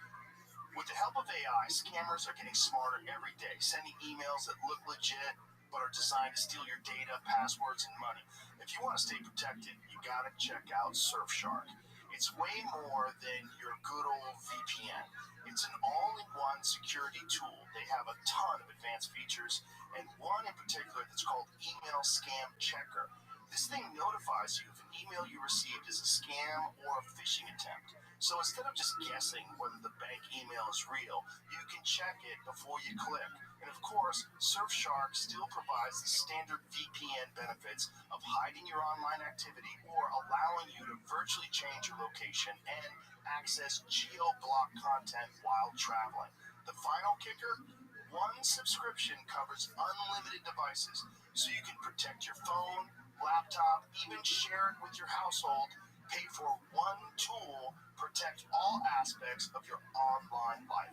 Go to surfshark.com/Rogan or use code Rogan at checkout and get 4 extra months of Surfshark. Surfshark.com/Rogan or code Rogan for 4 extra months. So it's crazy that you're relying on these guards to get in the phones that they're using to expose the crimes of the guards. So, and it's like the guards are aware of the phones because they provided them to the inmates, and they're contraband. They're not supposed to have them, but yet they all do. And so they have to ignore it if they want to keep selling them phones. Well, another way of looking at it is that there's so little accountability that they don't actually think they're going to get in trouble for anything. And they're kind of right? And if you remember that guard who killed Stephen Davis, Rod Gadsden, this guy might be the most violent prison guard in America. He's still working in the Alabama State prison system after he has a starring role, against his will, I'm sure, but after he has a starring role in our documentary, which has been seen by millions of people, they still have him employed there. They still have him interacting with people. And he got hired to a higher position. Yeah, he's been promoted twice, and now he's up for another promotion. So I think to some extent the guards just say, well, I can do whatever I want. I can sell the cell phones. By the way, not all the guards are bad, right? There are guards that we met there who were pretty heartbroken because they went into the system hoping to make change or trying to, maybe they wanted to work in the police department and there weren't any jobs. But in their town, they had the ability to work in a prison, so they kind of went in there and described to us that they wanted to help people with addiction. They wanted to see if they could help rehabilitate people. But when they got in there, they realized very quickly that was not what was in the offing. That wasn't an opportunity for them. So the guy, this Roger guy that beat Stephen to death, the story was that Stephen had some sort of an implemented weapon, correct? Yeah, that he had a plastic knife. Right. Was there any evidence of that? He had some kind of some kind of plastic thing that he had made. It did not appear to be anything very serious because the reason he had made it is because somebody had called him gay, and you have to fight your way out of that, right? He wasn't gay, as it turns out. But you have to fight your way out of that. So if somebody calls you gay, you have to fight them? Yeah, in other words, you can't put up with that because otherwise they're going to turn you into what they call a sissy. They're going to turn you into somebody that gets raped. And there's so much rape in the prison that the DOJ report that came out said that there's rape occurring at all hours of the day and night in all areas of the prison. So rape is such a significant problem. And when Stephen Davis was in there and was accused of being gay, he had to make a show of fighting the person that was calling him gay. He never went after the guards or anything like that. And everybody that the lawyer spoke to, a dozen witnesses who had seen what happened, all of them said as soon as the guards came in, he immediately lay down on the floor and put his weapon about 15 feet away from him, put this plastic knife 15 feet away, and then the guards came in and just started beating him, even though there was no threat. And the guards would say, Gadsden was saying to Stephen Davis, quit resisting, and he wasn't resisting at all. And that's what all the witnesses said. So they just have to say that, so they yell it out. Yeah, I think it was almost just a warning to everybody else. Like, look, I can do anything that I want. I can say that he's resisting. Right. Isn't it funny? And the way he kills him, he stomps on his head with his size 15 boot. This is a guy who's almost 300 pounds. I think he's about 6'5", and he's been implicated in 24 other excessive force cases. And the Attorney General in Alabama, every single time, is defending the guard. How many other people have died in those cases? There have been a lot of other injuries. I think that there have been 2 people who've died out of the 24, 25 cases that we know about. But there are a lot of just maimings. There are a lot of situations where people are just damaged, often permanently. You saw what happened in Kinetic Justice when Robert Earl Counsel, when he leads a non-violent work strike, the guards come and attack him, and he loses sight in one of his eyes. Yeah. He's dragged out of the cell. There's a huge amount of blood. Especially these guys who are leading a non-violent effort to try to improve conditions, they're always met with violence. Right, he was the guy that was at the head of this strike. Yeah. And then the strike really highlights something that I think a lot of people are unaware of, is how many industries actually use the prison system essentially for slave labor. Sure. Yeah. I mean, that was a shock to me, I think, is that, I guess we all sort of assume, well, if you're in prison and they ask you to mop the floor, you need to help serve the meals or something, that's a reasonable thing to do. I think what we don't realize is that those people are leased out to the governor, to the mansion where the governor lives. Crazy. That was crazy. Yeah. People that were denied parole were allowed to be on the grounds of the governor's mansion doing groundwork, landscaping and stuff. Yeah. And beyond that, they're used for labor in industry, right? So those guys are sent out in the mornings in vans. They go work at McDonald's. They work at Burger King. They work at Kentucky Fried Chicken. They work at the Hyundai plant. They work at the Budweiser distributorship. And it's all sort of under the heading of, well, this is good for the guys. They get to get out to the community. But it's a forced labor situation because if they don't accept those assignments, then they're going to be punished. And they're going to be punished with long stays in solitary confinement. They're going to be given disciplinaries so that their sentences can be extended. They are often just beaten for that. So it's really an extension. I've heard you on your show talk about the Jim Crow laws, which led to convict leasing. And what we're seeing in Alabama now, it's not like convict leasing. It is exactly convict leasing. They are just selling the labor of incarcerated people to industries for pennies on the dollar of what you would get if you had to pay people. Yeah, and they get paid well. They get paid well. Yeah, but not you're saying they, meaning the prisons, get paid well. Yes, but not the prisoners. Correct. The prisoners get any money? They get a little money. For example, the guy you see who's driving a sanitation truck, Danny Dandridge, describes how he's getting paid $2 a day. And now is that standard across the board for all those other jobs? I think for that, everything. I think for that job, they get paid a little bit of money, and then on top of that, they're charged for the cost of the van that takes them to the workplace. They're charged for the uniform that they have to wear. So it's sort of like they're kind of fees and fines that knock everything down to almost nothing. And in a lot of cases, the $2 a day is a lot. They're required to do lots of work unpaid in the prisons. They do all the construction.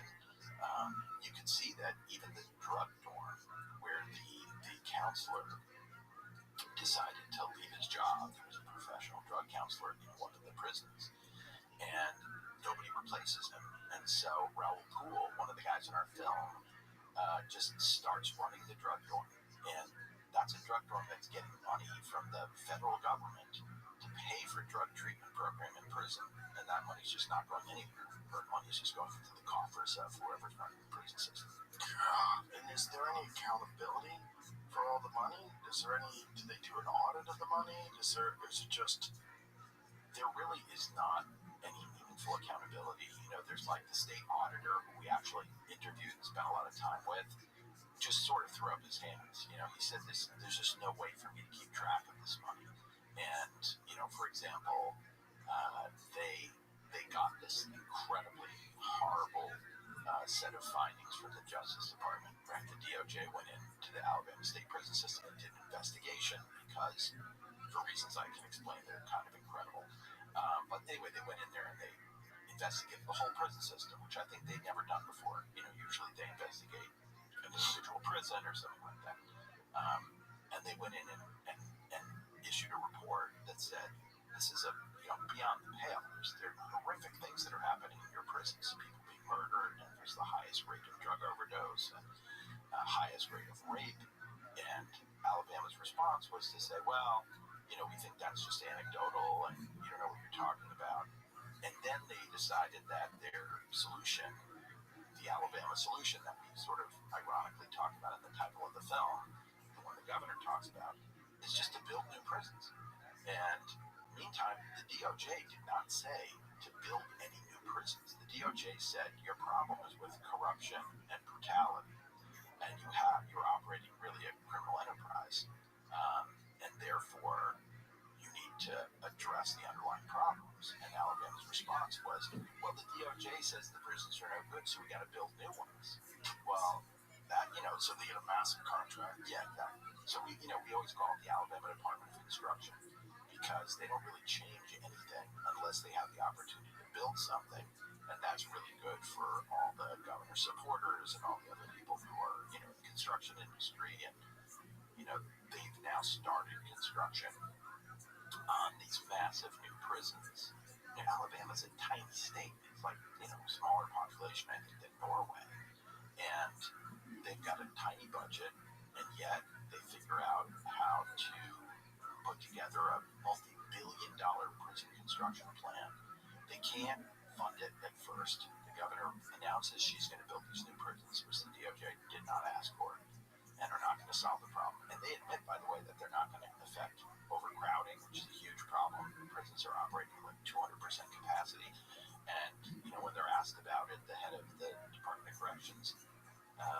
ask him, is this going to affect the overcrowding, or is it just the same number of beds? And he goes, no, it's the same number of beds. Yeah, it's not going to affect overcrowding. So they're building these massive new facilities. The governor can't get them paid for. She can't raise the money in a bond offering. So they go after the COVID money that they've got from the government, which is not designed to build prisons, right? It's very hard to argue that building prisons is something that's going to relieve some other kind of health problem or whatever. And then I think they get fined for that, or you have to pay a fine if you use government money for anything that's not supposed to be for. And then when they start construction, they still can't raise the money, but they start building the new prisons even before they're authorized by the legislature. That's how clearly it was communicated that these prisons were going to happen. In other words, we had a crew in Alabama that was watching this site of this one massive prison that they were planning on building, and they were just bean fields, and it's quite beautiful actually. And one day I get a call from somebody and they say, we got to start filming because there are 25 earth movers here. And I said, well, that's impossible because the legislature hasn't even approved the new prison construction. And they said, well, the prison construction companies know it's happening, and they're already spending hundreds of thousands of dollars just to clear the site. So the fix was in on this new prison construction. And the governor announced that it was going to cost $900 million to build 3 new prisons. So far, they've broken ground and are far along on the first prison, and it's up to $1.3 billion. So when you open that door, a whole lot of commerce comes in, a whole lot of companies come in. And they asked them why was it so expensive? How did it go from $300 million for one prison to $1.3 billion for one prison and counting? And they said, well, it's inflation, and meanwhile, I'm pretty sure that the government's not going to say that we got 400% inflation at the moment. So it's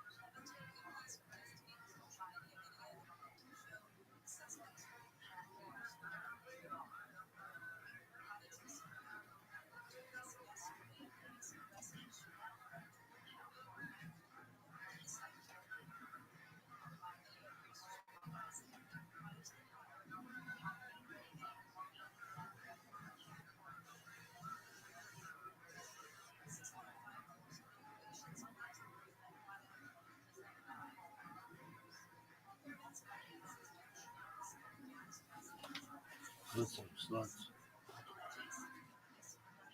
This bitch is 21st of May, time 57 minutes. It's Wednesday, April 8th.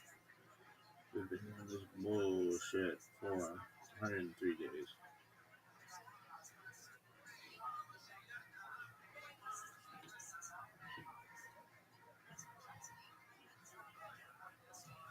$37.61 creation of the world, birth of Adam and Eve, Chava. 36:31 30 Seth, son of Adam, was born. 35:26 2:35 Enosh, son of Seth, was born. Great fucking story, right? Huh?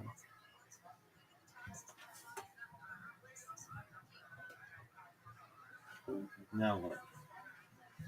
Now I have like 1,000 streams I have to start. Everything sucks. What the fuck is going on with this bullshit? Really? Yeah. Are you okay then? Stay the course, baby. 1,000 points away. 1,000 points away. Really? Who?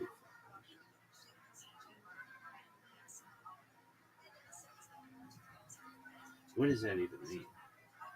George Herbert Walker Bush. What does 1,000 points away mean? Are you done?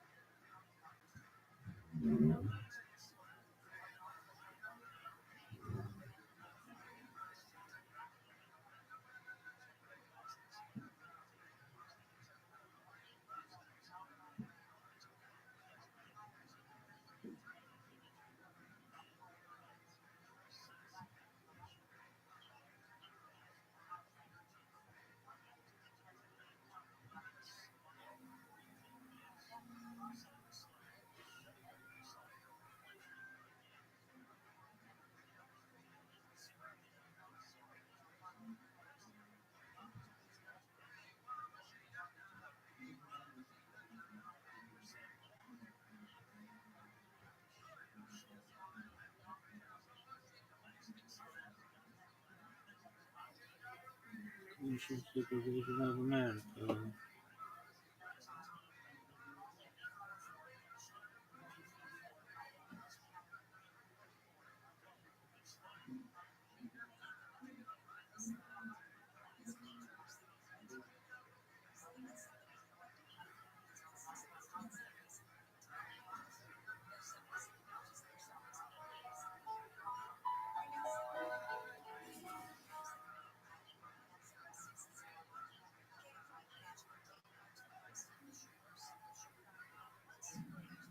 I'm Dr. Justin Sledge, and welcome to Esoterica, where we explore the arcane history, philosophy, and religion. Being Kabbalah and coffee. Oh, we didn't do the thing. And starting to study Jewish mysticism and Kabbalah is getting a handle on just how those ideas developed over time.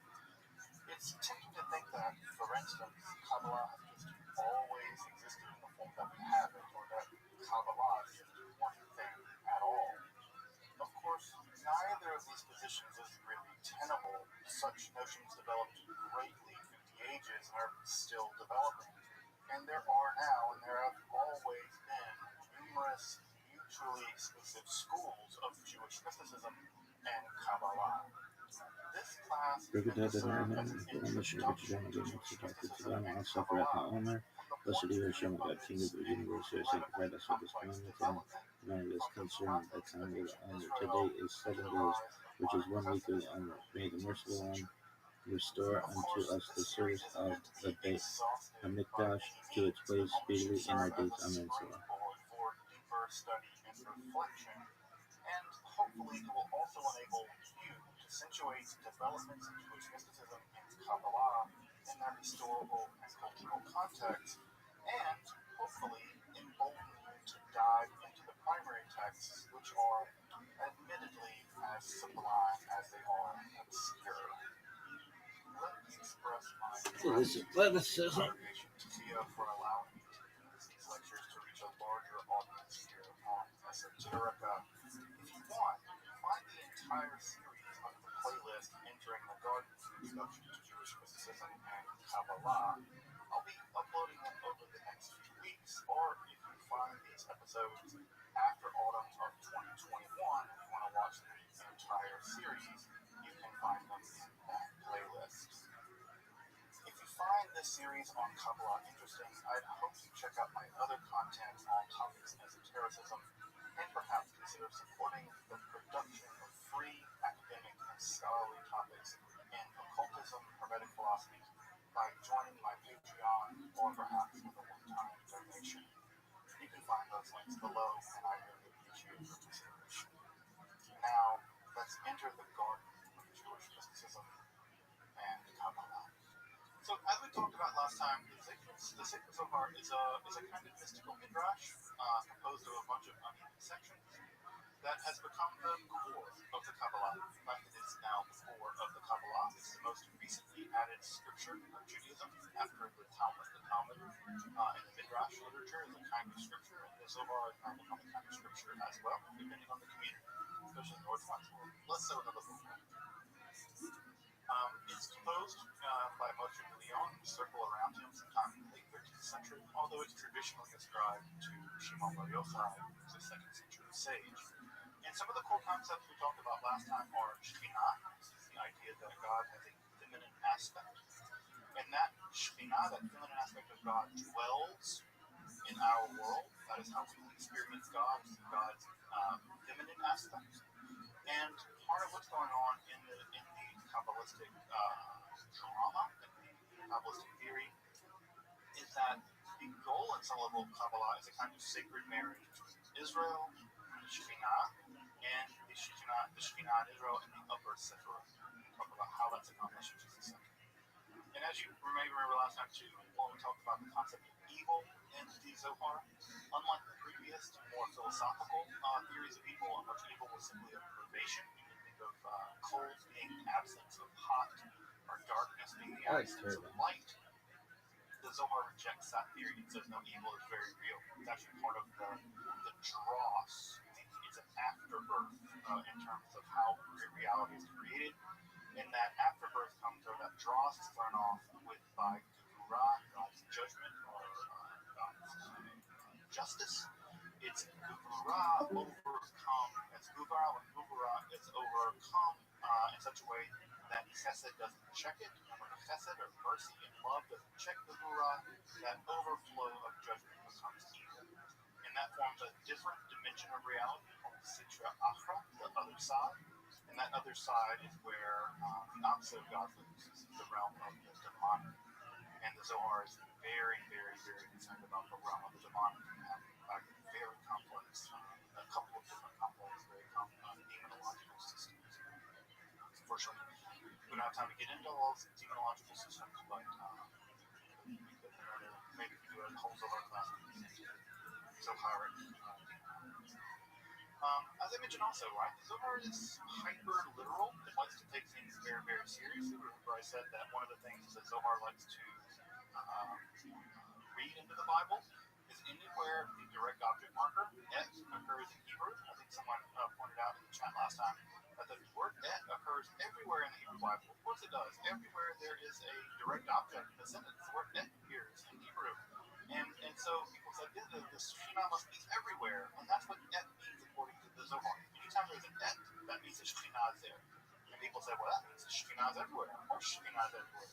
Because God is everywhere. And God only appears as Shekhinah in our realm according to the Zohar. Now, how do we deal with this hyperliteralism? And well, we deal with it with a kind of conservatism when it comes to Jewish law. And that takes the form that the Zohar is very, very literal about the doing of Jewish law. It does not interpret the Jewish law metaphorically. It says that if the Torah tells you to put the tefillin on every day, you do it. And not only do you do it, that is the key to seducing Shekhinah. And I didn't talk about this much last time, and I should have. It was a mistake of mine. that the Zohar likes to describe the commandments, the following of the commandments, as something like foreplay or seducing God. And as we seduce God by following the commandments, we become married to God through sin. We become married to God through a kind of marriage. And that marriage to God is exactly what's supposed to happen to redeem the world. That is to say, now the masculine, the feminine, all these things are balanced, and that balance is the metaphysical ideal that the Zohar aims for. And so the following of the law is not just a optional thing in the Zohar. The following of the Jewish law, the scrupulously following of the Jewish law, Shabbat, laying tefillin, keeping Shabbat, separating meat, all the things, all the 613 rules that you know and love, those are not just rules to follow, they are the roadmap by which one Israel seduces God into the sacred marriage. And in that sacred marriage, the cosmos is prepared. That reparation of the cosmos is the goal of the Kabbalah as it's understood in the Zohar. And so there is no Kabbalah. There's no Kabbalah for the writer of the Zohar without scrupulous halakhic attention to the Jewish law. And that's one point I want to drive home. So I'm not trying to say that non-Jewish people can't appreciate Kabbalah, that non-Jewish people can learn from Kabbalah. I'm saying that the writer of the Zohar does not imagine that there is a Kabbalah, not just outside of Judaism, that's not even imaginable. There's no Kabbalah outside of a strict Orthodox Judaism. And so the idea of Tikkun Olam is helping the world, preparing the world by giving charity and doing activism. The writer of the Zohar would say, sure, but you got to do the other stuff too. It's not enough to give charity and help make the world better materially. You have to very carefully keep the law. You have to make sure that you don't wear clothes that have linen and wool blended together, giants, because that destroys the universe. That destroys the cosmos if you do that. You have to make sure they're separate. And by observing that, you help to balance the world. So it's a very legalistic mysticism. I know that the phrase legalistic mysticism sounds bizarre to us because we think of mysticism as kind of pervasive. It's just feeling and emotion.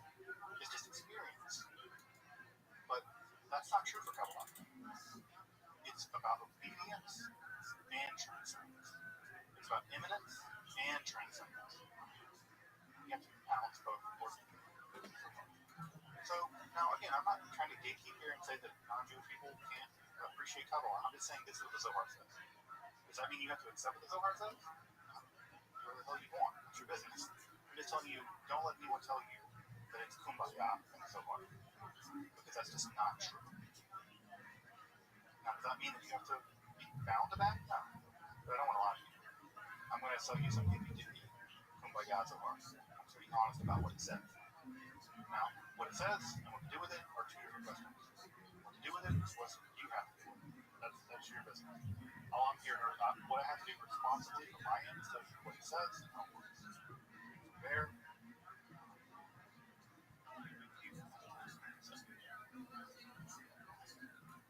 Let's jump in, folks.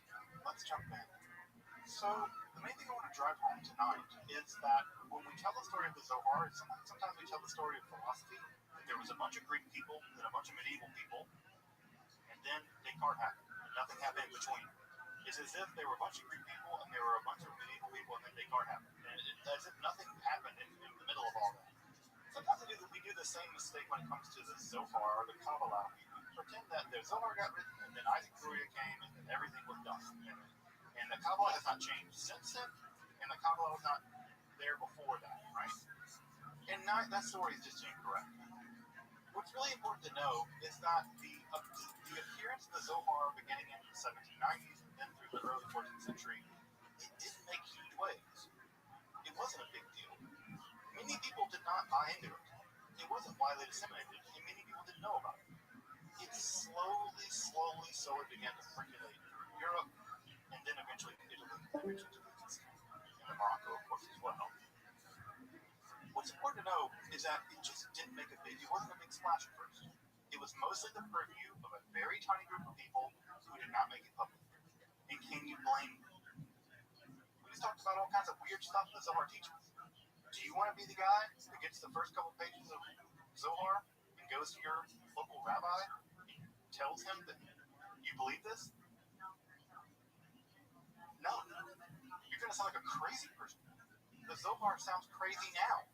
Do you really want to be the person to go and be like, yeah, preacher from the mountaintop, let's talk about Zohar in 1310 in a village in Germany? People are like, you mean that we have to get married to God? What are you talking about? They're going to think you're a crazy heretic. And so what ends up happening is the Zohar is kind of parceled out in sections and sent all around. People are carrying chunks of it. No one's really going to publicize it. People are still playing their cards pretty close to their chest. Because again, this is a pretty dangerous time to be Jewish. This is a pretty dangerous time to be a heretic. You do not want to become a heretic Jew. You don't. That's a death sentence in many ways. And so the Zohar and Kabbalah are still being played pretty close to the chest. Also around this time, it's not like the Zohar ended with the Zohar. Now that's a weird thing to say, but what ends up happening is that after the Zohar as we have it is kind of done, there are Zoharic-like documents that get produced after the Zohar, the most famous of which is a document called the Tikkunei Zohar, another is the Rabbi, and these two documents are actually probably produced in the same group of people that produced the Zohar, but they're not quite the same. But they're so associated with the Zohar that they're kind of Zohar-like. So much so that in the modern version of the Zohar, they're attached to the Zohar. They're kind of like an appendix, like an apocrypha. They're kind of like Zohar apocrypha. That's maybe not quite true, but they're put there, and they're not quite the same as the Zohar. Although I will say that in the modern Daniel Matt edition, that is to say the 12-volume massive Daniel Matt edition that's out now, he does not translate Raya Mahimna. Although Tikkunei Zohar and Raya Mahimna in many ways were more popular because they're more coherent than the actual Zohar itself was. These are kind of like digests of Zohar material. So we also have the Zohar has a kind of half-life. So we have the main Zohar, then we have the half-life of the Zohar. And it sort of continues to exist in a strange way for a couple decades after it's actually completed as much as it was. We don't even know how it was dissimulated. There's a great book by Boaz Russ that I have back here about, it's a study of just what we know about how the Zohar actually got published and how it got disseminated out. And what we now think is that it was never disseminated out in one complete text. It was always parceled out into chunks, and those chunks kind of moved around. And one of the things the early printers had to do with the Zohar was collect all those chunks and then organize them into one text and then print that. So it was a mess, but also just a mess of a text, even in terms of its dissemination.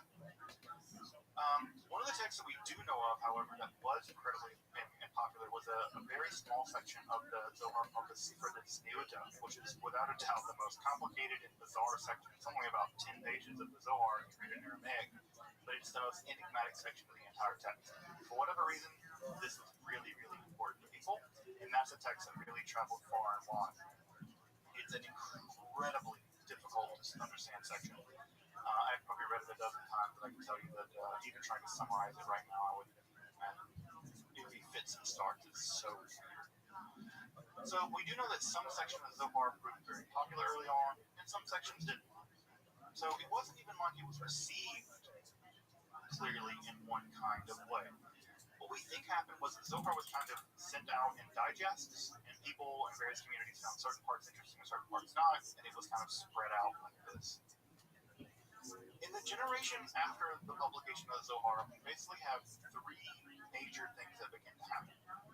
The first major thing that begins to happen in the aftermath of the publication of the Zohar, which everyone knew was important. Everyone realized it was an important document. It's substantial, right? I mean, think about the documents we talked about so far in this class. They're 30, 40 pages long. This is 1,700 pages. This is a monumental text. Monumental text. So regardless of what you thought about it, it was important. It wasn't just a 200-page, 100-page Sefer Bahir. This was a monumental piece of literature. So there were three basic reactions to it that followed in the aftermath of it. The first of it was, what does this text even mean? remember, this text isn't even written in standard Hebrew. It's written in an obscure dialect of Aramaic, so obscure that you basically have to learn the dialect of Aramaic just to read it. It's not even in a standard Babylonian Aramaic. It's in an idiolect of Palestinian Aramaic. It's a very, very strange language. So just to try to figure out what it meant took about a generation. Secondly, many people did not buy it. They didn't believe it was real. They thought it was a forgery. There were many, many Jews that thought this document was a forgery, and it's dangerous. It's full of heretical, nonsense ideas, and it's going to get people to become pagans. And so we have, for instance, a very famous story of Isaac of Akko, and he saw parts of the Zohar actually in Palestine, and it reached him in Palestine, and he read it and thought, this is really weird, and if it's by Shimon Bar Yochai, I want to understand it for sure. So what did he do? He went all the way to Spain to try to find out where this thing came from. He did the detective work. He traced it. He went all the way back to Spain. He made it to Guadalajara. He made it to Leon. And he made it to Moshe Leon's wife. And Moshe Leon's wife ratted him out. She said he made it up from his own head. It came from his own intelligence. And Isaac of Akko said, you mean to tell me he did not have any ancient manuscripts? And she was like, no, he made it up. Now, what does make it up mean? Well, it might mean he was a fraud. It might also mean, according to other interpretations, that he had kind of mystical insight. And his mystical insight allowed him to kind of channel the Zohar, the same way that Joseph Smith channeled the Book of Mormon. That's a claim that people have made, right? The Book of Mormon, Joseph Smith never claimed he actually translated from gold plates. Joseph Smith claimed he used stones and looked into a hat and translated it spiritually. Oh, maybe something, Moses of Leon did something similar to Zohar. So there were people actively trying to do investigative work to figure out whether this thing was real, right? Now, what's weird about Isaac of Akko is that eventually, toward the end of his life, he accepted the Zohar as legitimate, despite what Moses of Leon's wife told him. He accepted it as legitimate. Now, legitimate, what does that mean? It's a big question. But he did ultimately come to accept it, but many people did not. The third thing is, once you understood what it's saying, once you can read the damn thing, well, how do you systematize it? What do these Sephiroth mean? How do you understand all these different connections? How do you understand the 10 Sephiroth track the various matriarchs and patriarchs that are in these weird relationships, and they have all these complicated things that they're doing? How do you systematize this thing into a way of being Jewish? You can't just let it be a bunch of weird stuff.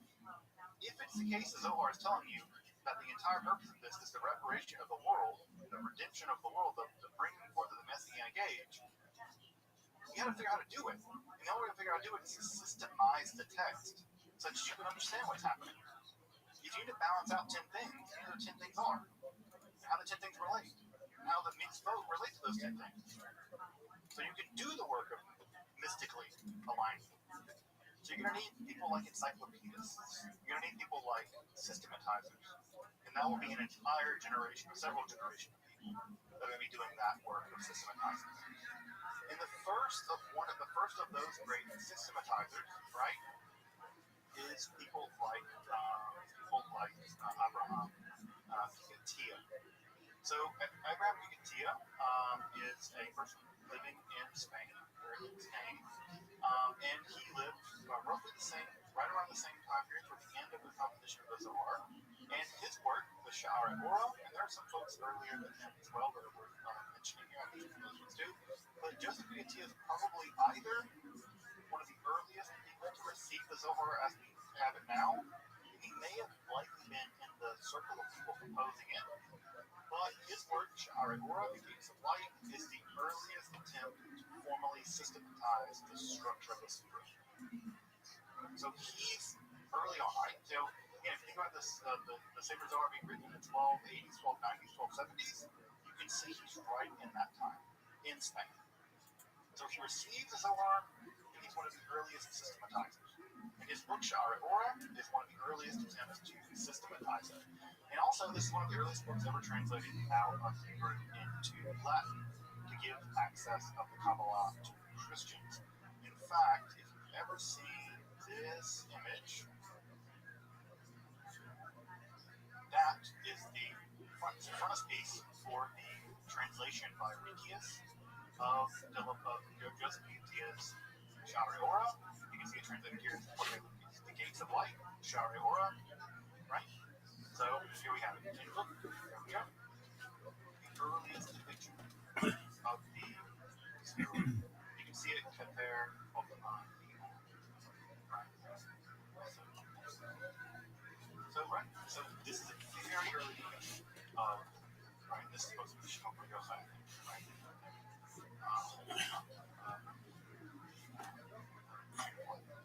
This is an early, and I bet some folks have seen this picture before. You have been following lectures. This is the Resius translation of the Sha'arei Ora. Slide. Yeah, there we go. So, Kukutia is one of the earliest systematizers. And that's going to be really important because the Zohar is very hard to understand, and systematizing is going to be very important in that process. Another really important early Kabbalistic document is going to be important here. It's going to be Malcolm Rekanti's commentary on the Zohar.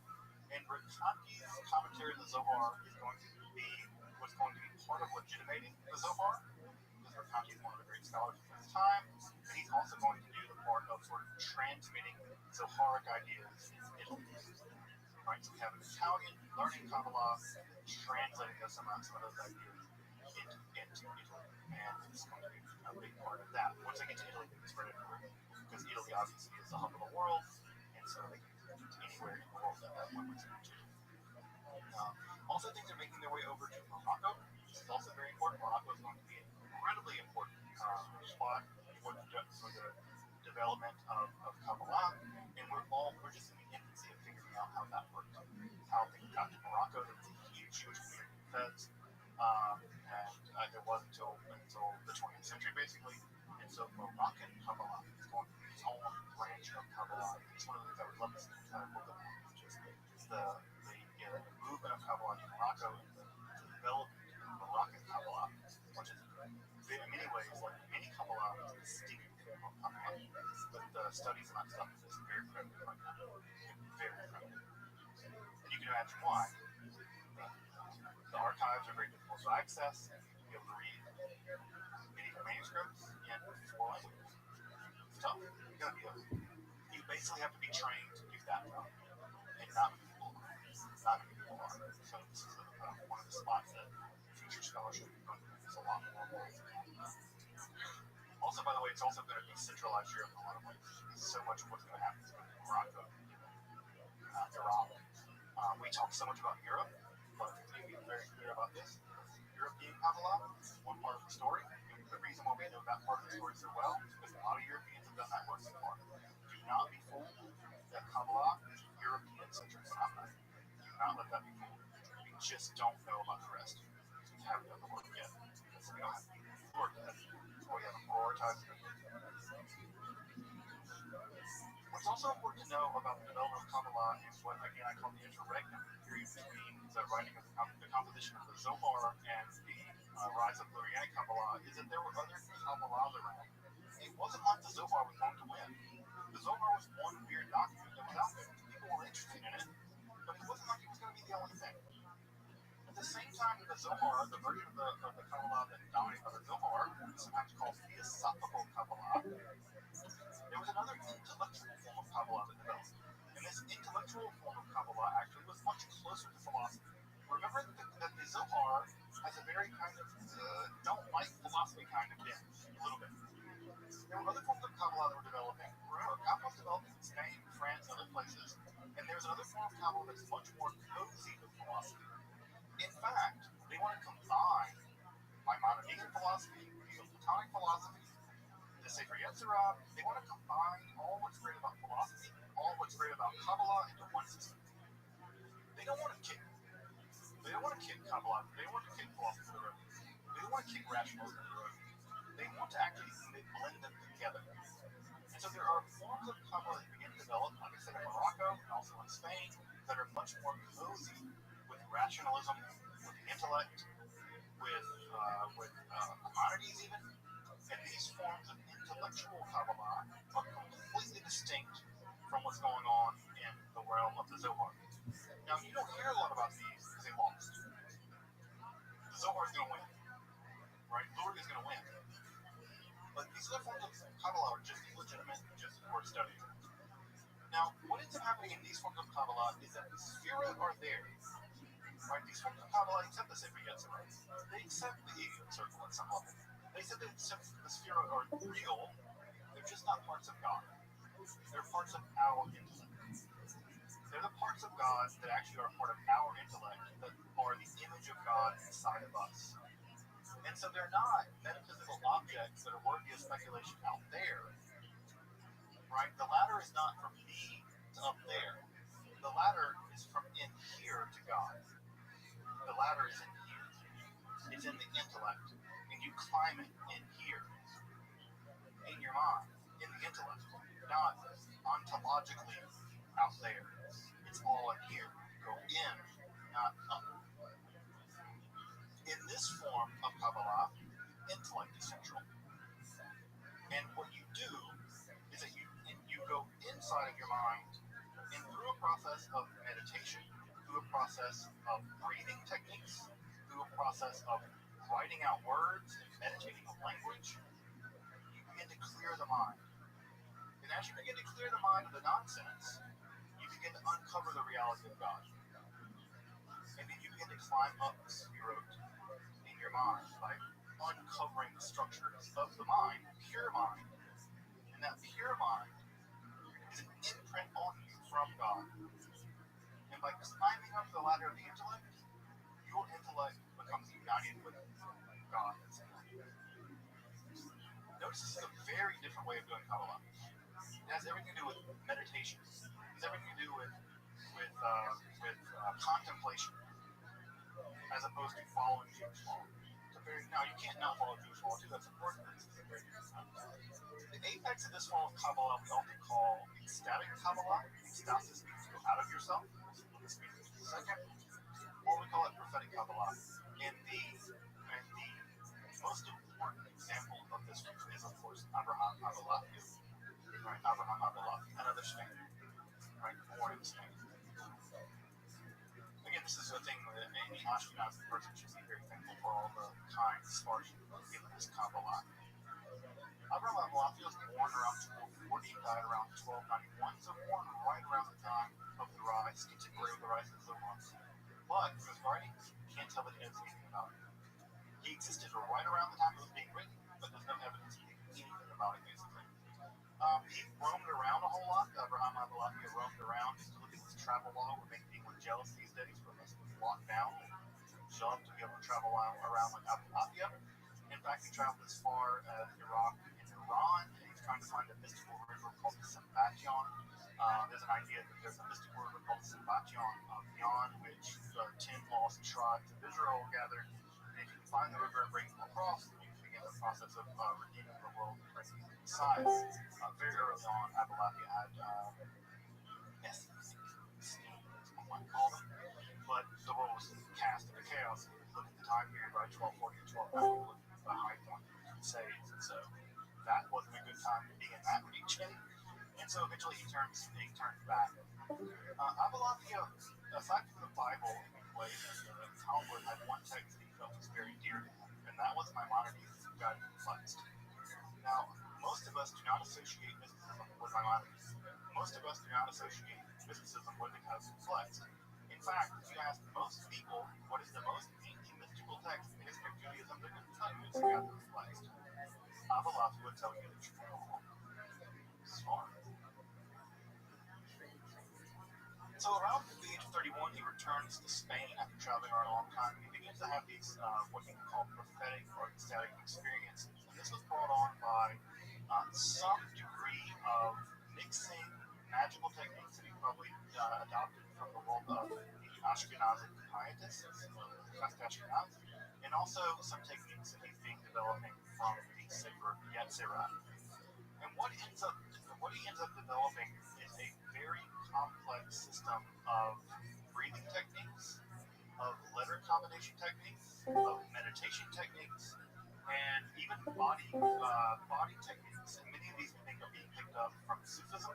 Again, we're talking about him traveling in the Islamic world, and he's found thinking of some Sufi techniques. If you've ever seen the whirling dervishes, people like them who enter into trances by body, breathing, and spinning techniques, it seems very likely that Abdullah is using some of those kinds of techniques as well. And what ends up happening is Abdullah develops a prophetic form of Kabbalah. Now, this prophetic form of Kabbalah, which we have about a half a dozen books he's written, the earliest of which is a text called Sacred Shah, right? And these mystical insights he gets, we'll talk more about how he achieves them in just a minute. These mystical insights he gets eventually convince him that he is, the Messiah. Which is always, as you probably know from Jewish history, the most dangerous thing you can believe you can be. You want to get yourself killed, so you be the Messiah, and you'll be dead in no time. So he believes he's the Messiah, and of course, what he does is what any rational person does. He goes to Rome to tell the Pope that he's going to convert him to Judaism and begin the process of redemption of the world. Well, the Pope basically orders him to be arrested and killed, and Abdullahi's great luck is that the Pope dies. Stroke or something, he dies. And Abdullahi is, I think, briefly arrested by the Dominicans or some such, and he's released. I don't know how he got that lucky, but, this happens, by the way, to several people in history who challenge the Pope to this or that, whatever, themselves killed, the Pope dies. So, again, not to hope anyone dies, much less the Pope, but I'm glad that Abraham Abdullahi did not get the showdown with the Pope.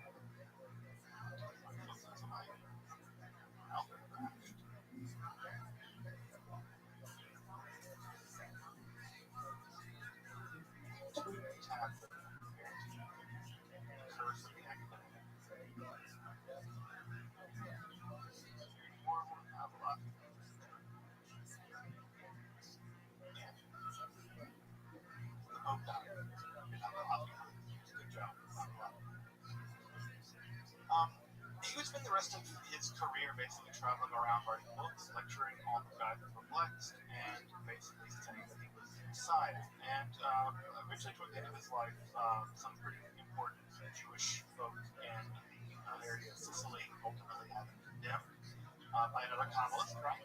Shlomo ben Didron, who was a pretty famous Kabbalist at the time.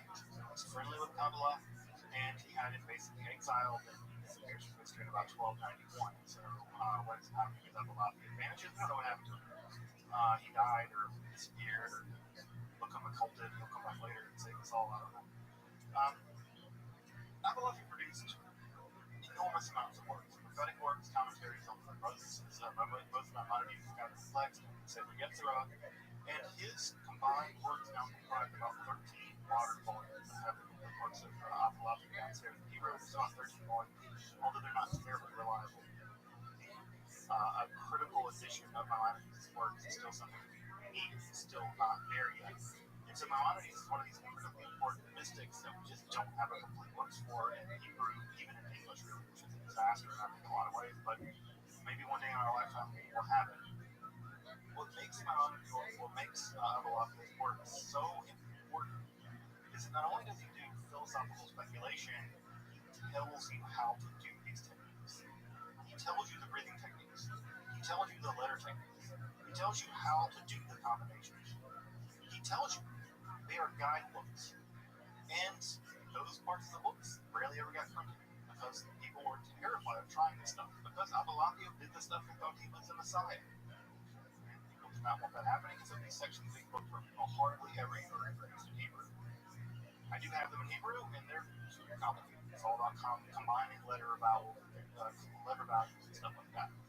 Although I will say that recently there was a scholar named Moshe Mendel, one of the most important scholars of Kabbalah these days. Moshe Mendel did work with a neuroscientist to reproduce some of Abraham Abdullahi's breathing and meditation techniques, and it showed on the level, it showed results. It was changing people's brains. There is something to it. In the same way we study Zen brains, chanting, so there is something to it. How did this work? What he thought, right, and this is to get a little bit into the weeds of medieval philosophy, which I'm not going to do because I want to be crazy for it. But there was an idea coming from Aristotle that your intellect, right? So think about a bunch of dominoes. Imagine the universe is a bunch of dominoes. No domino can fall on its own. Some domino needs to knock the other dominoes down, and each domino has to be knocked over by another domino. So every domino is passive until another domino acts on it and knocks it down. And then that domino knocks it, it becomes the new active domino. And it knocks the other passive domino down. Active, passive, active, passive, active, passive. Aristotle thought that the mind worked like that too. Your mind is passive at first, and it needs something to activate it. But it can't activate itself. So what activates it? Another mind outside of you. It's like a domino clicking your mind on. Or someone turning a light switch on. The light is passively on, or passively there, and you click the light, and we are the active lighter up. And then the light shines. Well, Aristotle thought that there must be something outside the mind that lights the mind up. Your mind is passive, and something activates it. What's that active thing that lights the mind up? Another mind. What mind? God's mind. God's mind turns a light on in your mind, illuminates your mind. Well, often our minds are kind of full of gunk, right? You think about your day. Do you really think about how your mind is a realm of God? You think about paying the bills, and getting the kids, doing the thing, and getting some food, doing whatever, teaching class. Your mind's covered up with all kinds of layers of things that make you forget what you are. You're a mind activated by God's mind. Well, what is the technique that Rabbi develops? A way of clearing off the gunk, so that your mind reaches all the way back up to the divine mind, and that your mind and God's mind become connected. And when that happens, when your mind and God's mind become connected, you see like God does. You see time just as one thing. Right? You're now no longer in third dimension, you're in four dimensions, and you see time. You can look that way into the past and look that way into the future. That's prophecy. You can see how things are going to go, see how things went. You can see where you are. You see from a God's eye perspective. Your mind becomes connected to God's mind at some level. And Avalokya tried to develop meditation techniques and language techniques to reconnect your mind to God's mind. Now notice how this is very different than the Zohar. The Zohar is a very different animal. You are trying to climb back up something, but in a very, very different way. In fact, even Avalokya gives us phenomenological characteristics to let us know we're on the right path. He says when you start doing this correctly, your body will emit light. You'll see a double of yourself in front of you. Like another you, your Selem, your astral body, communicating with you. And eventually you'll have a terrifying moment, and you'll break through to pure joy, right? And once you break through to pure joy, you're then jettisoned up to the divine mind. By the way, this sounds a lot like Zen Buddhism in a lot of ways, and many people have drawn a lot of comparisons between Zen Buddhism and Avalokya's meditation techniques. So, this how-to aspect of Avalokya's work is always viewed with a lot of suspicion by a lot of Jews because of how Avalokya turned out, and also because it's the idea of joining with God is a very controversial idea in Judaism because the idea that God is transcendent. You're not, so that's become well weird. But Avalokya's ideas were incredibly interesting, and eventually his ideas will get redeemed back into mainstream Kabbalah. And I would say that now Avalokya's ideas are being brought back in and synthesized as some level ideas from that zone. But you can see they're very different ideas, and I bet you can see these are very different ways to Kabbalah. They're fundamentally different ways to Kabbalah. But what's important about this is to know that what the Kabbalah was in 1300, 1350 was not sorted out. They were Kabbalahs. And because they were Kabbalahs, it could have gone lots of ways, but eventually it's going to go. We'll talk about that later. We'll talk about the way in just a second. I'm talking about it now. The most important event in the history of the Kabbalah is the Alhambra Decree, which, as I'm sure all of you know, the Alhambra Decree was the decree of the Spanish monarchs, Isabel and Ferdinand, they're in my collection, who banned all Jews from living in Iberia beginning in the summer of 1492. Of course, the enactment of the Alhambra Decree took effect on Tisha B'Av of that year. So, add injury to insult. And what ends up happening is that, like in many cases, like we talked about early on in this class, when something really bad happens to Jews don't get running, Jews get apocalyptic. So when bad stuff happens, apocalypse kind of comes in and say, "Hi guys, I'm here for you." And so this apocalyptic fervor begins to emerge. Judaism begins with the Alhambra Decree, and that apocalyptic fervor is combined with the Kabbalah. Now, if you can't imagine a more spicy thing than that, I don't know what you can think of. Kabbalah plus apocalypse is like, that's the biggest needs, y'all. That's the thing.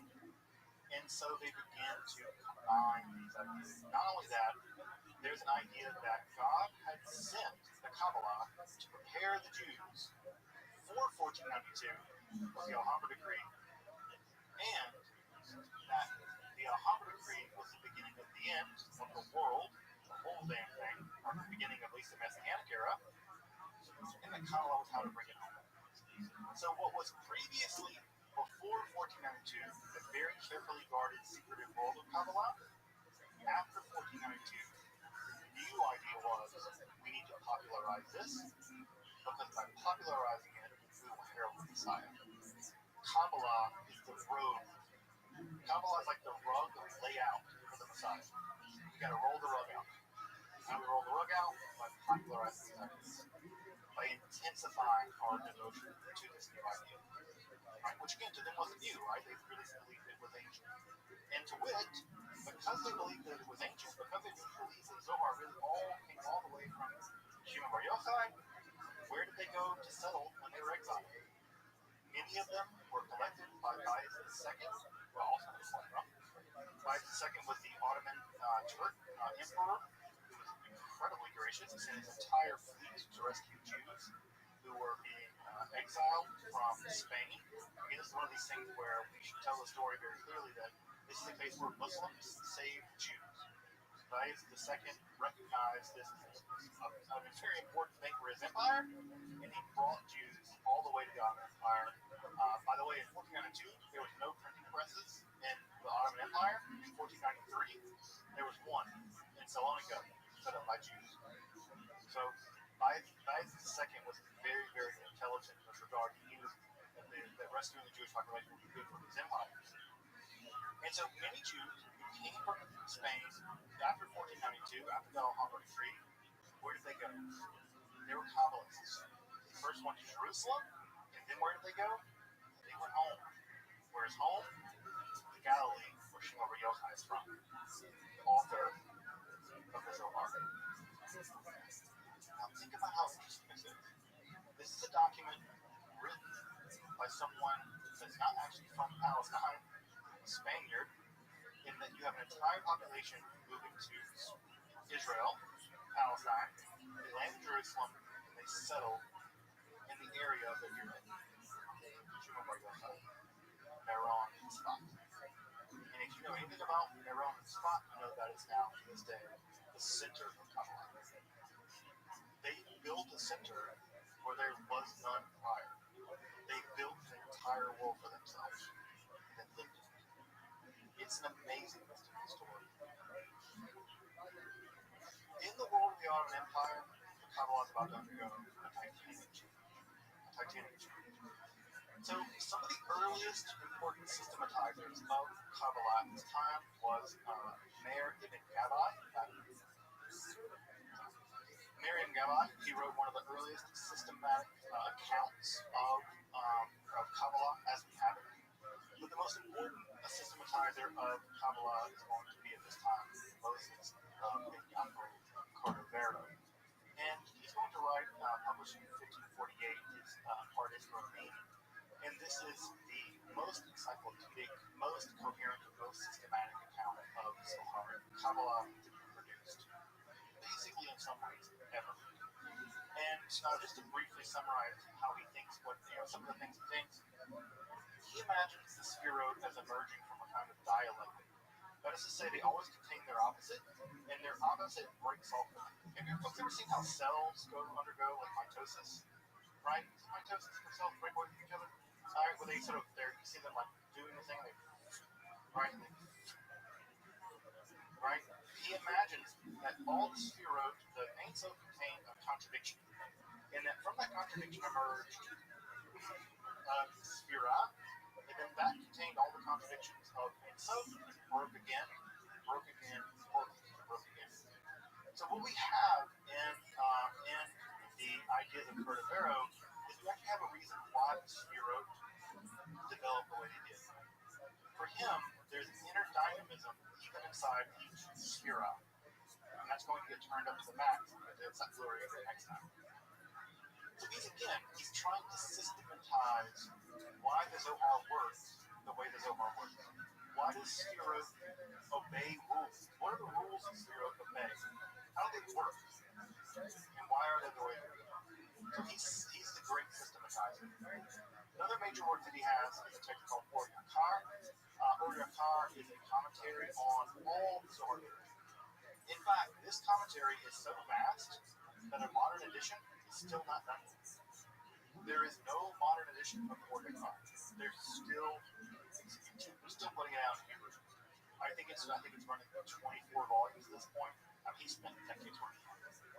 It may be done in our lifetime. The modern edition may be done in Hebrew in our lifetime. English edition is not even on the radar. Just to get a standard Hebrew edition done. This work is so massive. It's I think been in the works since the 60s. I think it's still not done here. 24 volumes. Massive commentary. Another work that he produced was a document called the Tomer Devorah, the Palm Tree of Devorah. This is an ethical, very tiny little book, very, very tiny little book. Read it after him. And this is an ethical version of Kabbalah. This is trying to understand Kabbalah as an ethical book, how to be a Kabbalistic uniform Jew. And these ethical Kabbalistic books, these kind of books of Kabbalistic Musar, ethics, how to be a Kabbalist, how to be a Kabbalistic uniform Jew.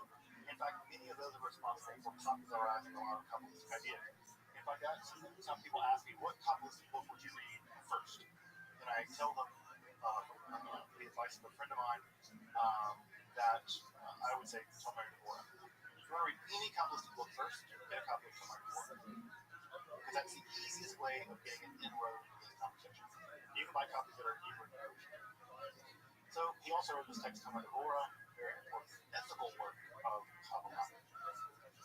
Cordovero was the great systematizer of the generation. And I would say that in many ways, I'll speak for myself personally here, which I rarely do, but I will say I prefer Cordovero's system of Kabbalah in many ways, from a philosophical point of view, more than I appreciate its Aglurian. Now, I know you have to say that because it's Aglurian needs of everything all the time. I would say that Cordovero's system I find much more rigorous, much more systematic, much more philosophically thoughtful. So I appreciate Cordovero's editorial view. Now, his elder brother-in-law, right, was Shlomo Alphabets. Now, you may have never heard of Shlomo Alphabets, but I bet you saw the song he wrote, a little ditty called Lechadodi. If you ever practiced Kabbalah Shabbat, the service on a Friday night to welcome in Shabbat, if you ever sung Lechadodi, you engaged in Kabbalah. Congratulations. The entire service of Kabbalah Shabbat was invented by the circle of people like Joseph Alphabets, right, and people like Cordovero and people like Tower. They invented that entire service. That entire service was invented in a whole cloth by Kabbalists. And Lechadodi is the high point of that service. It's a Kabbalistic hymn to the Shabbat as Shekinah. So, also he developed some of the all-night study sessions that became important to the development of the holiday of Shavuot. If you were down at Tikkun on Shavuot, we stayed up all night. Those kinds of ideas are also found in ideas of collection of alphabets and other books. In fact, Alphabets and Joseph Caro, I'll talk about this in a second, they moved to Palestine because a spirit entity, a Magi, a preacher, the Shekinah, told them they have to relocate to Palestine and go to Tzfat. Joseph Caro, who probably knows more famously as the author of the Shulchan Aruch, the definitive document of Jewish law. Definitive. There is no more important document in Jewish legal history than the Shulchan Aruch.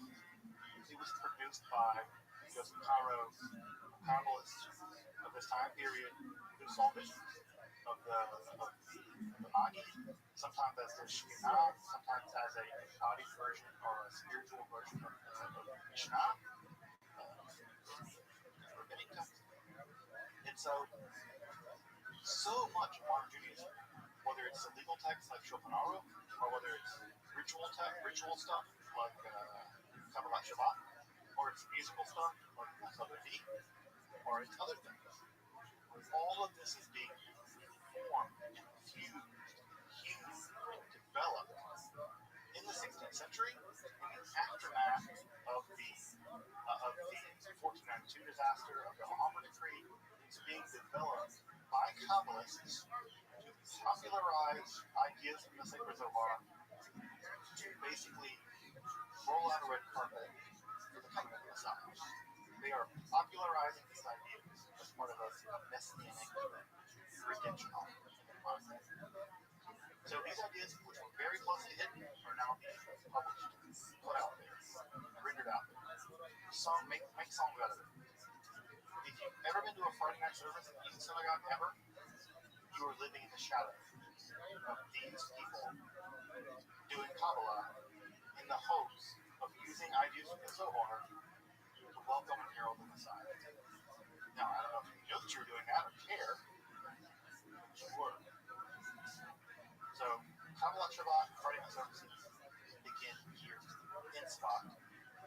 Right? At some level, begin here in Tzfat. They are imbued deeply. Go read Lefkoder Deep. Go read the English translation for it. It's all about welcoming the bride, getting married to Shabbat before the Shekinah. It's Kabbalistic all day long. All day long. The Zohar itself is also now reaching its canonization at some level. It's printed for the first time in Italy in the Cremona, although that printing is not very widely recognized. So people are in for a few volumes. But the definitive edition was also printed just around the same time as Mantua, and the Mantua edition became the standard version. The 3-volume version of Mantua became the standard edition. So the Zohar is now able. The printing of the Zohar actually was precipitated at least first by Christians, and then the Mantua edition rapidly assimilate the ideas of Kabbalah all through the world, especially the European world. Cordovero's work is going to be soon surpassed by Isaac Lurie. Next time. What ends up happening is Cordovero dies, as we all will, and Luria comes to Tzfat the very day Cordovero died, the Rama died. And above the funeral train of Cordovero, of the Rama, Yitzhak Luria saw a pillar of fire reaching up into heaven. Now, you know something about the book of Exodus? The book of Exodus describes God appearing to Israelites as a pillar of fire. Literally, Isaac Luria says, Cordovero, God is literally going with Cordovero on his funeral train. And immediately Yitzhak Luria joins the train. Yitzhak Luria, the Arizal, the lion, comes to Tzfat and spends only a few years in Tzfat before he dies. He only spends, but the few years he spends in Tzfat before he dies very young. He spent a few years teaching, and the 3 or 4 years that he spent in Tzfat, or the 2 or 3 years he spent in Tzfat, are going to transform Kabbalah forever. The teachings that he imparts to 2 of his students, one is Chaim Vital, the other is another student called Israel Saru, who's not as well known. But between Saru and Chaim Vital, really more of Chaim Vital, Kabbalah is going to become a completely integral part of Jewish theology, philosophy, and Jewish life. Kabbalah, as we know it, is going to basically become Lurianic Kabbalah.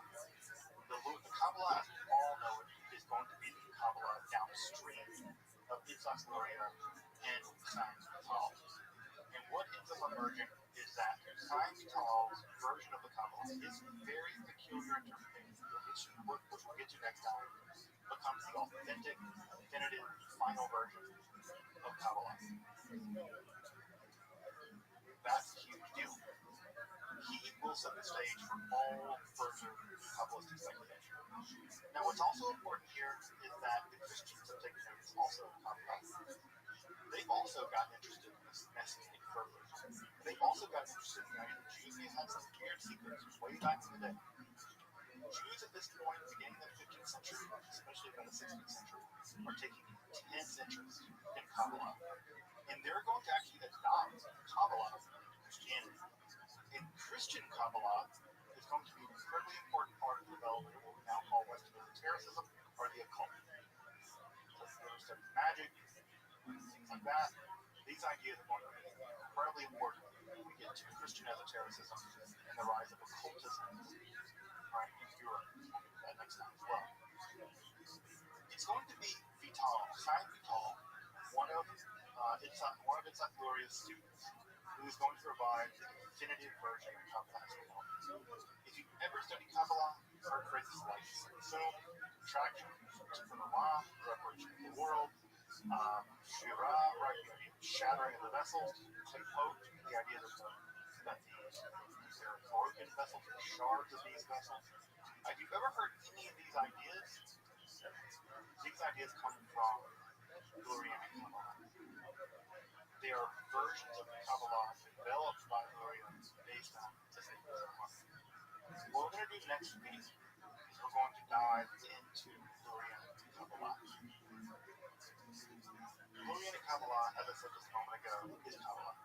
It's become the baptized version, if you like. It's the definitive, the authentic, the standard version.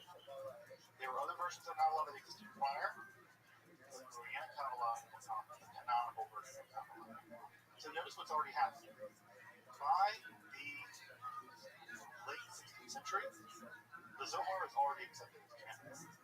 There's no doubt anymore basically about it. The question is, how do we interpret it correctly? Luria is going to become the canonical version of Kabbalah. That's a big deal, because something that is at this point, from 1572, Kabbalah is only about 300 years old. 12 such things is when it first began to emerge, really. And by 1572, with the death of Isaac Luria, it's going to become definitive. So by 300 years, the Zohar is scripture. And it's going to affect every version of Jewish life.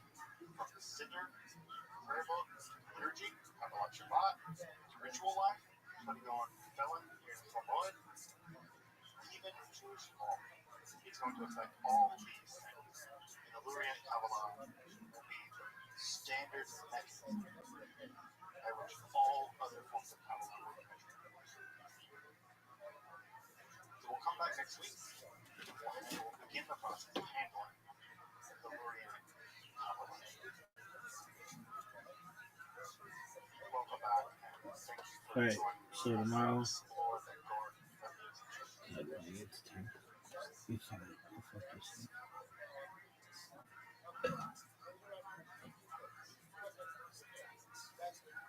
What? That's that guy.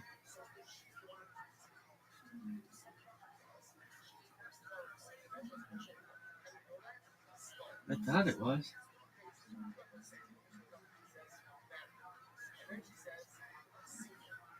Daddy, chill.